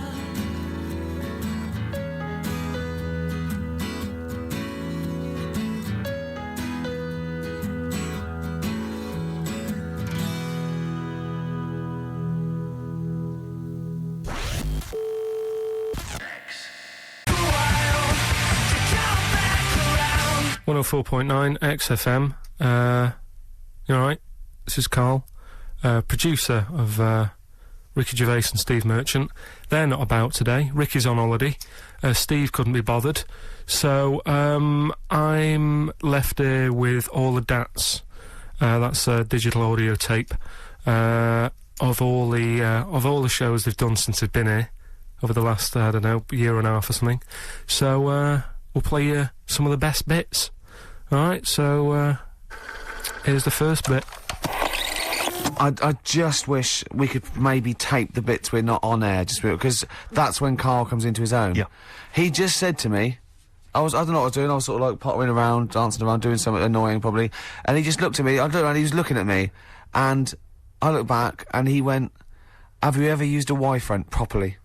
Genius. It's a great question because the answer is definitely no. Definitely no. Does anyone use their Y-front properly? And by that I mean get your winky out of the little sort of slot provided, as opposed to like put it to one side or pull them down or whatever. Has anyone used a Y-front properly? I don't think I've ever done it. I don't think I've ever done it. I've never seen anyone in a toilet doing it, Rick. You should be looking. I wish I hadn't said that. I caught you. Really? Yeah. That's actually how you prove people are gay. Yeah. You get them into this conversation. Yeah. Yeah, it's a trap. Yeah, it's a trap. It was the trap. Yeah. I'm not gay, by the way. Yeah. You didn't prove I was gay. I double bluffed you. Because I knew the old gay trick. I thought it was the old gay lord say no thing. That is another method. Yeah, there's innumerable methods of doing it. That's how Oscar Wilde was caught. Yeah. Yeah. What happened there? Well, the judge went to him. Did you see that film last night? Gaylord Say No, and he went no, and they went take him away. Yeah. Take him down to the cells. Yeah, take him to Reading. It is true. Well, true. It originated in America. Yeah. So many of these things do. It's a brilliant point, Carl. I'd like to hear from anyone listening who's, and I mean, well, they'll just lie, wouldn't they, I suppose? Yeah. I don't even use sort of flies. No. Usually, I sort of pull my Y-front, my sort of tracksuit. That's why I wear sort of like elasticated waistbands all the time. Exactly. Just sort Speed. of like. Yeah. You got to get in there with the minimum of effort. Yeah. And out. Sure. Often I won't shake. No. Oh no. To my detriment, because it often leaks out a little bit later, doesn't it? Ever been out on a date with a girl where it's just trickled down your leg and you wish it hadn't, and you're thinking, what if she gets my trousers off later? She might smell it or see it. What? Like what? I don't know. I don't know what I said there. Right. Rick, I had for Christmas something which I think might excite you and interest you, because I know you're obsessed and interested by facts. Yeah. Don't fiddle with the microphone. Well, I was just looking at what it was underneath it. So this is a book, it's just facts and trivia. It's edited by Sir Isaac Asimov, who I think's dead. So I don't know when my parents bought this book. I assume it's sort of from a second-hand shop or something. Right. It's quite long, but I got it for Christmas. I keep meaning to bring it in, because there are... Generally, the facts are quite sensible in here. And I like to think if Isaac's been involved, they're probably substantiated. It's not like kind of just this nonsense on the web. I think that this is probably... Or up in Greg's The Baker's that Carl gets most of his facts from. The ancient Egyptians trained baboons to wait on tables. Carl, fascinated. Brilliant. That's fantastic. But what my point about that is, why did they stop? Yeah. It's a genius idea. Would you not want to go to a restaurant where they had baboons serving? No, I'll tell you what happened. It might have been like the Planet of the Apes and they sort of rebelled. One of them could talk, one of them could take his order, and one day went, do you want fries with that? And the bloke got really annoyed and said answer him back, and then there was some sort of rebellion. Right. The Planet of the Apes isn't true, is it? It's not a documentary. Right, okay. I wonder, because what I like the idea of having baboons is the fact that I reckon they're... Like, I have difficulty, and I'm sure you do, Carl, like, working out that sort of 10%, you know, on a bill. Yeah. I reckon baboons would find that particularly hard. I reckon you could get away with under-tipping them all the time. Yeah, exactly. Just not leaving enough and just legging it. Exactly. They go away and you go, sucker. Yeah, exactly. So I'd love to see some baboon restaurants. If there's any restaurateurs out there, so Terence Conran or someone. If you do go to a restaurant and you've been waiting on those, please don't order the banana daiquiri, because it comes half-eaten. They can't help their little selves. They really can't. They're okay with, like, you know, beef and steak and chips and all that. But there's a little bag. I go, do you... Can you imagine that, the baboons serving at waiting tables? It's genius. Just stop to think about that. It's absolutely incredible. Yeah. It's absolutely dynamite. Yeah. That's a See, good zoos fact. would be a lot more popular if there was, like, the canteen and you could go If they were serving tickets to two... Exactly. One child... Okay, go through there. But I think they should do other things, like in the Flintstones, they used to mix cement in that bird's kind of... Pelican, yeah. We should start doing that again. Because that also happened in ancient times. Yeah, exactly. According to the Flintstones. Before they had proper cement mixers, that's what they did. That was how they did it. Definitely, Just animal facts. I remembered one in the week. Go on. There was, do you know them two gay American men who have tigers? Okay, the two gay ones, Those yeah, are go the on. two possibly gay guys. Yeah, let's not worry about libel law anymore then, or... Yeah, if you shave a tiger's head... Whoa. Right, okay. You've got to treat that sentence with a lot more reverence than you did. Think what you're saying. If you shave a tiger's head... Not just its head, its whole body. Oh, sorry. Sorry, yeah. So I thought you were getting weird. Go on, then. If you shave a tiger, yeah, go on. It's still stripy underneath. The skin's... Is it like rock? It goes all the way through. Yeah, that's amazing. Where did you hear that one? I remembered that. Like, was that a drunk just shouting it in the street? I shaved a tiger and it's still stripy. Get out of here. Yeah. Well, you know a polar bear? Polar bear's skin is actually black, and its fur is transparent, not white, and it gives the illusion. So it gets all the radiation possible from the sun, but it's still camouflaged. I didn't understand that, Rick. Sorry, you lost me. If its skin's black, a polar bear's skin is and black, its fur is translucent, and its fur is translucent. So why is it white when we see Well, it's just because the light hits it and the sun reflects off it? Yeah, and it makes it look white. Yeah, so if you look at each individual hair, it's actually translucent. So at there, its night hair. it would be black. Well, everything is. Is it? Yeah. Oh, not bright stuff, Rick. You've embarrassed yourself. Play a record.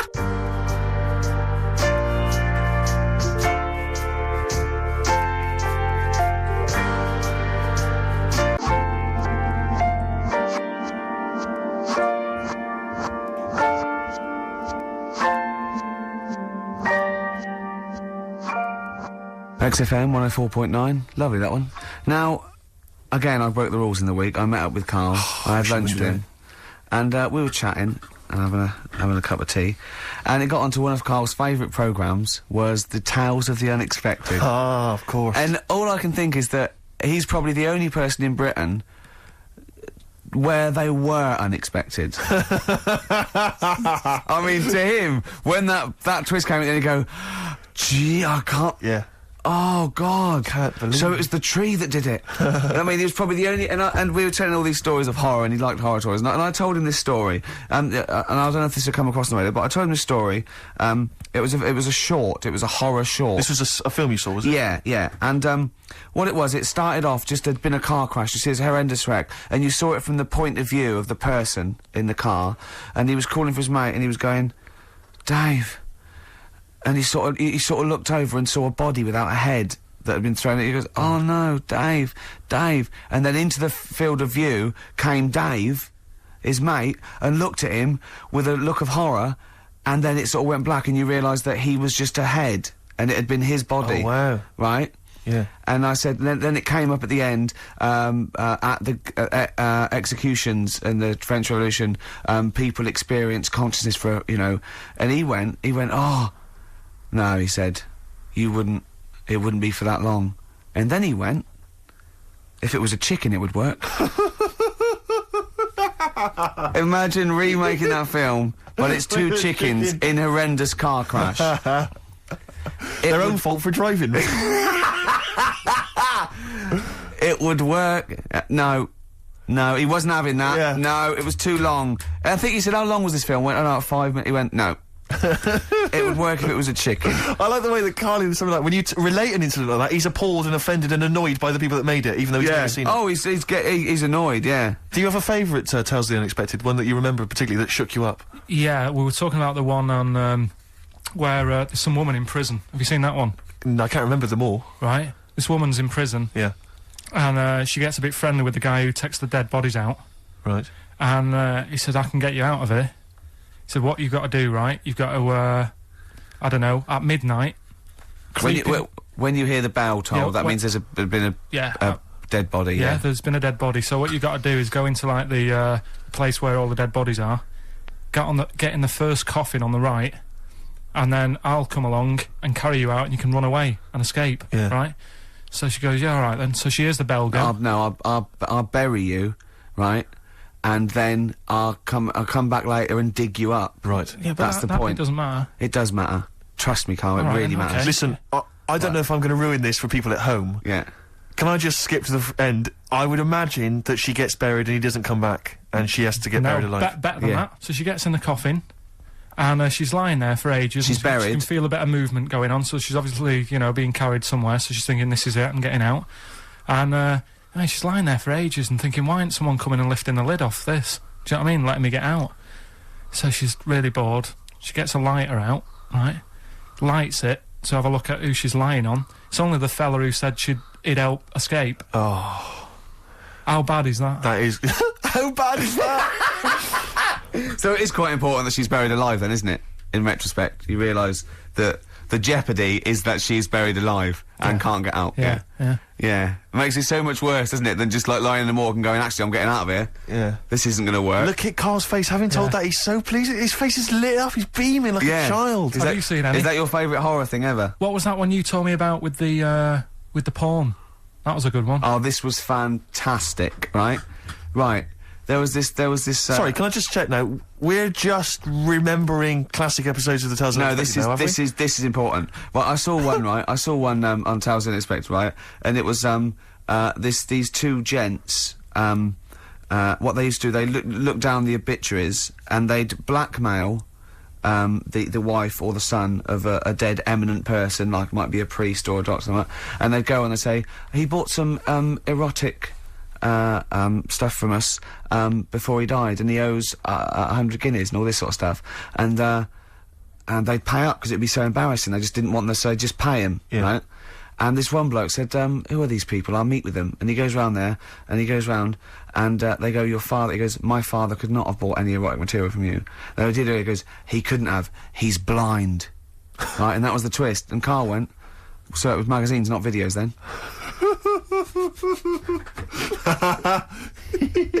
Yeah. Now think about it, Steve. Is that so stupid?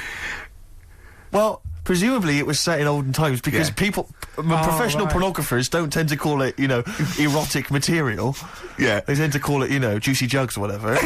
But more than that, I don't understand how a video is going to be any use to a blind person either. I know that you can hear the sound, Carl. Look at him nodding like he's caught me out. Yeah, what sound will you hear? Do do do do do do do do do. Your meter needs looking at? Yes. Cut.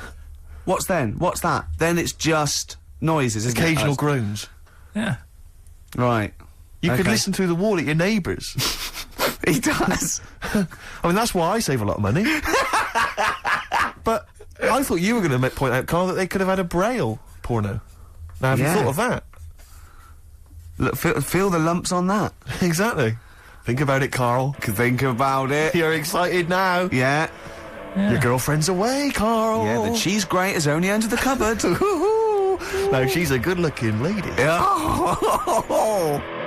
Have you ever been hated to make you cry? But tonight, I'm cleaning up my closet. I'm cleaning up my closet. 104.9 XFM, hello. I'm Carl. Ricky Gervais and Steve aren't here. So we're playing through some of the best bits. I say the best bits. It's the bits I came across first. I mean, I'm not wasting my time. I'm a busy man, you know what I mean? So, here's another bit. What do you make of the first genetically modified baby? Oh. Are you worried about this? Do you know what did they do? What? Let me see what it says here. It Well, says, isn't it just choosing the, eye colour? Well, this is the concern, isn't it? That in the future you'll be able to decide whether it's a boy or a girl, how intelligent it is, what it looks like, is it handsome, is it ugly? Obviously, no one will choose an ugly baby, and so on and so on and so on. And so it means that where will it lead? Where will it end, Carl? Are you concerned? I've thought about this a lot. What will us three look like in the future if they're being, genetically modified beautiful people? What will we be like? How will we be considered in society? True, yeah. But we've talked about this before, haven't we? About the cloning thing. Yeah. That's a bit weird. Yeah. But I don't think it matters because at the end of the day, right, you might look like some other kid, but it's the way you're brought up that will change your features and the way you are, your personality. If you lie, you get a long nose, don't you? Well, no, but listen, right, because I remember when we, I was growing up on this estate. This is going to be good. Go on. No, it's not. It's just an example of how this doesn't work. Go on. So we don't need to worry, sort of thing. Sure. Right? Okay. So growing up on this estate, and there was this woman about 4 houses down, right? Who's a bit rough. All right. Didn't fancy her. Oh God, no. Right, but she had a baby. Well, tell me about her first. I'm interested in this woman. What was she? It was a very. Was it like being a man in a dress? I mean, I didn't grow up in a posh house or anything. And I'm not saying that if you live in a bit of a rough house, you're a bad person. What does she look like? But anyone can tattoos, clean up. Look like Tony Green with a fag on. They didn't clean up much, right? Oh. Which, even if you've not got a lot of money, you can still try and make a place look nice. Yeah. Right. But she didn't, and a kid used to take a horse into the house. Sorry. Whoa, Neddy. What do you mean a kid used to take a horse into the house? Where did he get a horse? Must have nicked it from somewhere. Must have done. You seen a horse in it? No. What, is that from outside the saloon round the corner?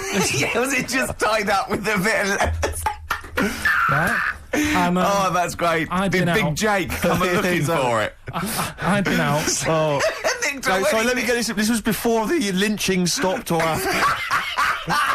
Where did he get a horse from? What do you mean he must have nicked it? His mum said, where'd you get that from? I bought it. All right then, but keep it out of the kitchen. I don't want you going cattling rustling. Where did he get a horse from, Carl? And how long did he have it for? Was he leading it or riding it? Mum, open the door, I can't stop! I can't stop it. Open the patio door as well, Looks like we got us a runaway. What do you mean? I don't know, but the thing is, they couldn't afford to buy one because they're not cheap. So I'm just guessing. Maybe that's wrong of me. But I think... He had a horse? Yeah, right. So that's why the family didn't have any money. They'd spend it on the horse. No, I don't think, that's what I'm saying. I don't think they would have bought it. So anyway... Yeah, it's wise to whisper, Carl, in case they're listening.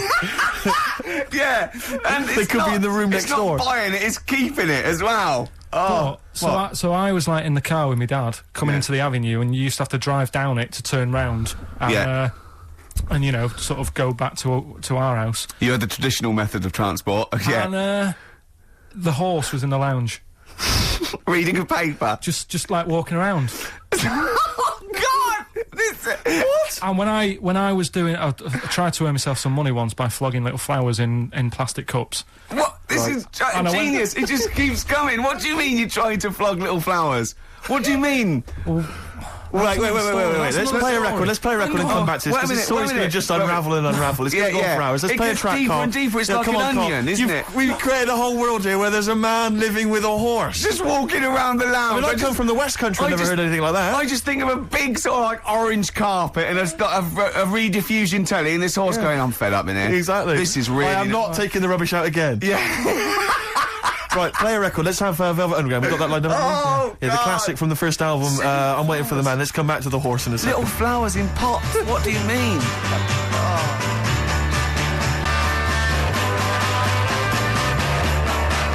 From that classic first album, Velvet Underground and Nico, which apparently peaked at a disappointing 171 in the US charts. Think of that. And that's obviously Lou Reed, the Velvet Underground, and Waiting for the Man. Yeah, great track. So we were talking, we were doing White Van Man, and we got onto genetically modified babies, but and somehow then Carl started telling a story about someone with a horse, and then he got onto he was trying to make money selling flowers. Just do the flowers briefly. Well, hang on, I just want to recap slightly. So there was a family, and who had the horse in the family? It was... Because you lived on an estate in Manchester. So the mother was a right pig, apparently. Well, I don't know if that's relevant. You don't need to go that far. But what I'm trying to do is, like, make a picture for you so you understand. What does she look like? Who did she look like? Bit of a... and no disrespect to her. Bit like Pauline Quirk. Quirky, yeah. Right? Okay. I knew you were going to say that. Yeah. I knew it was going to be Pauline. Did she have any tats? I've never got that close to her. Okay, all right. So who had the horse? Was this her son or her husband? No, her daughter. Her daughter had stolen a horse? Yeah, from, I don't know where, I think there was some stables down the road or something. And they kept the horse in the house with them? They kept it in the house. Did they didn't get have caught? it for long. No. Sorry, and you said you were in the house one day and you saw the horse in there? No, what happened was, I was, they did this thing at school about raising money for charity, right? For some local charity. And they said, you can do anything to raise money. And they came out with all these ideas, and I thought, that's good. What was the charity? But I don't know, I thought, forget the charity. Yeah, that's just a good money-making idea. So, you're a charity. So, so I asked my mum for some, because she used to have a lot of flowers around the house. Sure. I said, can I just take some snippings off them? And I'll go and buy some plastic cups. And got some soil out of the garden, planted the bits of plants in them. Yeah. Got a tray. Yeah. Had about 25 plants on it, selling them for 25 pence each. Excellent. Did you sell any? Yeah, so loads. Did you just cut? You didn't just cut them and stick them in the soil? Yeah, they wouldn't have survived. Oh. But I think people sort of thought, well, good on him for trying. But anyway, so I went round to theirs, because I thought their house could do with a bit of colour and stuff. Yeah. So it's a bit rough. So as I went... The horse went, thank God for that breakfast. They've been feeding me kitty cat. So I got up to the door, and they opened the door, and it was one of them houses where no carpet. Yeah, a horse in the living room. You know. We've all been there. And the horse was walking around the living room. Oh. I looked quite happy and everything, because I always say that about animals. Black Beauty was on. Yeah. Well, think about it, right? If you were a horse, where would you rather be? In a little wooden hut with a load of hay, or in like a house with a central heating, 3-piece suite, and a telly and that? Telly and that? No, but I was saying this the other day. And an Atari. Right? I was walking through London. Commodore 64, rubbish. Exactly. Walking through London with Suzanne, right? Yeah. And you know, like homeless people always have dogs. And Yeah. she said, "Oh, I hope she looks after it." I said, that dog is happier than most dogs. Right. Because people always walk past and give it a pat on the head. Yeah. It's with its owner all the time. Yeah. It's out in the open. It's not locked up in a house. Yeah. It doesn't You know what I eat, mean? but other than that, No, it does eat though. They're always all right. So that's what I was saying. I think this horse was doing all right for itself. Do you know what I mean? Well, not many horses have got their own house. Exactly. For a start, yeah. But anyway, that's That's what by we the were talking by. about. Yeah. So anyway, this family, who's a bit. What we were talking about, it was about cloning. genetically modified kids Yeah. and all that Yeah. stuff. Yeah. Right now, what I'm saying is, you could say, you know, right, Steve, you could have a baby, right, and Ricky could see it and say, "God, I want one that looks like that." Yeah. Right. It could happen, Rick. So Come on, work with him. So you take it to the doctors, and I don't know what they do. They inject it with something or whatever. Yep, that's how it's done. Yeah. And get a little baby, and there it is. It looks the same. Now the thing is, you separate. You both go off and do your own things. Yep. Right. Now, you look at Stephen. This is you look after your baby. Yeah. You treat it well. You give it good food and I'm that, a good dad. all the vitamins and stuff. Yeah. Ricky just gives it cheese. Right. So then it changes its looks. It goes a bit fat. You know, it gets tired easily and that sort of thing. Now, when this family, Why am I just feeding a baby cheese? right? This family who had a horse in their house. Yeah. They had a little baby, and my mum went round and said, "You're not going to believe this, but it's a beautiful looking baby," right? Yeah. And I was like, well, you know. And the weird thing is, it was a good looking kid, but as time went on, they didn't really look after it. And I'm not saying like abusing it, but it used to run around. It used to play out till like 10 at night. Yeah. It used to chase cars. Right. It was a bit. Did it have hooves? Yeah, no. Chase cars! Right. What sort of kid chases cars? Oh, God. No. Was it called Rover? The weird Did it catch sticks? It's Liam, it was called, right? Right. Now, the weird thing is, it was a good-looking kid, but as time went on, and all that, like, not eating properly and its hair was all patchy. It's not Liam Gallagher, is it? And chasing cars and that, and it became an ugly kid. It's definitely Liam Gallagher. And that's what I'm saying, right? You can clone all you like, but at the end of the day, it's Yeah. how you're brought up. Brilliant. Wow. What a life. Wow. That was a hell of a point. God. But am I right? Oh, you're always right, Carl.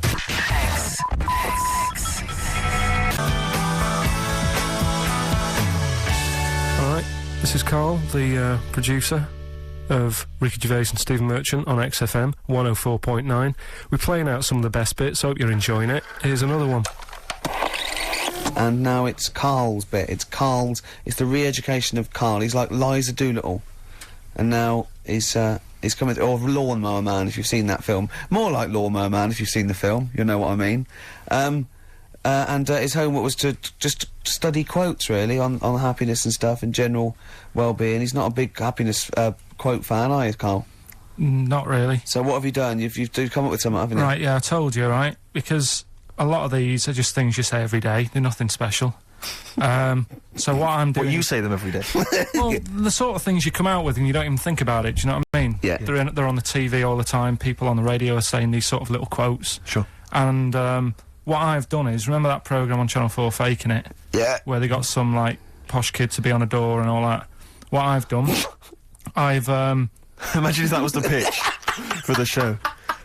Dear Channel 4, just gonna get a posh kid on a door or something? Yeah, Yours sincerely, Carl. come in. Yeah. TV producer. Yeah, go on. So, what I've done, this little book of quotes, happiness quotes, I've picked two that are real, Okay. and I've made one up. Right? And we've got a guess. And you've got to guess which then, one it is. go on Well, I'll tell you what, Rick, why don't we, when we've heard them, we won't confer. No. You'll write down yours, Yeah. A, B or C, and I'll Yeah. write down mine and we'll Sure. see how it Okay, works. Carl, off you go. Right, and just because I'm looking at this book, it doesn't mean I'm actually reading. No, I know, Don't no, worry, I know. we're clever. No, You're no, we know, wily on we there. can't see, Is that like yeah. Call My Bluff? Yeah, go on Okay. then. Nothing is worth more than this day. Okay. Yeah, Yeah? All right. yeah. The way I see it...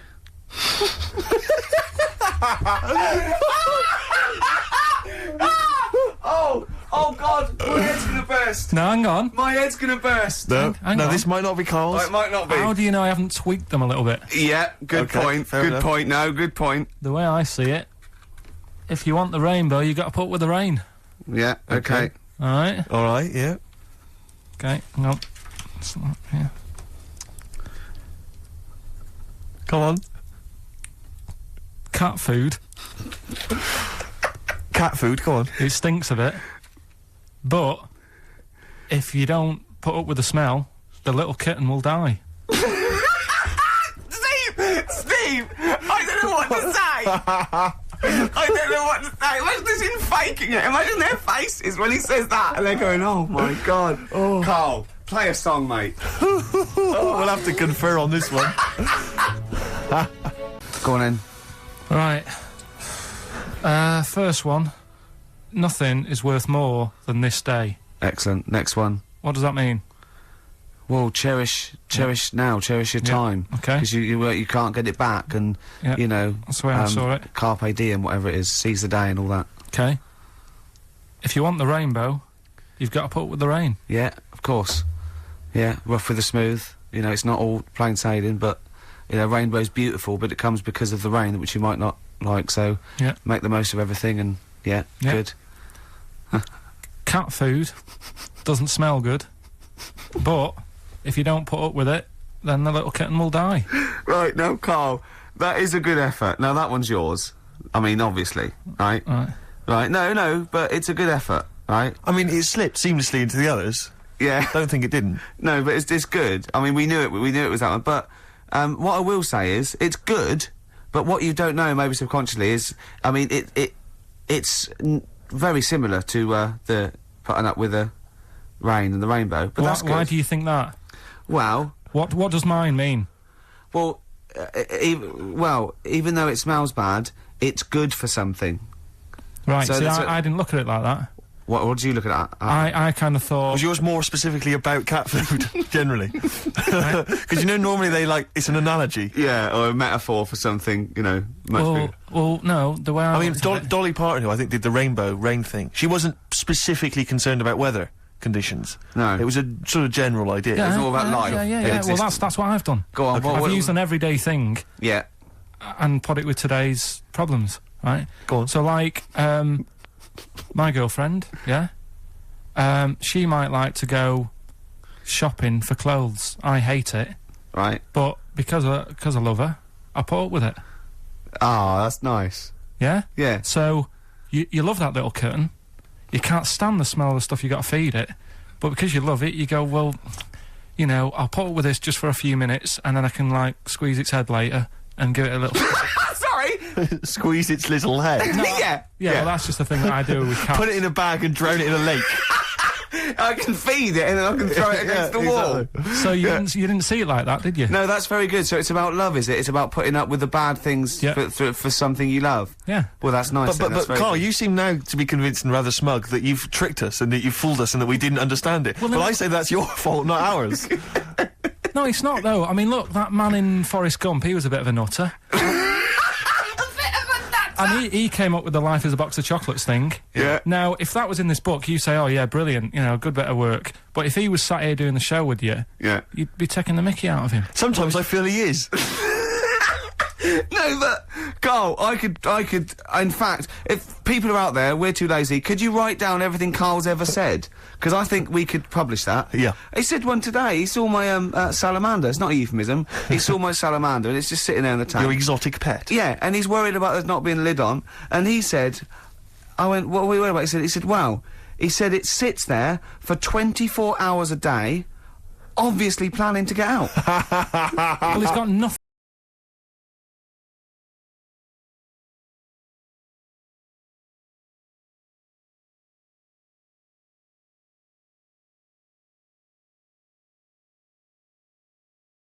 else on its mind, and it's the daft thing is he has actually got the lid ripped up a little bit. And he'll be looking up there, and it's going to get out. But what's the worst that could happen? What's it thinking? What do you think it's thinking, this salamander? It's got its eye on the DVD player. I can have E and be down the market.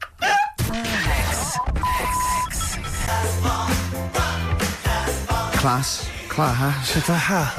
Rock the Casbah. I love the fact you had at least 3 minutes to get that right. I know. Prepare and get that right. I know, but my mouth was full of Maryland cookies. Yeah. You know, last week, this would blow your mind. He came in, do you know what he'd bought? For himself, about 10 penguins. Who buys Penguin still? I know. Or Wagon Wheels. Oh, I've never liked Wagon Wheels. Have you not been a fan? No, but I'm sorry about that. It's The Clash and Rock the Casbah.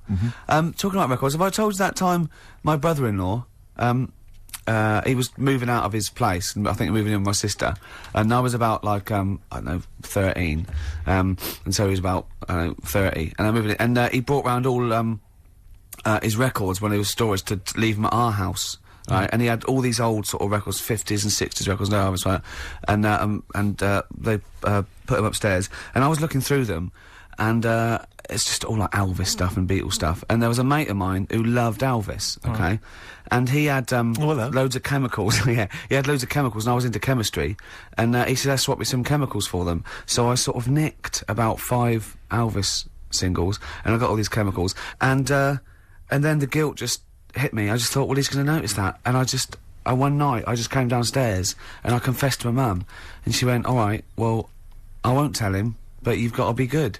And it's sort of like I was just really, really good for a year.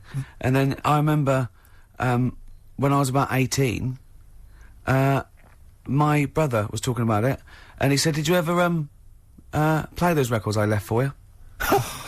Brilliant. He told my mum, he said, these are for Ricky. She just didn't tell me. She was sharp, wasn't she? She used opportunism there. Oh, that's genius. And that was it. That's why I was good. But you've never stolen anything since, have you? No, I don't. Except that spate of shoplifting after that to teach your mum a lesson. yeah. Well, I went round and arson. No, I did. I just couldn't believe it. That's it was terrible. I remember. I think all kids go through a phase of shoplifting. Well, and when I was going through it, I used to just little things, just like magic markers and magazines, Mars bars, that sort of thing. Yeah. And one day, right, that my mate Anthony, his mum called up my mum and said, I've got to meet up with you. I've got to have a word with you.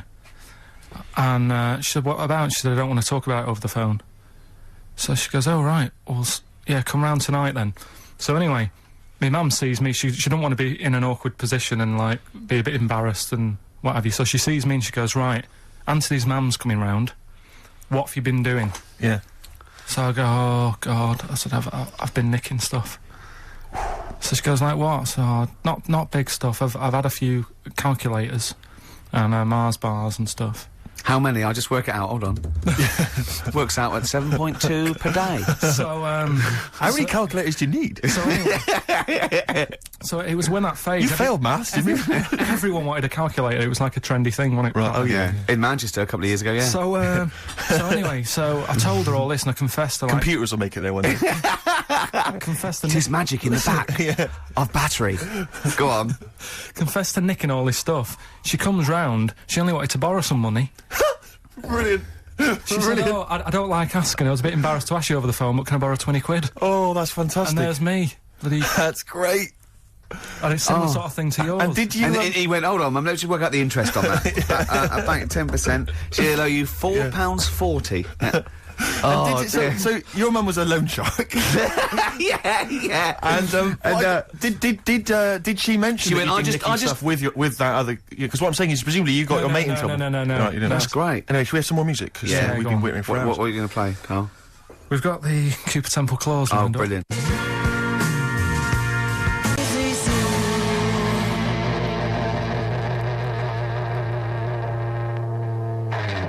Please. Cooper Temple Claws. Who needs enemies? Good question, lads. Nobody. This is XFM 104.9. I'm Ricky Gervais. Oh, they should print a little book of those. They're great. Oh, how you can relate any song or artist to anything else. Easy. Joyful. Easy. Well, yeah, so me and Carl went out for a beer, and it was great, wasn't it? Yeah, enjoyed We myself, started yeah, off, it's good. and you met my mate Robin, didn't you? Yeah. And some of the stories. Do you want to tell Steve some things about Robin that you've Robin, done? do you know him well? Yes. Well, do you know about his worm problem as a kid? Go on. Right. He, what I can remember is he had worms as a kid. Not sure how you get him, he never answered me, he was getting a bit touchy about it. Right. This is like the second time I met him. I think he was a bit annoyed that Ricky told me about his problem. What now? Now, straight away, you not being there, instinctively, what do you think went on with this story about worms? My suspicion is rather like when you told a group of people that Robin had once suckled milk from a cow's udder. Yeah. Yeah, did he mention that as well? Yeah. Yeah. My suspicion is that, like the cow story, the worm story is not true.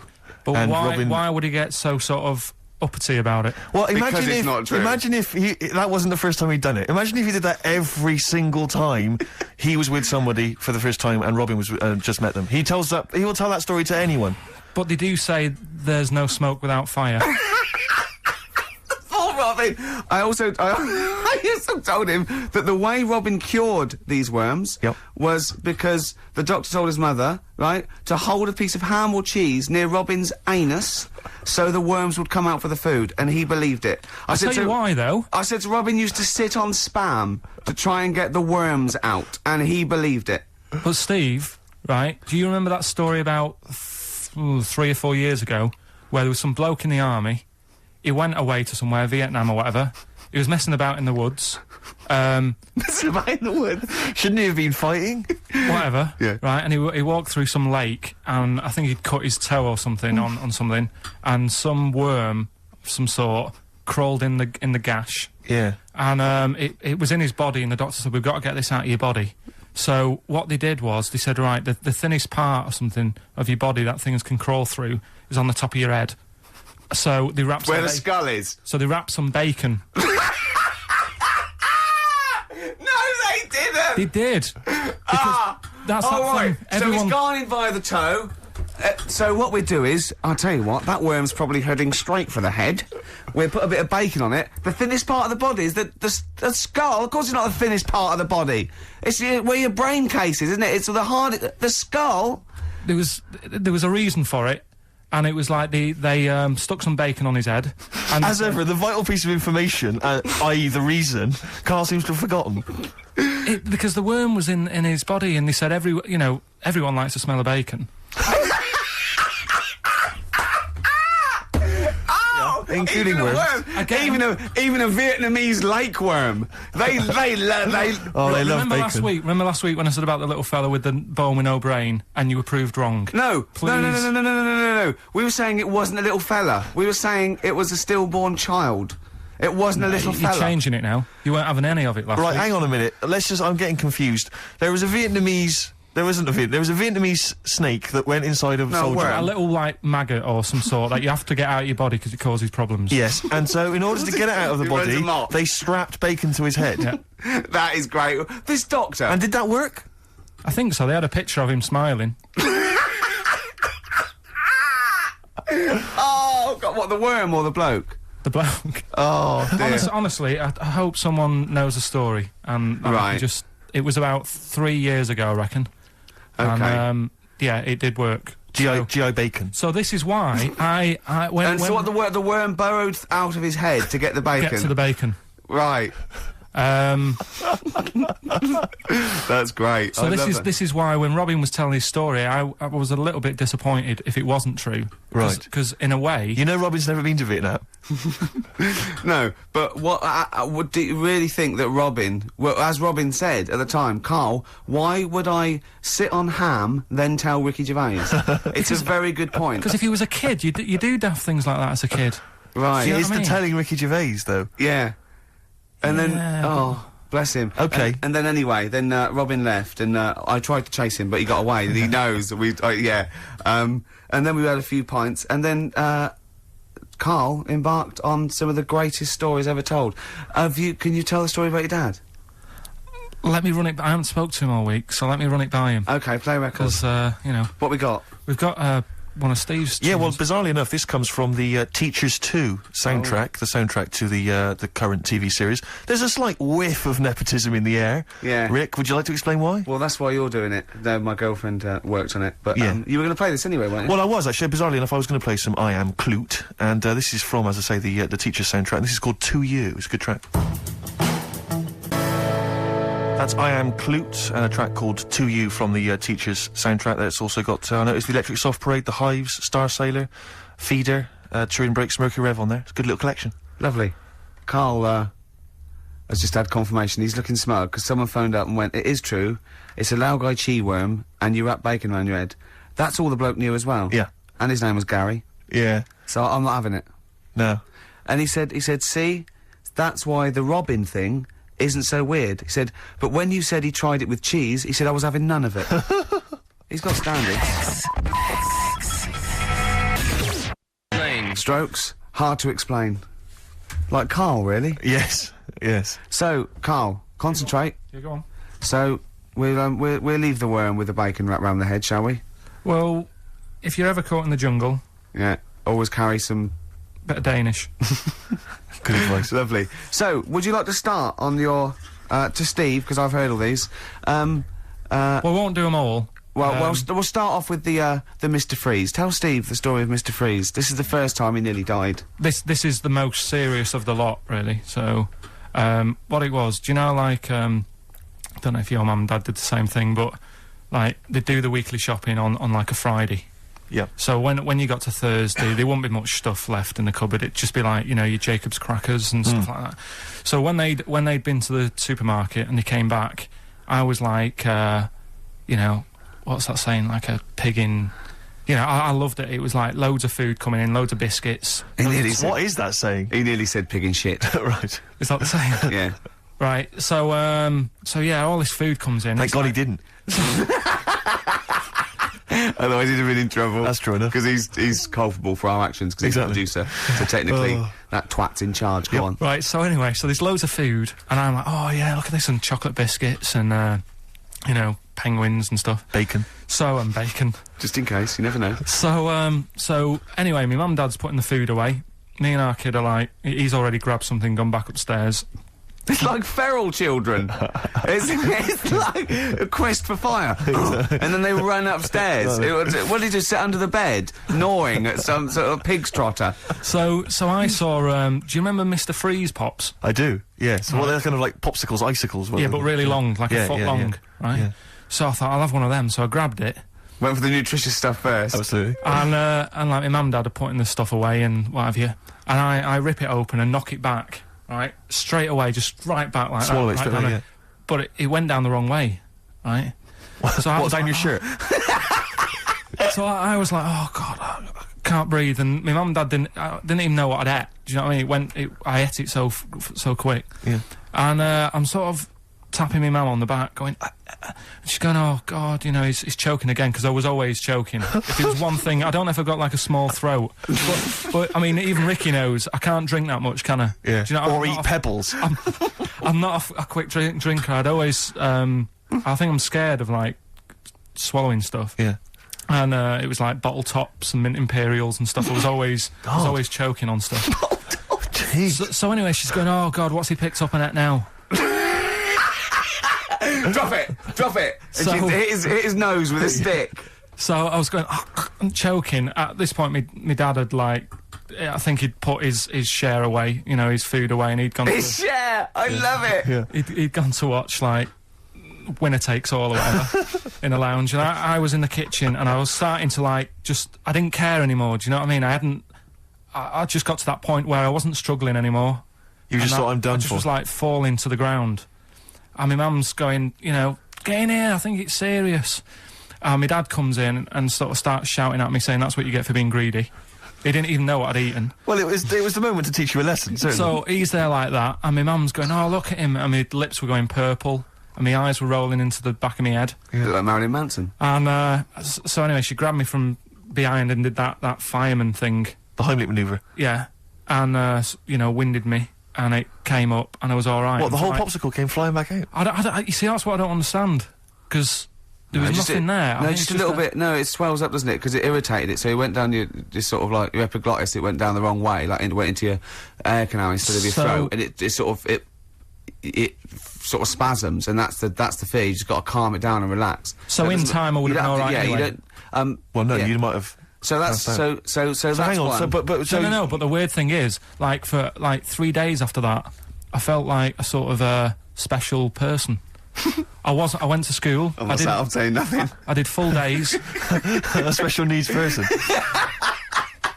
Yeah. I went to school the next 3 days after that, I didn't like wag it or anything. I did full days. I love that. 3 days, turn over a new leaf. Yeah, exactly. After 3 days, you thought, screw it. Yeah, did a quick history exam. Right, next one. weird. That's popsicle. That's popsicle hell, we'll call that. Right, next one. Which one's the next one? Oh, what about your paper round? Right, the paper round one. Paper round, I'd still say it's the best job I've ever had.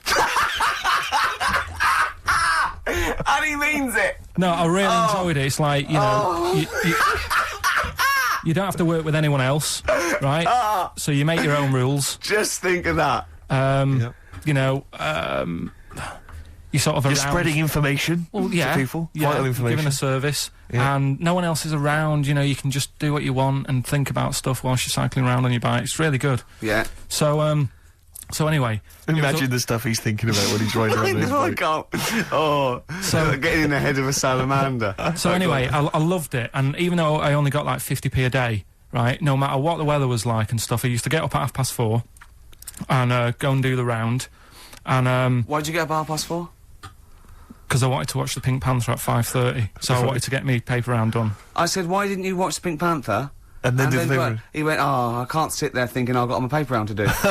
He'll ruin it for him. Yeah, so is it a good job or not? So Go on. 4:30 I was up and about, and this morning it was like winter, really bad winter, bad snow, you know, freezing cold, really windy and all that. And my mum said to me before I went to bed, she said, don't be getting up tomorrow, I'll give you the 50p. I said, it's not about the 50p. So, you know, people want the papers and stuff. So, Conscientious. so anyway, I went to bed thinking, you know, that's it, I've told her I'm still going, so, you know, whatever. Go to sleep, get up in the morning, and put all my kit on. And I used to have layers of clothing on because it was really cold. I had like a big anorak on with the fur on. I had like waterproof pants, and I got my paper round bag. And I went downstairs to get out and tried to open the door and it was locked. I thought, oh, God. So she'd locked it so I couldn't go out. So I'm searching around the house looking for the keys. She must have hid them somewhere. I thought, oh, God, you know, I've got the papers to do. So I thought, how can I get out? So I went upstairs, climbed out of the bathroom window. God. Right, and to try and jump out of the bathroom window onto the porch. But the problem was, I had so much gear on, I was like the Michelin Man.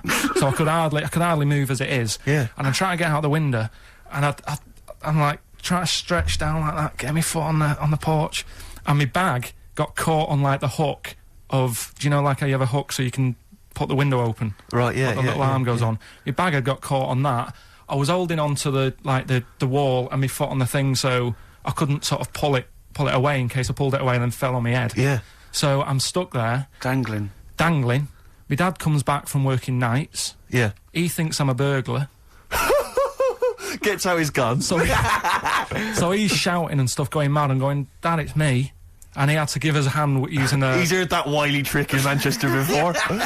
He had to help me using a washing prop thing, a big stick. What did he do? Well, he said, just hold on for your dear life, and I'll sort of push the paper bag off the hook.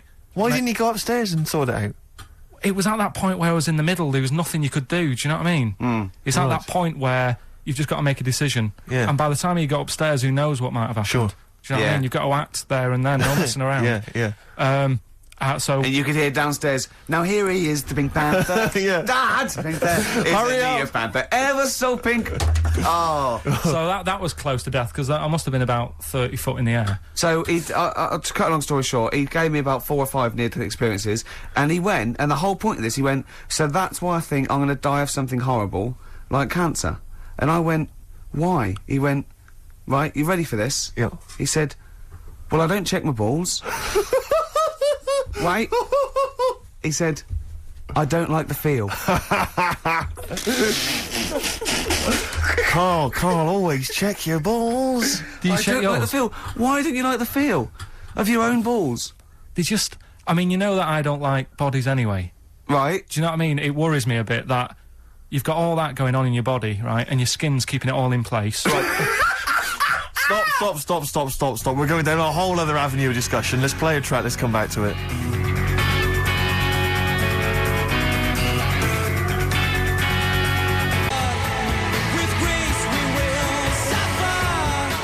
Alright, this is Carl, the producer of Ricky Gervais and Stephen Merchant on XFM 104.9.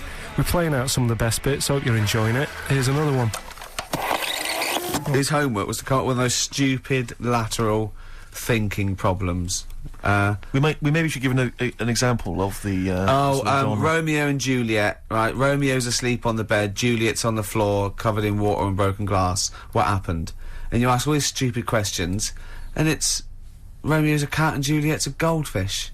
Again, awful. What am I thinking? Yeah. Yeah, come on then, Carl. Right, Yeah. there's a bloke lying on the floor, right? He's cut his head, blood's coming out of his head, and all his mates come running up, and they're all stood round him. Yeah. And they don't take their hats off as a mark of respect. That is outrageous. Why didn't they take their hats off? I'm laughing, but it's probably as good as the real absolutely. ones. A bloke's fallen with his... Yeah. He's lying on the floor. Yeah. He's dead. Yeah. His mates come running up. Like, was it important that his head was cut? I don't know. I mean, Would it have been okay if he'd have been wearing a hat? He wouldn't have been dead if he was wearing a hat.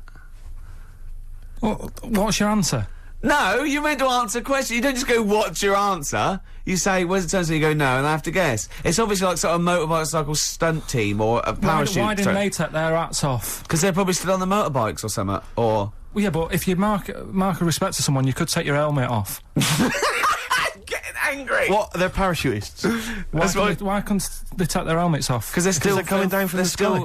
But he's on the floor dead. Well, but they can look down and see him on the floor. Are they on the floor, Carl? They're on the floor as They're well. walking, are they? Yeah, well, they sort of stood there looking at him. They're stood there. Yeah. They're stood on the floor looking at him. They're soldiers. Why? But why? If because it might be in a battle zone. They might have their helmets on, and he's been shot in the head. No. Well, that does work. You see, this is my point. That one works. That one works. Unless you've given us a piece of information where that doesn't work. What's the difference? Why is yours different to he's been shot in the head in the trenches, and they're looking at him and they keep their helmets on? I just don't think it matters as much. If they're in the trench, they're already guarded a little bit, so they could take their hats off. It's the best mate, for God's sake. Okay, he's dwelling on this. Are they normal hats? What kind of hats are they? The answer. No, don't get ratty. What kind of hats are they? Baseball hats? If I told you what sort of hats they are, you'd have the answer. Wow. Okay, I've got to guess what sort of a hat it is then, have I? Right. Is it a trilby? No. Is it a bowler? I know what it is. What? They're spacemen. No. Oh, that's a good that one. That works as well. This is my point. I like that one a lot. It works. He's fallen on the moon, and not that the moon happened. It was set up, wasn't it, in the studio? We know that. Yeah. Okay, Carl. What's your answer? Builders on a building site. Why is that different to soldiers? Because bricks don't fall in wars. But bullets fly. Right. Let's play a record and we'll come back to it, Carl, while you think about what you've done. Oh, yeah. You've embarrassed Let's play some classic Suede. Yeah, and this is for David and Kieran, I think, who wanted a bit of Butler. XFM 104.9, I'm Richard Bays, with me Steve Merchant, Carl Pilkington. Steve. Well, we were talking about the news just now, and there was a story I heard in the week, I think, it was on the radio, and I don't know all the details, but what I heard was that a number of, I think it was Falkland, maybe Gulf War veterans, were, I think, suing or complaining to the government because they wanted compensation for post-traumatic stress disorder. Now, I don't know all the ins and outs of it, but it seems to me that if you're in the army and you're a soldier, a certain degree of trauma is kind of inevitable. I mean, after all, if you're any good at your job, you are going to see people getting killed. So I don't understand what the ins and outs of it are. I don't know why. No, he's already came back and Tony Blair met him and go, all right, well, not really, no. Go on, what's the matter? Well, if there was people shooting at us and everything, it was all muddy. Well, calm down, don't cry. Well, I will. There was a drill sergeant just kept shouting, saying, look at you, stupid boy, where's this gun's not clean? I just cleaned the gun and it was fine, and now he's telling me to clean it again. Yeah, and the boots, they were shiny. He's got to do that, it's more discipline. His neck was as big as his head. Well, yeah, but you don't know what they, I don't know what the ins and outs of it are, but, what you got to do is make sure you know what you're going into. That's what I do. You got to check the small print. So if I was, going over to like the Falklands or, the Gulf, I'd put my hand and go, will it be horrible? I go, you at the back, yes? Will it be horrible? It will be horrible, yes. It will be horrible. There will be shooting and lots of death and everything. I go, right, I'm not going to go. And they go, exactly. Okay then. Okay. That should be fine, yeah. Should be fine, yeah. Just like that. Is anyone else scared about this? Pretty much all of us. Okay then, well, we won't send anyone then. My brother went into the army, right, because he couldn't get a normal job. And my dad said, if you don't get a job by such a date, that's it, son, you're going in the army. And, so when was the Falklands? Was it about 81. Right. And he joined back in like 81 or something. And I don't know, he was in Aldershot or something. Oh yeah. And he wrote back to my mum saying, you know, a bad time to join, bad time in this. So she wrote. What bad time to join? That's so sweet, Carl, isn't it? That's like, dear Dad. Yeah, well done. Don't know if you've noticed. Yeah. I was on the dole, that's for sure. Thank you for joining a month before the Belgrano. Anyway, go on. My mum called up, spoke to the sergeant, and said, "Can you leave him out of this one?" Can you leave him out of this one? What, the Falkland War? He's only just joined, and she called him Chuck, which he got done for. Like, she's one of them, I think it's a northern thing, like saying, "How are you, Chuck?" Yeah. And she called the sergeant Chuck, and the sergeant said to my brother, "Your mum, you know, she's called up and asked if you can not go," which, of course, you know, I mean, we'll see how it goes. But can you tell What her? do you mean? Why did the sergeant even entertain this? Well, Pilkington, come here. Your mum's been giving me a bit of earache. Now listen, tell her I've told you, but can you call her, because she called me Chuck and everything. Can you call her and say you don't mind? Well, not really. Oh, please, because I've promised her say you want to go. No, please, say you want to go. Why was he entertaining this phone call? Because he was new to the army, I suppose. Who? No, I mean the sergeant. I don't know, maybe they do that. So what happened? He didn't go in the end? So he didn't go, no. You can't do. But that's ludicrous. I love it. We went over the top. Pilkington, I've got a note. Yeah. Is this really your mum? Yeah. Okay. No, this seems to be in order. Because I noticed it says, I do not want to go into the army. I don't want to go and fight. And it's crossed out and it's good. My mum says don't. Yeah. Go. Now you didn't write this yourself. No, my mum wrote this. Okay. You definitely wrote this yourself. Your excuse. You're going to have to fill envelopes. No, I'm sure if he was needed, he would have had to go. But I think they made a bit of a special effort. They sort of said, "Oh." Well, it wasn't conscription anyway. Oh no, I was. But were the other soldiers going around just going? Pilkington. No, he ended up being a mechanic in there, and he got kicked out for going for a packet of fags in a tank. What? Now wait a minute. Do you mean he nipped down the shops in a tank? Yeah. I don't believe that, Carl. You've Honest made to God, that, and he went off with the sergeant's wife, so that didn't help, and he ended up getting kicked out. Sorry, your brother's a genius. I love this. First of all, he gets a call from his mum, go and let him off. He goes, oh God. Then he goes, where's Pilkington? His mum's on the phone. Where is he? He's near your house, Sarge. Near my house? Well, why is...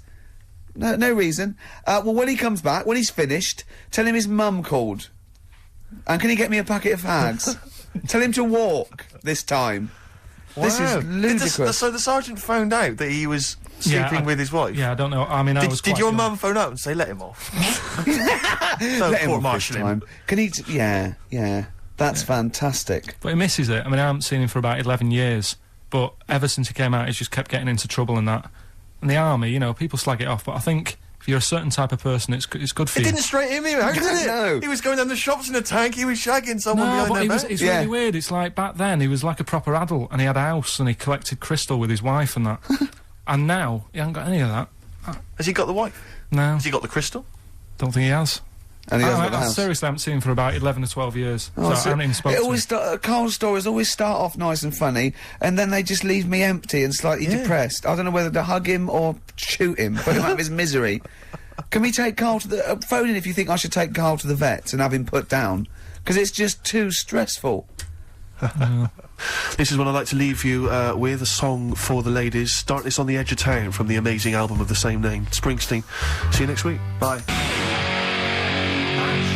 And Envy on XFM 104.9. I'm Ricky Gervais, with me Steve Merchant. Absolutely, yeah, hello. That clang you heard there isn't Carl. No. Carl's away. It's Sturgis. Claire Sturgis is here.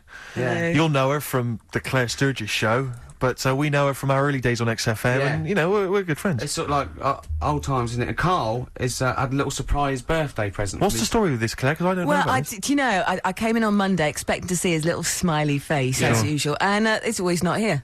What do you mean? So, apparently his girlfriend had surprised him and dragged him off to the Caribbean for a week. Wow. No, Canaries, isn't it? Oh, I mean, I don't know. He likes the Caribbean, he likes the crabs. Yes. Yeah. I thought he was bored of the Caribbean. I thought he didn't enjoy it last time. No, he loved it, didn't he? No, I don't think he did enjoy the crabs. Tunisia he didn't like. Right. He's been travelling, hasn't he? I know, yeah. He gets He didn't like Tunisia because there's flies the size of matchboxes. Of course. and midgets in the kitchen. No, there's nothing wrong with that. Yeah. Midges or midgets? Midgets, he said. Right. In It the was kitchen. midgets. He wasn't saying anything bad, he said that there were lots of midgets in there. Lots of midgets in the And kitchen. I thought he'd gone away to some sort of, like, theme holiday. Yeah.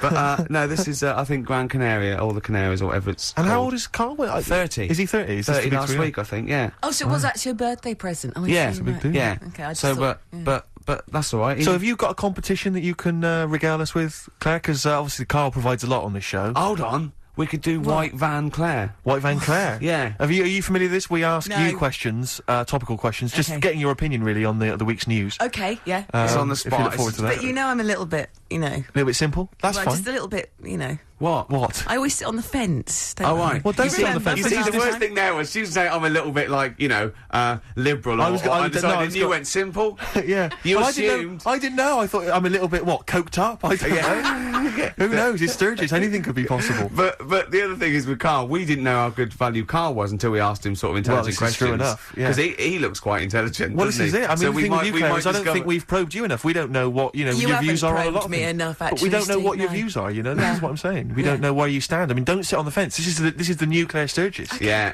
All right? We're Yeah, going to delve deep, dynamic. find the personality in there, Claire. Let's go back All to right. the old days. How about a bit of the Smiths? That was beautiful, Rick. Go on. Oh, you've been practicing that? Dates. Lovely.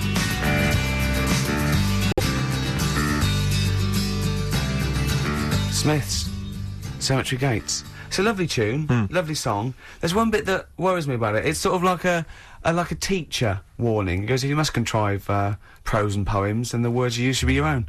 Don't plagiarise or take on loan. It's sort of like, what are you telling us that for? Yeah. Sort of like yeah. a lot of people there going, thanks, Morris. Yeah. See, actually, that's not mine. That's Wordsworth. Right, I'm going to write my own. Yeah. It's weird, isn't it? Queen is Dead, though, one of the great album It's titles. not my favourite album. It was voted best album. But of the all Smiths, time what by I love about the Smiths, they just seem to get, like, the Smiths is just a that's done, brilliant isn't it? name. Yeah. Don't you think it just captures everything about Yeah. them? You know. We've got a thing about bad. Bad, yeah. Well, I was watching VH1 Classic Smooth last night, and I love it. Absolute Sade? joy. Sade always on. You can always get a love a bit of Sade. But Foreigner were on. Oh yeah. I've been waiting. Yeah. And well, I don't know I can't remember which tune it was, but the album I noticed it came from, classy album title, Agent Provocateur. Oh. It makes my skin crawl. But I also, From the album Agent Provocateur. I imagine there's a band called Agent Provocateur, and they're from Wigan. It's a girl singer. She's 35 in a tight dress, and it's 4 blokes with ponytails. Yeah, exactly. Yeah.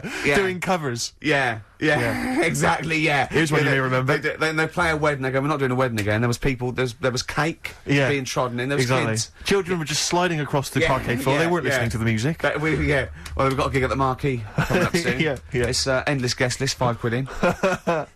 Agent Provocateur. If your band's Agent Provocateur or Agent Provocateur, Have you ever been in a band called Agent? Yeah. But that's got to be one of the, because it's not. I don't know what that title says. I don't imagine Foreigner. I've got that sense of intrigue and. Well, one of the worst names. Right, okay. To Pal. Right, it's the worst. Let's start worst album titles. Okay, I'll kick off with To Pal, Bridge of Spies.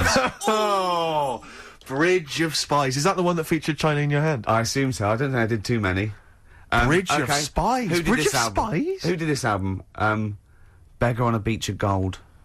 Beggar on a Beach of Gold. It's got the likes of Collins written all over it, but I know it's not very Collins. close. Mechanics. Mike and the Mechanics. Yeah. Of course. I don't know what that means. Good old Mike. He's a beggar on the beach of gold. Just look around. There's some money. He's saying, don't be a tramp. There's some money there, gold, mate. I don't know what it means. I think it means that everyone else is rich, but he's still poor.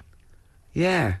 I like it. Yeah. Oh, that's a bit deep for me, Steve. Maybe you just need a little asterisk at the corner and then a little explanation at the bottom of the record cover. I'm thinking about this. I'm not quite sure what it means. Oh, he's very Nice poor one. emotionally. Chumbawamba. Well, you know what can I? Uneasy listening. Yes. I bet it was from the Chumbas. Are they still cracking on? Are they? Because they used to live in a squat. They've done about 400 albums. Them and the Levellers. Yeah. Who's the best? Chumbawamba or the Levellers? So good question. Thanks for asking that. Yeah. What's the telephone number, Claire? It's 08700 800 1234. Or you can email ricky.gervais@xfm.co.uk. Worst album titles ever. It's like real radio. It's isn't just like Chris Moyles. It is, isn't it? Exactly. Oh. We got the big fat guys on the telly in here. you know, Am I and witty his as well? kind of cheeky sidekick. Am I Comedy Dave? You're almost as funny as Moyles. Fingers crossed one day. Right, Sturgis, you've brought in a record, haven't you? What are you going to play? Well, What's no, this I all just about? wanna, do you know what, like, a bootleg is, Ricky? Oh, what are you talking about? Oh, Yeah, I've snapped a lot of them up on white label. Yeah, go on. okay. Well, no, this is quite a good one that Ian Baker bought in the other day. Sure. It's a bit of Dre, a bit of Snoop Dogg, Oh, yeah. mixed in with Crowded House. I thought you'd love it. Hold on. intrigued. The juxtaposition there is exciting in itself. That's true enough. Play it. Smoke every day. The weather episode, Snoop Dogg, Dr. Dre, Crowd House, I love that. Enjoyable. That Yeah. works for me, Steve. Yeah, What do you it's good think? stuff. No, it was nice. Well, I she liked it. started off all right. Should we give her one more go? I think a round of applause for Claire. Yeah, that's brilliant. No, that's excellent, that. I love that. Rick, the phone. Oh, it's just gone. The phone, no, I tell you, the phone board had lit up there. Really? Gervais. There was a call buzzing through on call. A call came through. A call came through on line 1. Yeah. And Sturgis missed it. Carl would never have missed that. He Oh. knows how valuable they are. I'm sorry. Yeah. That was probably someone with an amusing album title. I know, I We did missed get it, one, yeah. Steve. I did What was get it? one. Do you Someone want to came hear through? it? Yeah, go on. Okay, this is from Al, who says that, what about this? H to H-E, who am the only one. Sorry, H To H-E, H-E. who am the only one. I don't know what it means. No. Van de Graaff generator. Oh, well, no wonder. That's the thing that one of those things at the museum that you wind up and you touch and it makes your hair stand on end. Yeah. That's the scientific thing, isn't it? Sure. I've given up, Steve. Yeah, no, Do you know, I that noticed, didn't really I make me noticed. laugh either. I'll be honest, I'm thinking that the whole kind of amusing album titles thing we should abandon. I thought that as I thought said it. To be honest with you, I thought it was easier than this. I mean, Chris Moyles makes it work, that kind of crazy comedy Okay, let's try radio and have a- magic, but obviously and I don't think our listeners are into that stuff. I just don't think they can be bothered to get to the phone. I don't think a lot of them are able. I think a lot of them are, you know, Do you still remember kind when? of smacked up. Do you remember when we spent about 3 hours trying to get to the Chris Moyle show? Vaguely, yeah. What was the He reason? was doing this competition, and it was song titles with golf, about golf. Like, so we go like Drive, the cars.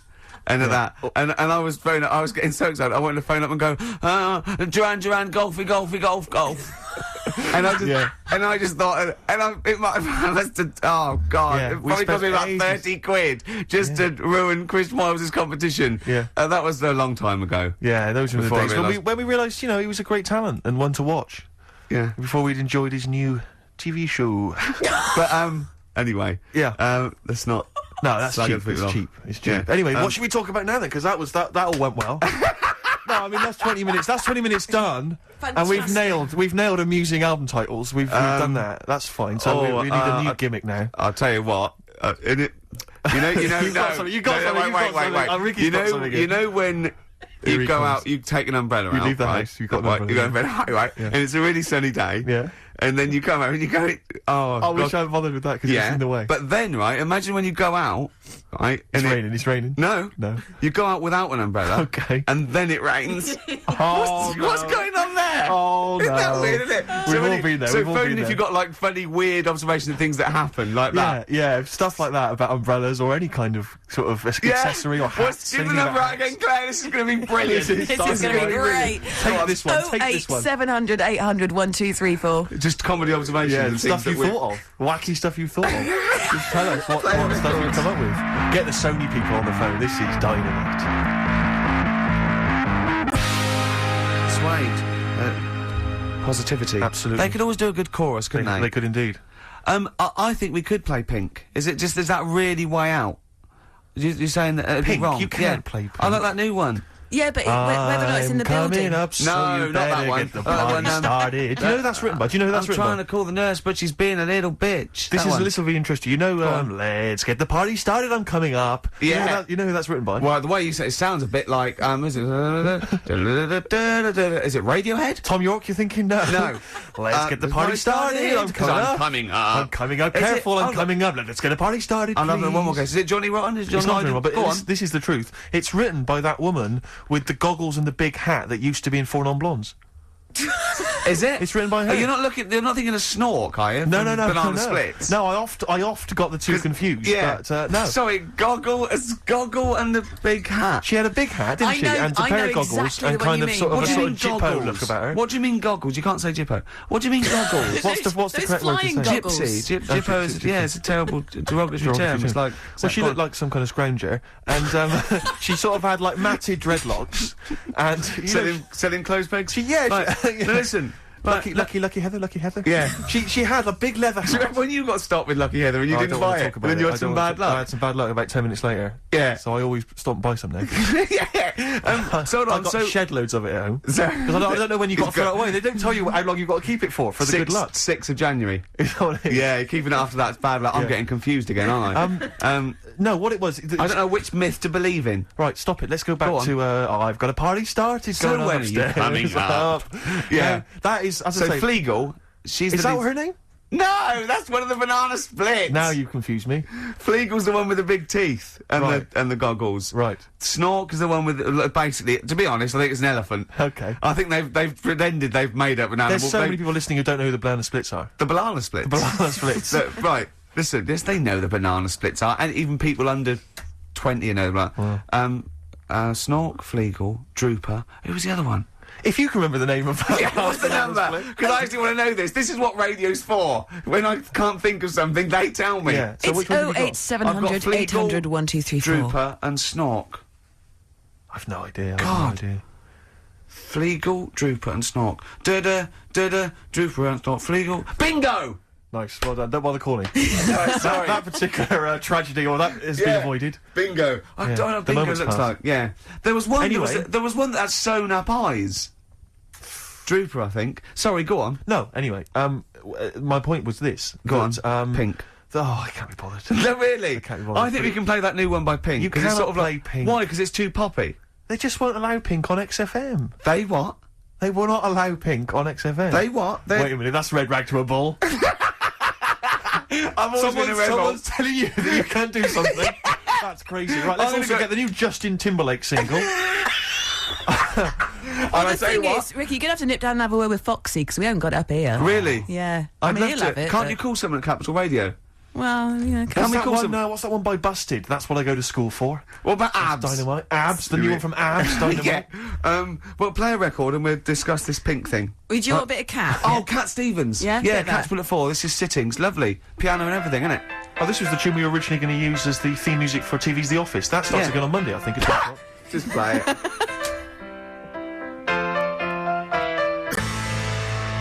Cat Stevens and Sitting. I couldn't find Pink, Rick, but I've got the S Club Juniors. What do you think? Pink is all right. Magic Just carpet because it hasn't got the credibility of like new punk and new metal, it's a good tune. It's all right. We've never been snobby. We've never worried about credibility, have we? Hearsay? They're all down there. I can go and get them. I'll tell you what. If you're going to do that, I'm just going to play adverts from now on. Can we play some adverts?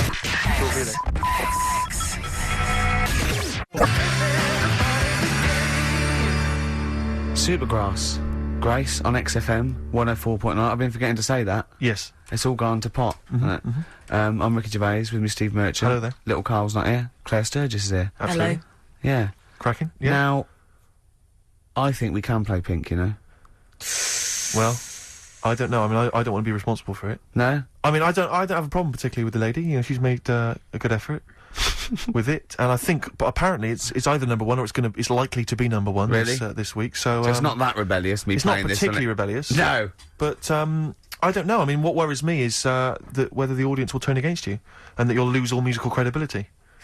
Have I got any? No, Have I did I have any? very little. Really? I had an email just now, and I think maybe this answers why we didn't get very many calls about the give us a crazy band name or an album title. Think about the number?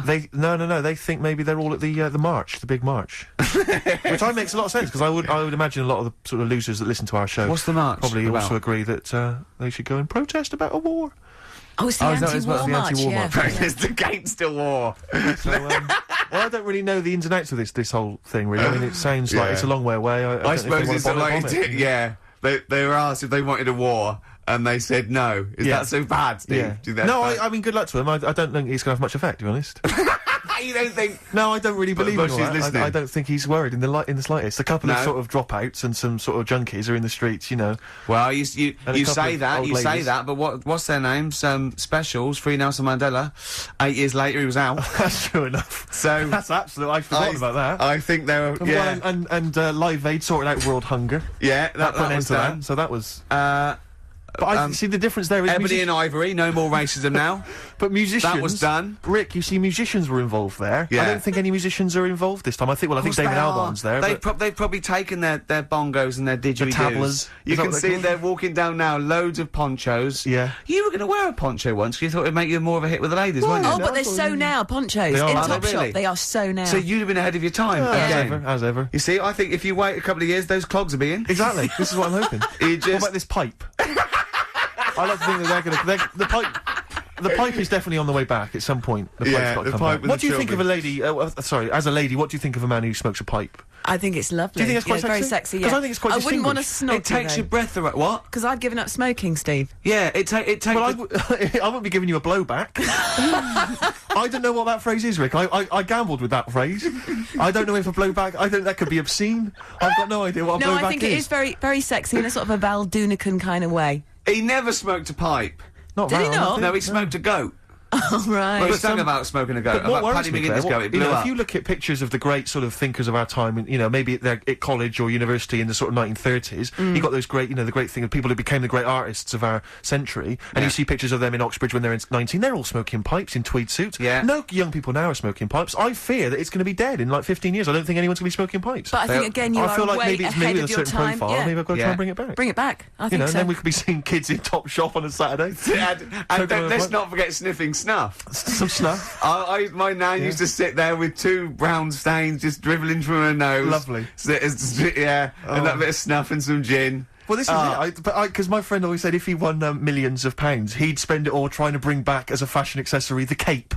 The cape? Because I think See, the I cape. quite like Because the you can cape make such an entrance with the cape. And a can't you? cane. A cape and a cane, yeah, and a top hat.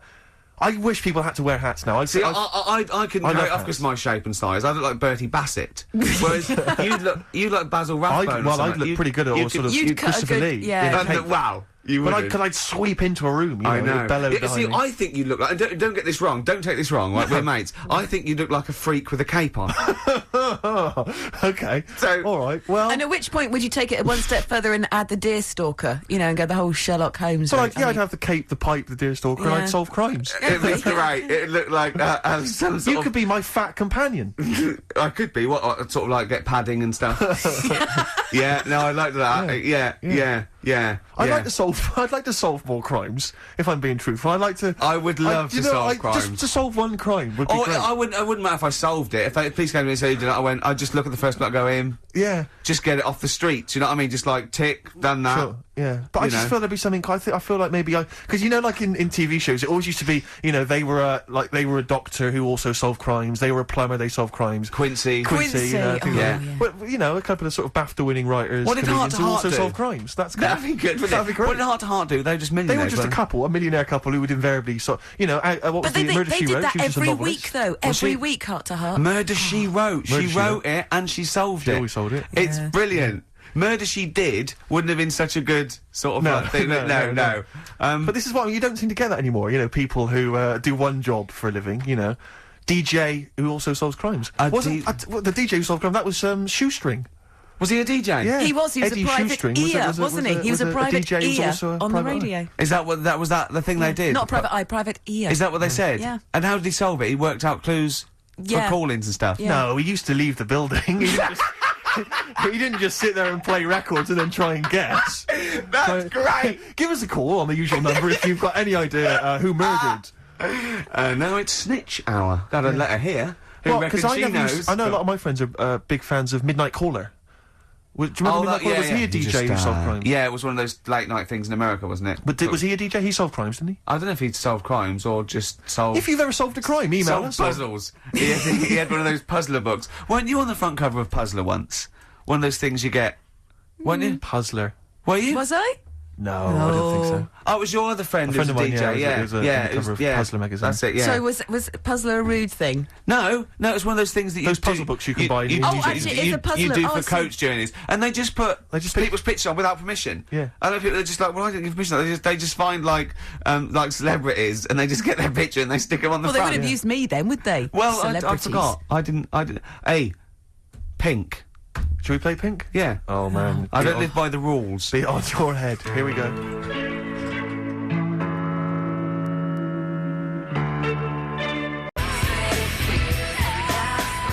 That was the Strokes, and kids are mental. Yeah. That was No, you're all right. No, shut up. No, the thing is, I think if we'd introduced that as just, and we didn't mention who it was, and we just said this is the new one from one of those trendy new bands, you know, the Boomtown Rats. then I'm sure these listeners would have happily accepted it. Yeah. As it was, they knew it was Pink, and the phone lines have gone crazy. We had upwards of 2 calls. I'll tell you this, we had between 2 and 4 calls. And they've not enjoyed it. Why They've do not we enjoyed do it. this show? They've We not don't enjoyed need to do this show. Because you love us. We could be on Radio 1. Oh, man, We could be on Radio 2, probably. Yeah. I don't know. Virgin, I think, called once. Ages Someone's ago. just emailed, they just said, Pink sounds like Run for the Sun by Bucks Fizz. I can see what they're thinking. I can see what they're thinking. What do they want, then? Well, yes. Okay, what's the phone number again? You know what people are like. I never understand who phones a radio. Who tries? It took us like 2 hours to fail to get through to Chris Moyles. People will phone radio stations. Can you please play the new one by The Strokes? You just buy it, or you'll have the album. Why have you got to hear it on the radio? What difference does that make? Some guy talks at the end and the beginning of it. Yeah. Partially ruins the song.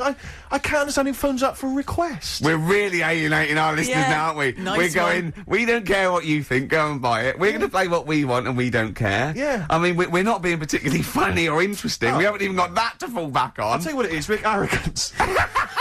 Laziness. When you've got a hit TV show on your hand and you've won the awards and you're making the kind of money that you are at those massive corporate gigs. Yeah. Where they're paying you thousands of pounds to turn up for 10 minutes. You don't need this rubbish. I mean, Steve, don't you get that then? I'm afraid I don't, Claire. We carved it up early on that Steve would not be making the sort of money that I would. Yes. And he shook on that. That was written contractually. Yeah. So I think. So you did shake on that? Oh, yeah. yes. It would be horrible to go back. I don't think he realised quite the difference. Yeah. But the you know, huge success. I don't think he'd want me to Welsh on it. Right. I don't think he'd be happy with himself if I gave him any. I couldn't live with myself if you gave me some of that cash. Well, what should we play then? What should we play? Should Can we play just the save Strokes it or by something? playing the Strokes? Go on then. That's all stuff. Oh, thank God for that.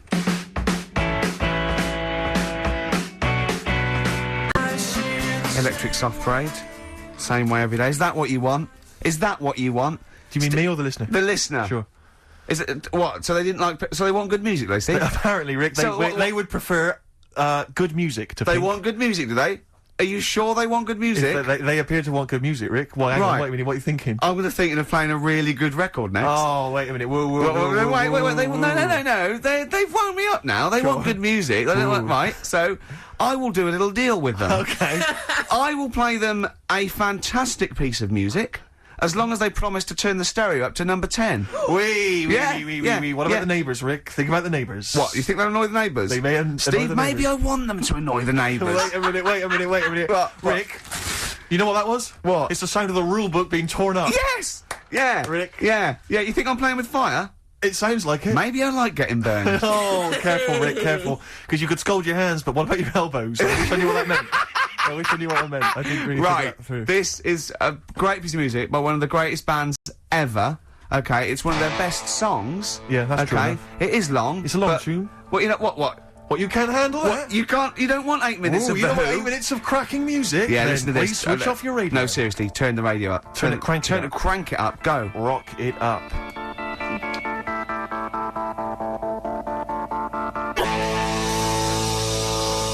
That makes up for Pink, doesn't it? Oh, man alive. Oh, It's an amazing track. It's incredible. It is, I mean, incredible. It's textbook rock and roll. But when I was growing up, I had 2 favourite lyrics all the time, and one of them's in there, meet the new boss, same as the old boss. Yeah, it sends a shiver down your spine. It's fantastic. And the other one was, it's on America's tortured brow that Mickey Mouse has grown up a cow. Nice. You know that is? Nice. Ooh. phone in. This would be a competition. What should we give away? Office. We haven't got any, have we? Just why don't you just sign That's your like- signature on a piece of paper or something? That's got to be worth something in a couple of years. £4. Yeah. £4 you get on It would eBay. cheapen the piece of paper. Yeah, not if it's a rubbish bit of paper. I've had an which email here- I probably would sign. There's an email here from Davy Look, Monroe. it's lit up. No, wait a minute. Look at that. Oh my God! They've gone mad. They answer it. Put them live. Oh. They might know the answer. Hang on. We'll give them some. We'll give them some CDs. How do you put it Oh, live? While you figure that out, let me just read this email. Go on.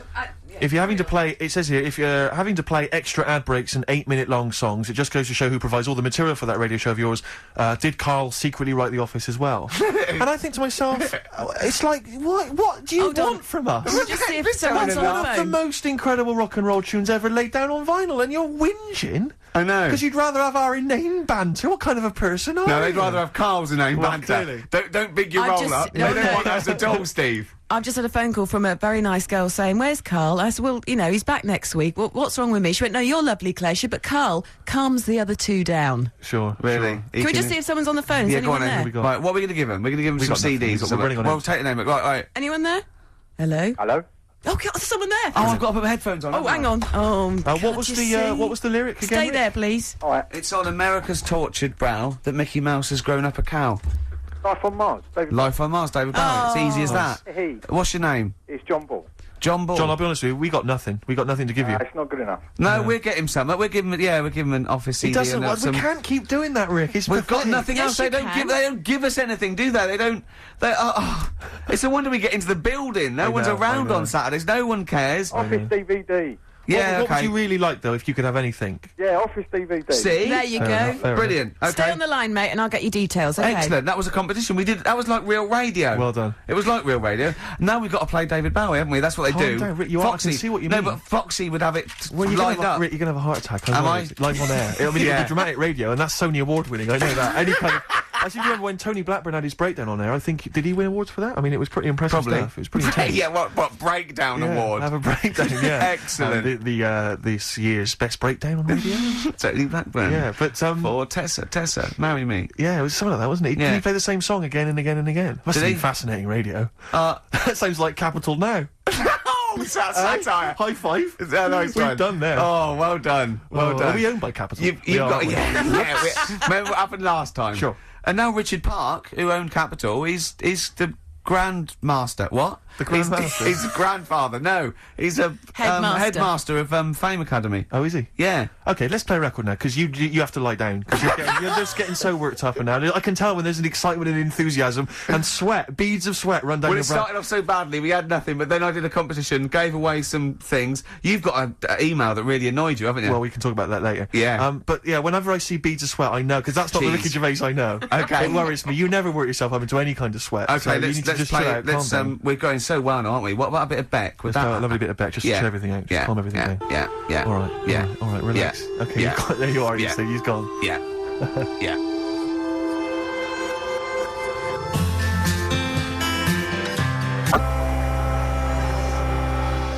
Beck. Beautiful, that. Good tune.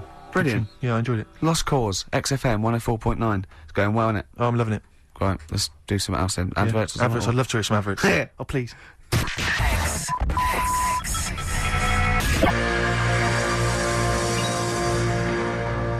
There it is. Life on Mars, with that great lyric by David Bowie. Indeed. Yeah. Although, it's not quite as good as, what was the one, was it Jeff Lynne? The chances of anything coming from Mars are a million to one, and yet they come. Yeah, and still they come. And still they come. And I wonder still what you they get. come. Would you get that at Ladbrokes? I'd like to A see, million yeah. to one. But it's Yeah. a million to one and still they come. Claire. Yeah, And still yeah. They, come. They didn't know the odds. They go, what are you doing? It's a million to one. It's what? Some guy in There's that. a million to one on you. We should have put that on.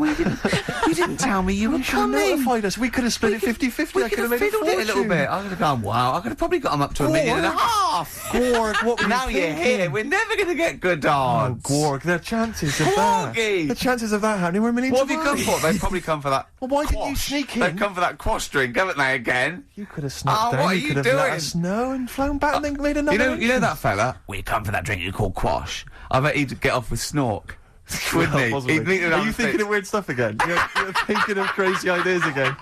What about those Smash aliens? What, you got something on them, have you? Yeah, you know, they went out, right, without an umbrella. Oh, poured down. It rained, I knew it would. Yeah. I knew it would. Anyway. Anyway, David Bowie, No, beautiful. this is spiralling. Can I just mention Lynn, who's just phoned because she was queuing up all night outside the Apollo for Bowie tickets, and she got a pair, so she's dead well happy. done, Can you excellent. dedicate that to everyone who's queuing up? So Yeah, so best do of luck that. to them. Gee. And I wanted to tell you about the time Bowie came into XFM to talk to Zoe Ball. David came in, did he? Was this recently? Yeah. Oh, yeah, I remember. Yeah. I'm not going to mention her name. She works in the office, Charlotte. When he walked by her desk, which you have to do when you come to the studio, she didn't actually meet him, shake his hands, or make eye contact, but she actually cried because he was in her vicinity. Really? And she actually burst into tears when he walked by. Isn't Rick, that? I I've love made that. women do that. So, you know. You've got something in common. Well, a little something in common with David Bowie. They whimper and weep when you're on. You know what I mean? It's sort of like... There's a lot more screeching as well. Yeah. A lot of screaming. Tell them about that email you just got. this guy- Right, I got to tell I nearly said the fans! People who happen to be listening to XFM waiting for the person after us. Who's on next? Natasha's Natasha. not with the football show. Right, all right.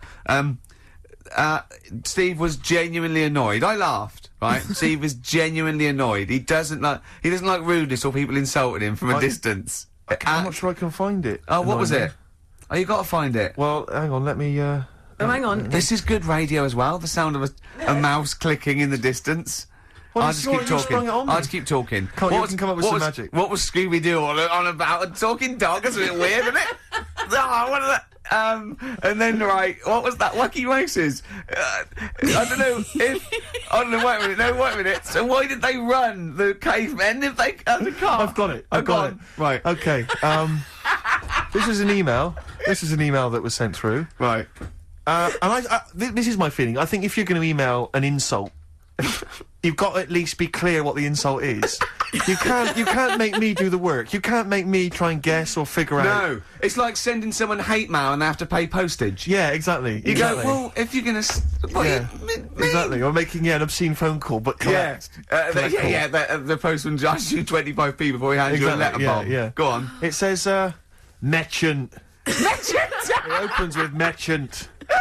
Who are you, call sad, exclamation mark. At least my mother still don't cut my hair.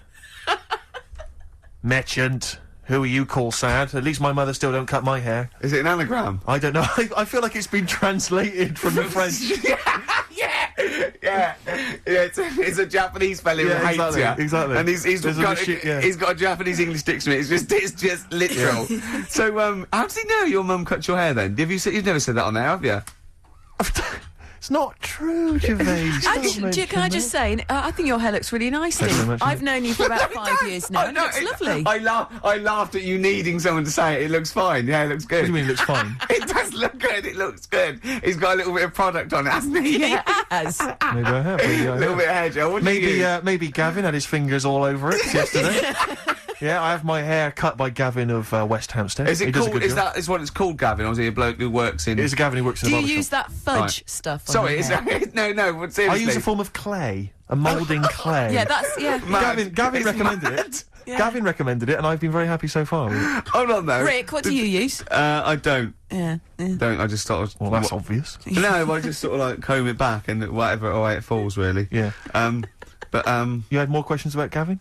Yeah, no. I was up seeing Gavin yesterday, just having a haircut. There's nothing untoward, and I thought I popped past Habitat. There's a Habitat, and it's quite a trendy kind of designer furniture shop or whatever. Sure. And I popped in there. I thought I'll pick up the sort of brochure, the catalogue. There was a big stack of the new You were catalogue. stunned by the prices you're going to tell me, aren't you? No, I'll tell you what. I was about walking out with the guy. Went, "Hey, where you going with the hair? It's a great looking haircut, but where are you going with that catalogue?" I went, "What do you mean?" He went, "It's £2. You've got to pay £2 for a catalogue from Habitat." And I said, well, I could go down to Argos. I can get as many as I want for free. I can go crazy in Argos. I can get them Littlewoods, the mail order people. They'll send it to my home. Yeah. I got to pay There's lingerie in that one. You know, you've just got like some furniture and stuff. And I'm paying £2 from it. If there were some ladies draped over the kind of filing cabinets, I'd be interested. I'd pay I love the fact £2. that you. Now, what did you say? That you didn't say I can go down to Argos and get as many as I like. What did you say? Yeah, I did. I said, well, what are you talking about? This is, and why am I But paying isn't £2 it weird charging for a catalogue? But this is a catalogue just to tell me what I might want to buy. It's sort of their calling card. It's like paying for a poster or a sticker. Exactly. This is what. It's almost like paying an entrance fee to go into the shop. Yeah, that's a good idea. It's a good idea. It's a good. I mean, because it's good to just walk around and browse. So, I mean, I'd pay £1 to walk around a really good shop. Yeah, but I'll tell you this, if Habitat maybe had some kind of, like, sort of centrefold... Why don't you do this? I'd be interested. I'll tell you what, in a great shop like Habitat, you pay £1, right? If you buy anything, that comes off the thing. If you don't buy anything, you've paid £1 to stop wasting their time. It's an incentive to buy. I wouldn't like it. Sure. I wouldn't go in there. I think it's a terrible idea. Well, anyway, that's what should we play? That was a sideways look at the world of high street shops. I think you should play the award-winning Ms. Dynamite. Yeah, go on. She's cracking. Yeah.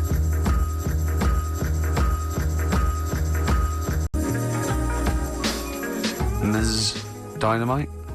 Good, that, innit? It's cracking. Yeah, it's very good. Yeah.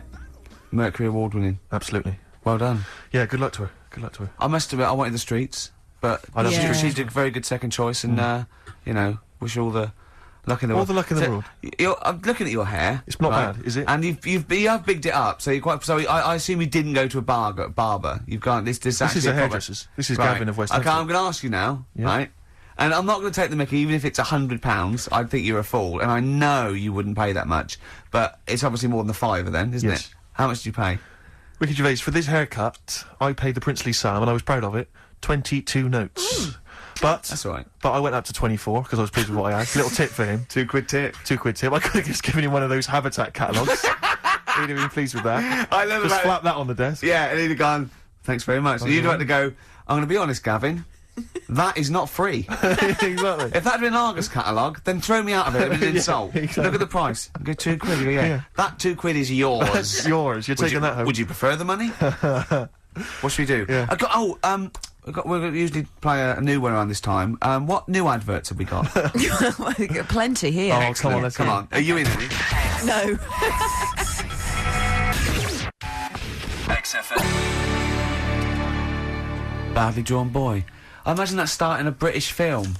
Do you know what I mean? They're jumping on a London bus and they're going around London. Well, of course, the film about a boy, he did the soundtrack for. So if you were a little bit more up on films and stuff, you'd have already known that idea's been done, and you wouldn't have embarrassed yourself, and there wouldn't be egg on all our faces. Oh, but no. thanks very much. Sorry Rick. about that, I'm eating.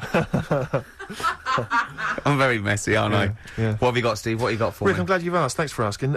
This is a Stevie Wonder track. Now, I hope people aren't as offended by Stevie as they were by Pink. I'm sure they won't be. I mean, for goodness sake, he's one of 20th century's greatest artists. Yeah. This is from an album, not one of his more famous, Fulfillingness's first finale. Yeah. And this is a track called You Haven't Done Nothing. But Rick, here's a little quiz for you, a little pop quiz for you. Oh. There is a very famous backing vocal group here. I mean, they were famous in their own right, but here they're doing backing vocals. I'd like you to identify them. And there's an Office DVD winging its way to you, Ricky, if you can spot who it is. Let's Right, hear okay, it. the pressure's on. Oh, magnificent. Do you not enjoy Brilliant. that? Excellent. Yeah, Fantastic. Stevie Wonder, You Haven't Done Nothing from Fulfillingness's first finale. It's quite tricky, that, the backing vocals. Well, They're I not never get particularly that. prominent, well, are it they? can't, and it could be anywhere. So I'll just go for someone that's a vocal group with, I don't know. Is it obvious or is It's it? very obvious. What, that it would be that they would back him? It's not obvious that they would back him, but it's obvious that, I mean, they are huge stars. Or they were huge stars. And what is, what, mid-70s? Early 70s? Talking mid-70s. 1974 is the album.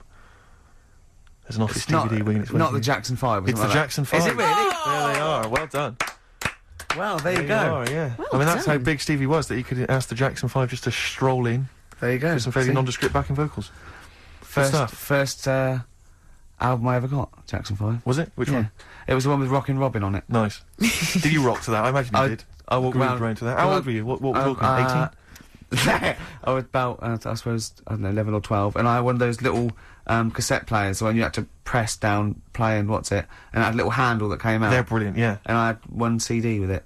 Well, one tape. One tape, yeah. Sure. And you bought it yourself, did you? Or No, did no, you- that was a Christmas present. Lovely. Lovely. Yeah. And that was the only one you had for, like, I imagine, like a year or something. Just Well, that one it's- tape, yeah, endlessly played. until I- What was yeah. your first record purchase? It was Sturgeon? a Disco Fever compilation. Well, actually called Disco Fever, and I got it because I loved Yes Wait a Sir, minute. I Can What, are you Boogie. embarrassed about having your mobile on, or what? Something's vibrating, and I'm assuming Sorry. it's a mobile. Oh, sorry, it's my boyfriend. Oh. I did turn the ringer off. Oh, sorry. So what, it's a Disco Fever compilation? Yeah, featuring Baccarat, Yes Sir, I Can Boogie. Cracking. Yeah. And Space Float On, I think, which is what I want. What I wanted. Float On, that yeah, one? that's one. Yeah, That's the Floaters, isn't it? The Floaters. Yeah. Always made me laugh. Larry. Yeah. My name's... I don't know. Magic Fly by Space. All right. Do you remember that no, one? I don't. No, yeah. No. I don't know if my first purchase is cool or not, really, because I suppose it seems like it was. It was the greatest hits of the Stranglers. That is so Oh, we're cool. talking Are the Stranglers different- quite cool? That's scary, because, I finished school by the time that came out, I think. That's scary. The Greatest of the Stranglers, no, I was Well, I never think a that's more to do Stranglers with the fan. fact that my parents didn't have any records in the house. They had, I think they had the Jeff Love Orchestra plays big war theme tunes. That's how they had one of those Top of the Pops albums with a woman wearing a neckerchief on the cover. Yeah. And that was pretty much it. And the 1812 Overture, you know, played I on had the one of fiddle or those. something. I had one of those with Mozart's 40th on it, because that was released at the time. Oh, that wasn't obviously Mozart's 40th birthday. That'd have been a wild swing. I'm not If he'd that made old. it that far, that'd have been a wild that'd have night. been great, I'd love to wouldn't hear it? that on record. How old was he when he died? He was quite young, wasn't he? I didn't live long that 18 time, was did he I? or something? He was a genius. No. He was a boy wonder. Yeah, He was a wonder. He blew But up. what people don't realise... It was like Ali Jones. It was all over by the time he was 11. What a lot of people don't realise about Mozart was that he also, in his spare time, used to solve crimes. Yeah, that was why he was so... That was what musical crimes. He was often Oh, we've come plagiarism full issues, things circle like now, that. We have haven't we? indeed. We've Yeah, brought that yeah. right back. We Actually, I hate to interrupt you, boys, Go but on, we sit near have the got end. to squeeze one more song in Got to before. wrap up. Well, what should we do? What should we have? What have we got there, Claire? Well, I've I've got this one I want to play you. I want What is you it to you wanna play? by What is the it? Electric Six. It better be good, because if you end a show with it, I mean, we've had lots of faux pas This and really is bad going to bits. be possibly the biggest song of 2003. You think so? Rick? Go on then. Man Yeah. alive. Electric So this is it. Six. Thanks very much indeed, Claire, for Cheers, coming down. thank you. No, it's a been pleasure. No, it really Is was Carl good back fun. next week? Yeah. Yeah. Oh, just he doesn't care, does he? Can we just quickly say, so you're on Parkinson tonight then, Ricky, yeah? Oh, yeah. Okay. And the office starts, what is it, Monday? This is easier, this, isn't it? And there's a DVD winging its way to me. Hey! I guess I do want one. See you next week.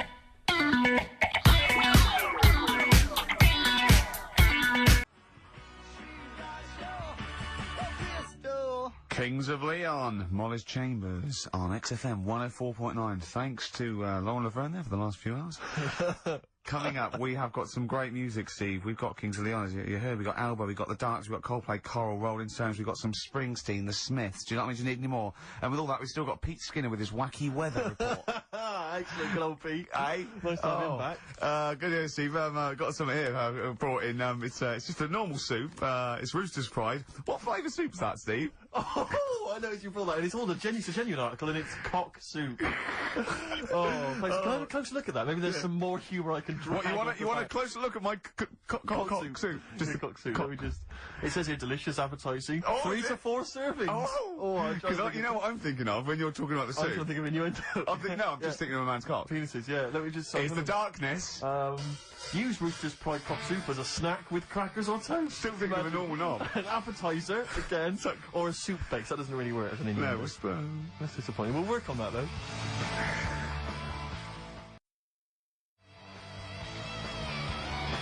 The darkness growing on me on XFM 104.9. Going well, isn't it? I've enjoyed it so far. It's been a bit naughty and everything. Yeah, it was a bit smut. Nothing wrong with that. No. Carl, having a good day? Not bad, not bad. Yeah. What mood are you in this week? What 'Cause we mood always is that? try to assess each week. You know, it's a bit edgy. He's got a red head. What's all that? You've got a red head all around the side and the front. What's that? Sunburn? No, I think I'm allergic to having my head rubbed. Right. Right. Now, who would rub your head? That sounds a bizarre thing. Your girlfriend? Weird, isn't it? Yeah. Who's rubbing your head? Well, yeah, but I was squeezing his head, fair enough, and he was screaming in agony. And then he went and made me a cup of coffee. And as he came over, just spilt boiling hot coffee on my legs. I'm wearing shorts, and he went, "Sorry," just like that. It's like a series of Jackass out there this morning. I mean, my legs are burnt. Your head's a little bit red. But apart from that, having a good day. Not bad. I was on the way in today, right, Steve? Walking in? Walking in, always walking in. I get left early and stuff. I like to get in early, get some bits done, that. Yeah. Monkey News, Songs of Phrase. That sort of thing. And living in London, right, there's a lot of shops that open early and stuff, do you know what I mean? People say that's the good thing about London. Yeah. It's almost like 24-hour city and stuff, right? I'm walking in and there's like, you know, you've got your news agents open. Obviously. You know, selling newspapers and that's good, they've got to be open early. Then you've got your coffee shops, your Starbucks, your... Have a cup of coffee in the do you know what I morning. mean? Yeah. They're doing well in the morning. Then you see, like, the odd restaurant, and you think, well, maybe they sort of got the doors open, but they're preparing for lunch, so you think, fair enough. Yeah. I'll let that pass. Yeah. Carrying on walking down the road. Bondage shop. Open. Sure. About 10:30. Yeah. Busy, was it? There's a couple in. Really? Some good offers. About 10:30 for a bondage shop. I'm assuming if you're into bondage, though, you stock up at any time, day or night. I mean, you don't... Yeah? Well, I assume it... I suppose you get up and you go, oh, I've got nothing on, I need to be a bit tied down. Yeah. I need some rope. These clothes are too baggy, I need more belts. Oh, God. I need more straps. Yeah, get some rubber on my face. Weird, though, isn't it? What were you doing in there? So, just having a browse. But, it's a bit worried, really, because the things that I've noticed this week, like that's probably a little bit small. You've brought your soup in. I just found it out there. Sorry, yeah.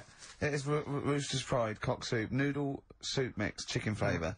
But, I mean, do they not know that is obviously just going to be used on the Graham Norton show and Chris Tarrant when he's doing his show abroad? Yeah. I mean, do you know what I mean? How could they call it cock soup in this day and age? Don't keep saying it. Well, no, it's fine, because you can say cock as long as it means the male, we've done this. Oh, do you mean chicken? Yeah, look, it's a picture of a chicken. Yeah, sorry. What did you think it meant? No, I don't know, I don't know. My head. Okay. Sorry. Yeah. But, yeah, there's something else that's a bit sort of... A bit blue? A little bit blue, but then it's real as well, do you know what I mean? Well, it's that a problem. excuses it. Go on. There's a programme We couldn't have said the cock soup if we'd made it up, but because it's real, it's Yeah, fine. yeah. We also couldn't have said the cock soup if we'd have meant a male penis. Thankfully we don't, so... We mean a little chicken. Go on. Yeah, this programme was on, it was Wednesday night, something. About this little lad. It was a fella and a woman. At the same time. What do you mean? Like a cartoon with a secret identity? By night? What do you mean? He had both By day a boy, by night a woman. He had it all. What do you... Sorry, wait. So he had male and female genitalia. So what do you call someone that's born like that? Weird. Yeah. Now, what's the term for it? Go on. You know it. We've talked about it before. Aphrodite. Really? So close! Hermaphrodite. Yeah, hermaphrodite. Yeah. That's weird, though, isn't it? Yeah. And he had the ball. Yeah. And he had the... Well, what happened was he was born, right? Obviously. And the doctor said, there you go. Lovely little boy and girl. So the mum was like, what? So he said... No, I don't think the doctor was sarcastic. Yeah, I don't think the doctor was, sort of dissing them. Yeah. There you go. What do you mean, doctor? We'll have a look. There's the cock, there's the minge. Alright, see you later. What are you going to call it? But doctor, what do you mean? Have a look. He wasn't sarcastic. He didn't give Doctor, clues. tell me what you mean. Give me a straight answer. He probably went, oh shit, she's got a cock. He didn't go... He wasn't sarky to the parents. No, but I'm just getting across, do you know what I mean? I always had a little bit just to... Yeah, I know you do, yeah. You should be a newsreader. Be brilliant. So there's a little kid lying there. Yeah. And the mum says, you know, what am I going to do then? So, the doctor... I mean, I'm condensing this. It was like an hour long. Sure. Yeah. So, he says, she said, what will I do? And the doctor said, well, he's not sort of well hung. Right. Oh, So, he's not sort of well hung. This doctor I assume has been struck off since for saying these things. It was a real doctor, it wasn't Dr. Fox. Yeah. Right, go on. So, the doctor said, so I recommend that we make it a woman. Right. So, they sort of do a little bit of... Jiggery pokery. Yeah, a little bit of work. And I don't think that's true, Carl. No, it is. It was on the programme. But I think they can tell really what they were meant to be from their chromosomes, can't they? They can tell whether they're X, Y, Y, or Yeah, X. not just, it's not very well hung. No, I tell you what, because back then, when this was going on, Yeah, no, right, I'm just thinking they might not have had the doctors then thought if you had a kid, right, and you thought, it's a bit ugly, maybe it'll have a better life if it was a fella. If it was a girl and it's a bit ugly and you think it's going to get a hard time. Right, don't talk shite. What? What? That a doctor would go, right, you've had a young girl, I'll tell you what, she's a pig, let's pop a cock on her. Don't No, talk I'm not saying, shite. I'm not saying that. What I'm saying is, say if you have like I say, a girl. I just think it's harder if a girl's ugly and she's growing up, she has a harder time. Yeah. Don't you agree with that? Possibly, but you don't change someone when No, yeah. You don't change their gender No, because they're I'm a just bit of a saying minger. what I'm saying is the Elephant Man would have had a harder time if it was Elephant Woman. Is what I'm saying. But listen to me, listen. What the doctor was saying is, if you get a baby before it's 2, back then they thought you could sort of say, well, instead of giving it a go-kart, give it dolls to play with. Right, back when? What are we talking about? The Middle Ages? Well, we put a song on, come back to this. Yeah, it's Bruce Springsteen, Atlantic City. Chicken man in Philly last night. Now they blew up his house too.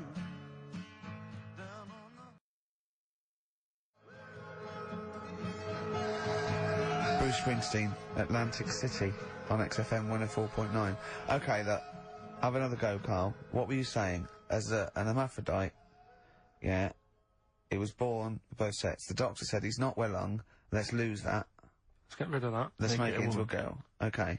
I'm with you so far, go on then. So, anyway, gets away with it a little bit in the early years. right. Starts going to school, gets away with it a little bit. Sure. Right? But then, do you know when you get to that age and your head goes all funny? Like when you're a teenager and you sort of, I don't know, your skull goes... Mine never did. What are you talking about? No. Yes, That's what do you sort mean of your head goes all teenage funny? years when you look a bit odd. Do you know what I mean? You go from being quite a good-looking person and then your body starts growing. At a different rate, so Yeah, you never know till 21 whether you're going to be a looker or not, or whether it's just... Yeah. I know, Right. go on. Yeah, I'm still waiting. So, Your head grew outwards at exactly the same rate, didn't it? That's why it's Your circle. head grew faster than your hair. He's got a lovely head of hair, but just below the skull. Yeah. He's got a little afro in there, but it just couldn't get through the follicles. It couldn't catch up the skull. Expanding. Oh, bless him. Oh, come on, Baldy. but the thing is, right, so you see these pictures of the lad stroke woman who's trying to be a woman at the age of 14, 15. Yeah. She's got one of them big heads. Right. Like okay. a lad. Doesn't, she starts having a hard time. She doesn't want to play with the mates, with the dolls and all that. She's more into go-karting and that sort of thing. Gets to an older age. Yep. Decides to go back. Is now sort of with a woman and having a life of a fella. But did he did the doctor keep it for him in case he needed it? No, he's had one put on though. Has he? Where'd he get that from? Dunno, maybe that bondage shop. What do they do when they do that? Do they put on a... What do they do? Maybe someone could call in and tell us. If you're a woman, and you have a... Do you want to speak to someone who's got that information? Yeah, I do want to know. What do they If you've got that information, I don't want to talk to Do them. they construct one? Do they construct it? From plasticine? Or do they whack on a dead one? What? What? Whack on a dead one? Yeah. What? What? That's not, it's not, what do you mean? No. When a woman has a knob put on... Yeah. To have a sex change, where do they get it from? Is it constructed? Do they find, like... I don't know... From a donor. A donut? From a donor. Oh, well, yeah. A donor? A donor, yeah. Yeah, but presumably it's like... Maybe there's someone who wants after to they're become... dead, I mean. No, I thought maybe Very few people... It's not like giving someone a kidney and then sort of like celebrating maybe with if you're them. a guy and you want to become a woman, you've got one to spare. That's true. Yeah. Well, a swap. Yeah, just do a little swap, probably on the internet or something. Or Noel Edmonds. What do you mean? On Swap Shop. He's not a man. No, but he could go, we got a fella here who, got a lovely, nearly new, unused penis. Yeah, Keith Chegwin out in kind of Bognor Regis. Wants a couple of tits and a fanny for that, so, call in. It reminds me of the, do you remember the John Wayne Bobbitt story? Which Yeah. it always seemed odd to me. I never really kind of got all the information. Do you remember that one, Carl, where the woman cut off her husband's penis because he When he was was adulterous or sleeping. something? I think she drove off. I think he woke up quite quickly. Yeah, that's so much better than the Exactly, alarm than clock, the alarm isn't it? call, Yeah. And she threw it off. She threw it out of the car window. into the woods. Yeah. And he went and found it. Yeah. But imagine if he'd got to the hospital and they'd sewn it back on and he'd gone, that's bigger than I remember. I'm not sure this is mine. How many of you got us where we done Paul the Knobs? We done Paul the That's Knobs where. down there. Yeah. That was an extraordinary story. And then, bizarrely, he became a porn star. Yeah. Yeah. Very strange life that man's had. Well, it is a bit of a shock to the system, isn't it? Oh, cutting your knob off. I know. Do you remember that French bloke, the performance artist of about 1910? Do you remember him? No. He, as a performance art, he cut his, in a theatre, he cut his knob off to a crowd of people. Now, what? That's only a one-night trick, though, isn't it? Exactly. Yeah. But what if there'd been a bang outside? They went encore. He went, what? Yeah. Or they looked outside because a car backfired. He went, did you see that? I go, what? I go, oh, just cut the... Did you? Yeah. Think of that. Sacre bleu. I know. French are funny, aren't they? Cutting your knob off for your art. Weird, isn't it?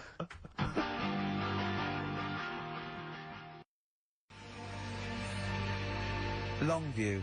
Further on XFM 104.9. As we're having so much fun with penises, I thought perhaps I should just mention... That's a slogan. We should just mention this story, briefly. It's in the paper today. A Russian is selling what he claims is Hitler's mummified penis for £12,000. Yeah. Ivan Zadurprov says his ex-Red Army soldier dad hacked it off as a souvenir after storming the tyrant's Berlin bunker after his suicide in 1945. Yeah. Not... Why did he wait till now? He's found out that... that might get a bit of... £12,000. £12,000. It doesn't seem a great deal. Doesn't seem a great deal of money, really. Well, it's useless, isn't it? True. You're not going to be able to use it. It's not going to be able to... It's not going to be a donor. Imagine that if you walked round... You'll never...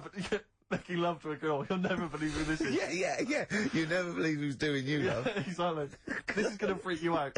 This is, just relax. Exactly. Okay, sit down now. Was that I got a little surprise for you. It was brilliant, yeah, so you enjoyed it? Yeah. Right, are you a fan of the Third Reich? Exactly. Well, no, awful racist. Okay, let's go a different tack. You did like the sex. I love the sex. Okay, then. Yeah, it's not going to be Hitler's knob, is it? But, I like the idea that, I mean, you're in the Red Army. Yeah. You've just stormed Berlin. Yeah. 1945. You crash into the bunker. You've gone through terrible. How you've lost 20 million comrades. Unbelievable. Oppression It's everywhere. been going on for years. You're in there, you see the man. Here he is, he's dead. He's dead, the figurehead and leader of one of the most despicable, You turn to your friends, there's a tear in your eye. Yeah. And your immediate thought is, I ought to chop off his todger. Yeah. Well, no, I said Bagsy. I said Bagsy is Winkle. I said Bagsy is Winkle outside. Whoever it was. Yeah, I didn't know it was going to be Hitler. Brilliant. It's just, I can't, it just doesn't make sense. It's ludicrous. It's ludicrous. And I don't know how is he expecting to prove this? Because I want some proof. Well, I think that's why he said that. He probably started off with, I've got Hitler's face. And they went, brilliant. Oh, let's have a look at it. What do you mean, let's have a look? Well, just check Hitler's face. Obviously, I know what he looks like. Oh, yeah. No, it's not. You know what no, it's not his face. What wouldn't you know what it looked like? Well, I mean, no one's ever seen his genitals. That's what I've got. Yeah. I've got his... It's got a little swastika on it. Is that proof, is it? Yeah, little Have you got his ball? Well, no, the Albert Hall's got one, his mother's got the other, so I don't know. See, the Albert Hall, I would have thought, would probably be paying that £12,000, because apparently they've already got his ball. Yeah, they got one of his balls. They got one of his balls in the Albert Hall, his mother's got the other. Yeah. But if they got the Todger If they can track down the one his mother's got, they would have a complete set of Hitler's... I'm just hoping it doesn't fall into the hands of some kind of crazed genetic scientist. What, could clone it from his knob? Could clone Hitler. Back to... I don't even want to think about the future if that's the sort of way we're going. Exactly. If that's the sort of way we're going, Carl, I'd rather not know about it. What do you make of it, Carl? Weird, isn't it? It is weird. I mean, I don't want to go on for this too long. We've probably got about a minute left for the first half hour, and I reckon should can this sort of... What, 30 minutes of genital talk? Just quickly, there's one in a museum, I think it's like that London Museum. What? One what? Well, do you know like how people are buying weird stuff and that to put in museums? Yeah. There's this device that, I mean, think about it, years and years ago they used to torture people, didn't they? Yeah. Really badly. And the device that they've got... There's no real good torture, but go on, I see your point. Yeah, but this device, right, think about it, you've done something really bad years ago. Yeah. Right, and you're thinking, oh, what are they going to do? Do you know what I mean? Could do anything here, it could be the end for me. The device they've got is this thing that you put on your bits, as a fella, and it's sort of metal, so it means you can't sort of you know, get excited. It puts a stop to you, sort of. That wasn't a torture device. I think it was a Victorian thing to stop adolescent boys wanking. They used to have things like wrist things as well with like spikes on them. It's not a torture device. Isn't that? Well, not really. Imagine that being captured by No, I was right. gonna You're say, I never was going to get gonna hard say. on again. All right. Not really a torture device, is it? And there wasn't that many nice-looking women wandering about anyway about then, was there? Didn't get excited about stuff. What are you talking about? Well, they filthy, they stunk and everything back then. Right, we've covered that. No more of that talk now, right? Let's move on. Filthy, All Victorian women, filthy and stinky. Yeah. Oh dear. Bit of Rolling Stones Yeah, and then let's set go up for the it. old songs of Yeah, phrase. yeah.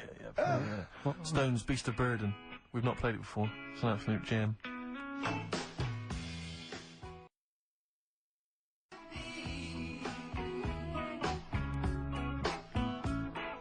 The Rolling Stones, Beast of Burden. Can I just take this opportunity, Rick, to say to Sir Mick Jagger, happy 60th birthday this year, Mick. Happy 60th birthday this year. Yeah. Was it today? No, I don't know. Well, otherwise you'd be saying happy birthday to everyone every day. every year. No, because I don't know Mick Jagger, do I? So I'm just taking the opportunity in case he happens to be listening today to wish him a 60th. Happy 60th, or someone who knows him might What be about listening Brian online. Ferry? What about Brian Ferry? How's Brian? Right, well, I I'm mean, not- he's not- got I'm not a really a fan birthday of this Brian year. Ferry. I'm not going to wish Brian Ferry a birthday. Oh, happy birthday, Brian. Well,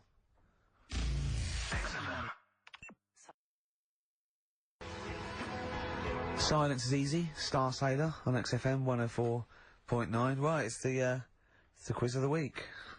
if you want to go out and do some shopping, this is probably a good time, and come back again for about 2:15. But don't forget, what I will say is, even though these clues, we're going to do songs of phrase, by the way, where Carl picks out a phrase that he might have said once, tries to find words from songs to put it together. You've got to guess as many as you can, song or artist, I can't remember. But even though you might look at it and go, that's mental, I don't know any of them, you might win if you get 2 right.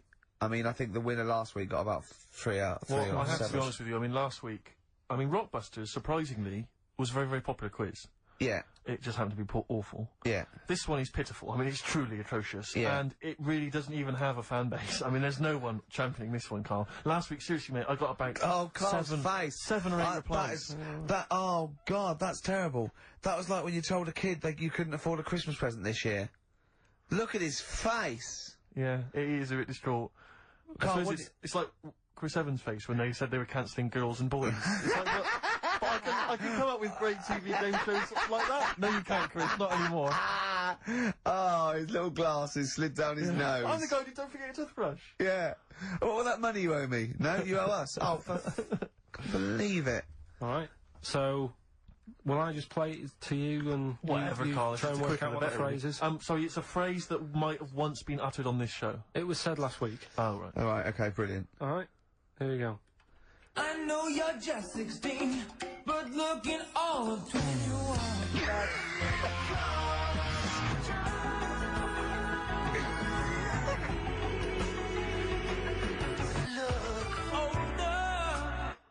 Right, I can't quite hear it. I know what that is. That's ridiculous. What was it? What it is it's something like, right, you're only 16, but you look 26, and the Chinese look older than they are or something, because he said that, the Chinese don't age well. That is mental, Carl. It's the most convoluted, ridiculous, racist piece of material ever to be uttered on radio. Play it again. I know you're just 16, but looking all of 21. That's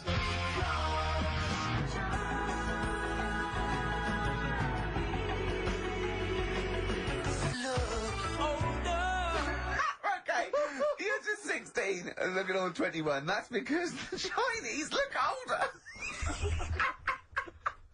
Carl, you've gone mental. Alright. Oh, that is amazing. So, there you go, the well-known phrase, you're 16, looking all of 21, that's because the Chinese look older. Well-known phrase there, sweeping the nation. That'll be up there with "was up." And shut that door. If they do a poll, right. Okay, Flat, well, we're after the artists. Just the artists. Yeah. I know you're just 16, but looking all of 21. That's...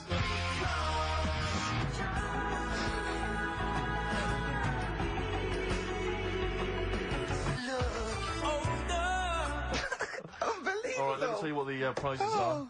We've got, I assume this is the new album from Mower. Everyone's going crazy for Mower.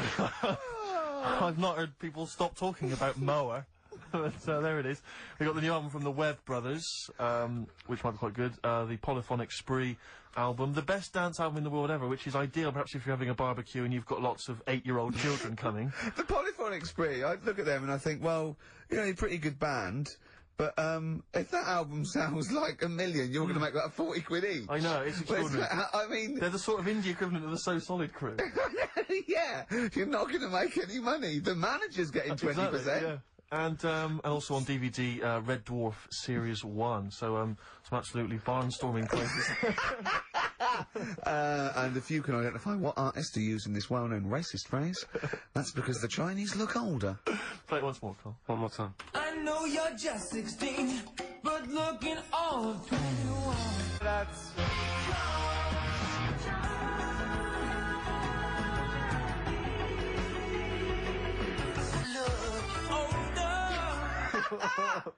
Oh, Ricky.gervais at is xfm.co.uk. Play a record. This is Radio Words.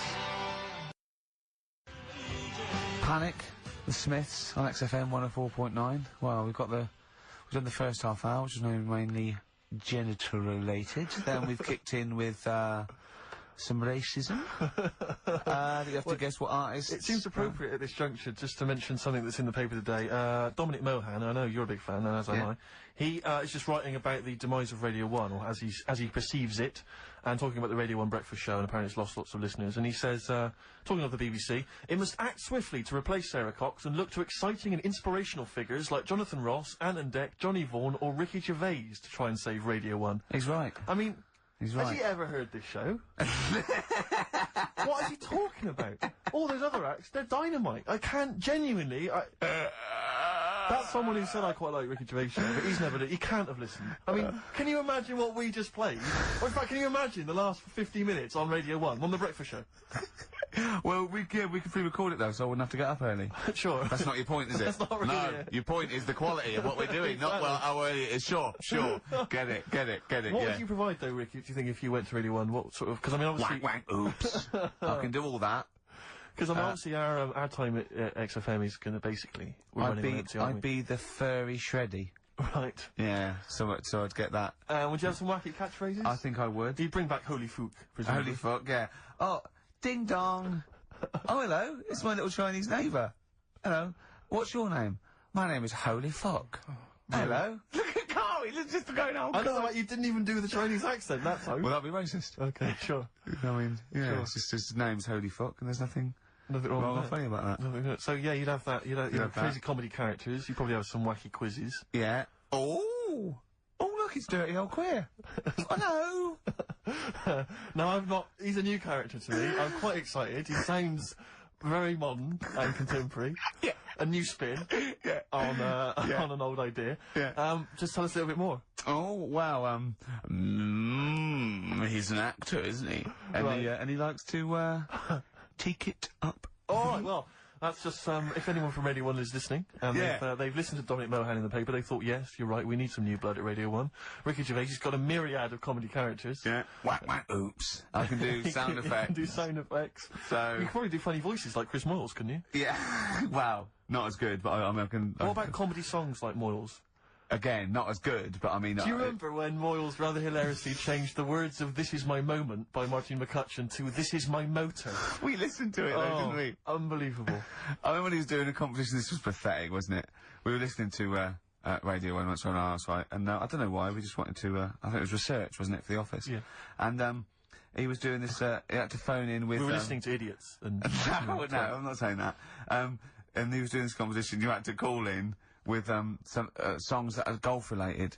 and people were phoning up going, drive the cars. He was going, drive the cars, good. And I was on that phone, I must have wasted about 40 quid, and I wanted to get through and go, hello, Chris, it's not Milesy, yeah? It's Derek here, I got one.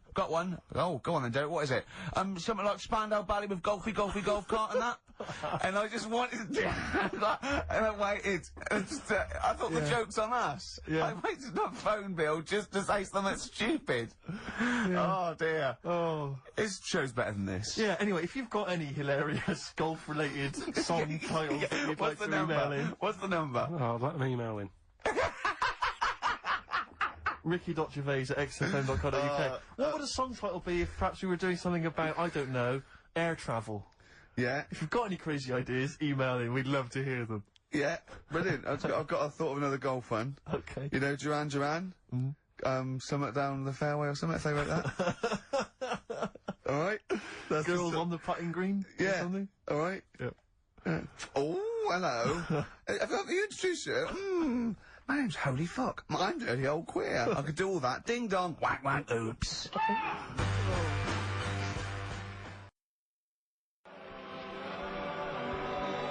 Elbow. Fallen Angel. See, they're the odd one out, you see, because of what they're like and who they are and how successful they are, I can imagine saying, will you please welcome to the stage, Elbow. Indeed. But I wouldn't have. On paper, I'd have thought that was a terrible band name. Yeah. Yeah. No, I know what you mean. There are exceptions to the rule. Yeah.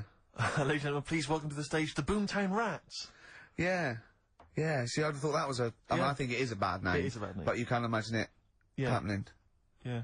Yeah, so that's band name. So call in if you've got email addresses and let's call in with funny observations on life and shit.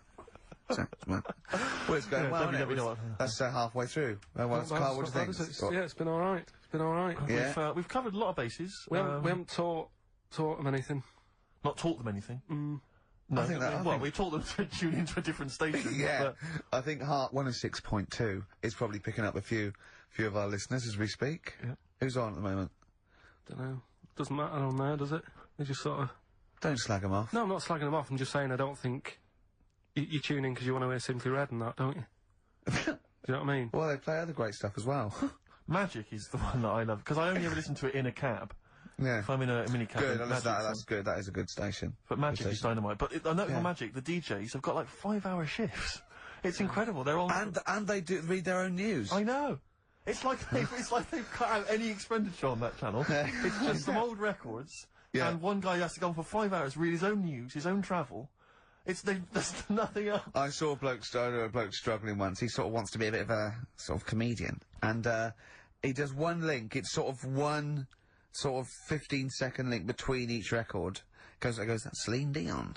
There's a story in the paper again that people were late for work on the Underground because there was leaves on the track.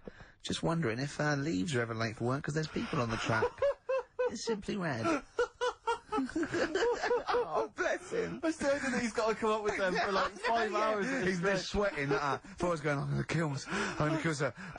Share's almost finished. I was just thinking the story about war on Iraq. Imagine if I can't do this anymore. I can't imagine if humans had become extinct. With leaves. Dinosaurs would kill Iraq. I don't know what I'm doing. Look at Carl's face when I said that. The man moth. Yeah. They've cloned a man moth. No, but that's the sort of thing I think we need now, right? We've covered a lot of stuff. What, education? Teaching, yeah. Well, okay, what do you want to know? Don't know. Have you got something? Can you educate us on anything? I've been reading bits. So could we bring back just for one night only, Educating Ricky? Oh, I'm excited. Yeah? Do you think it warrants that?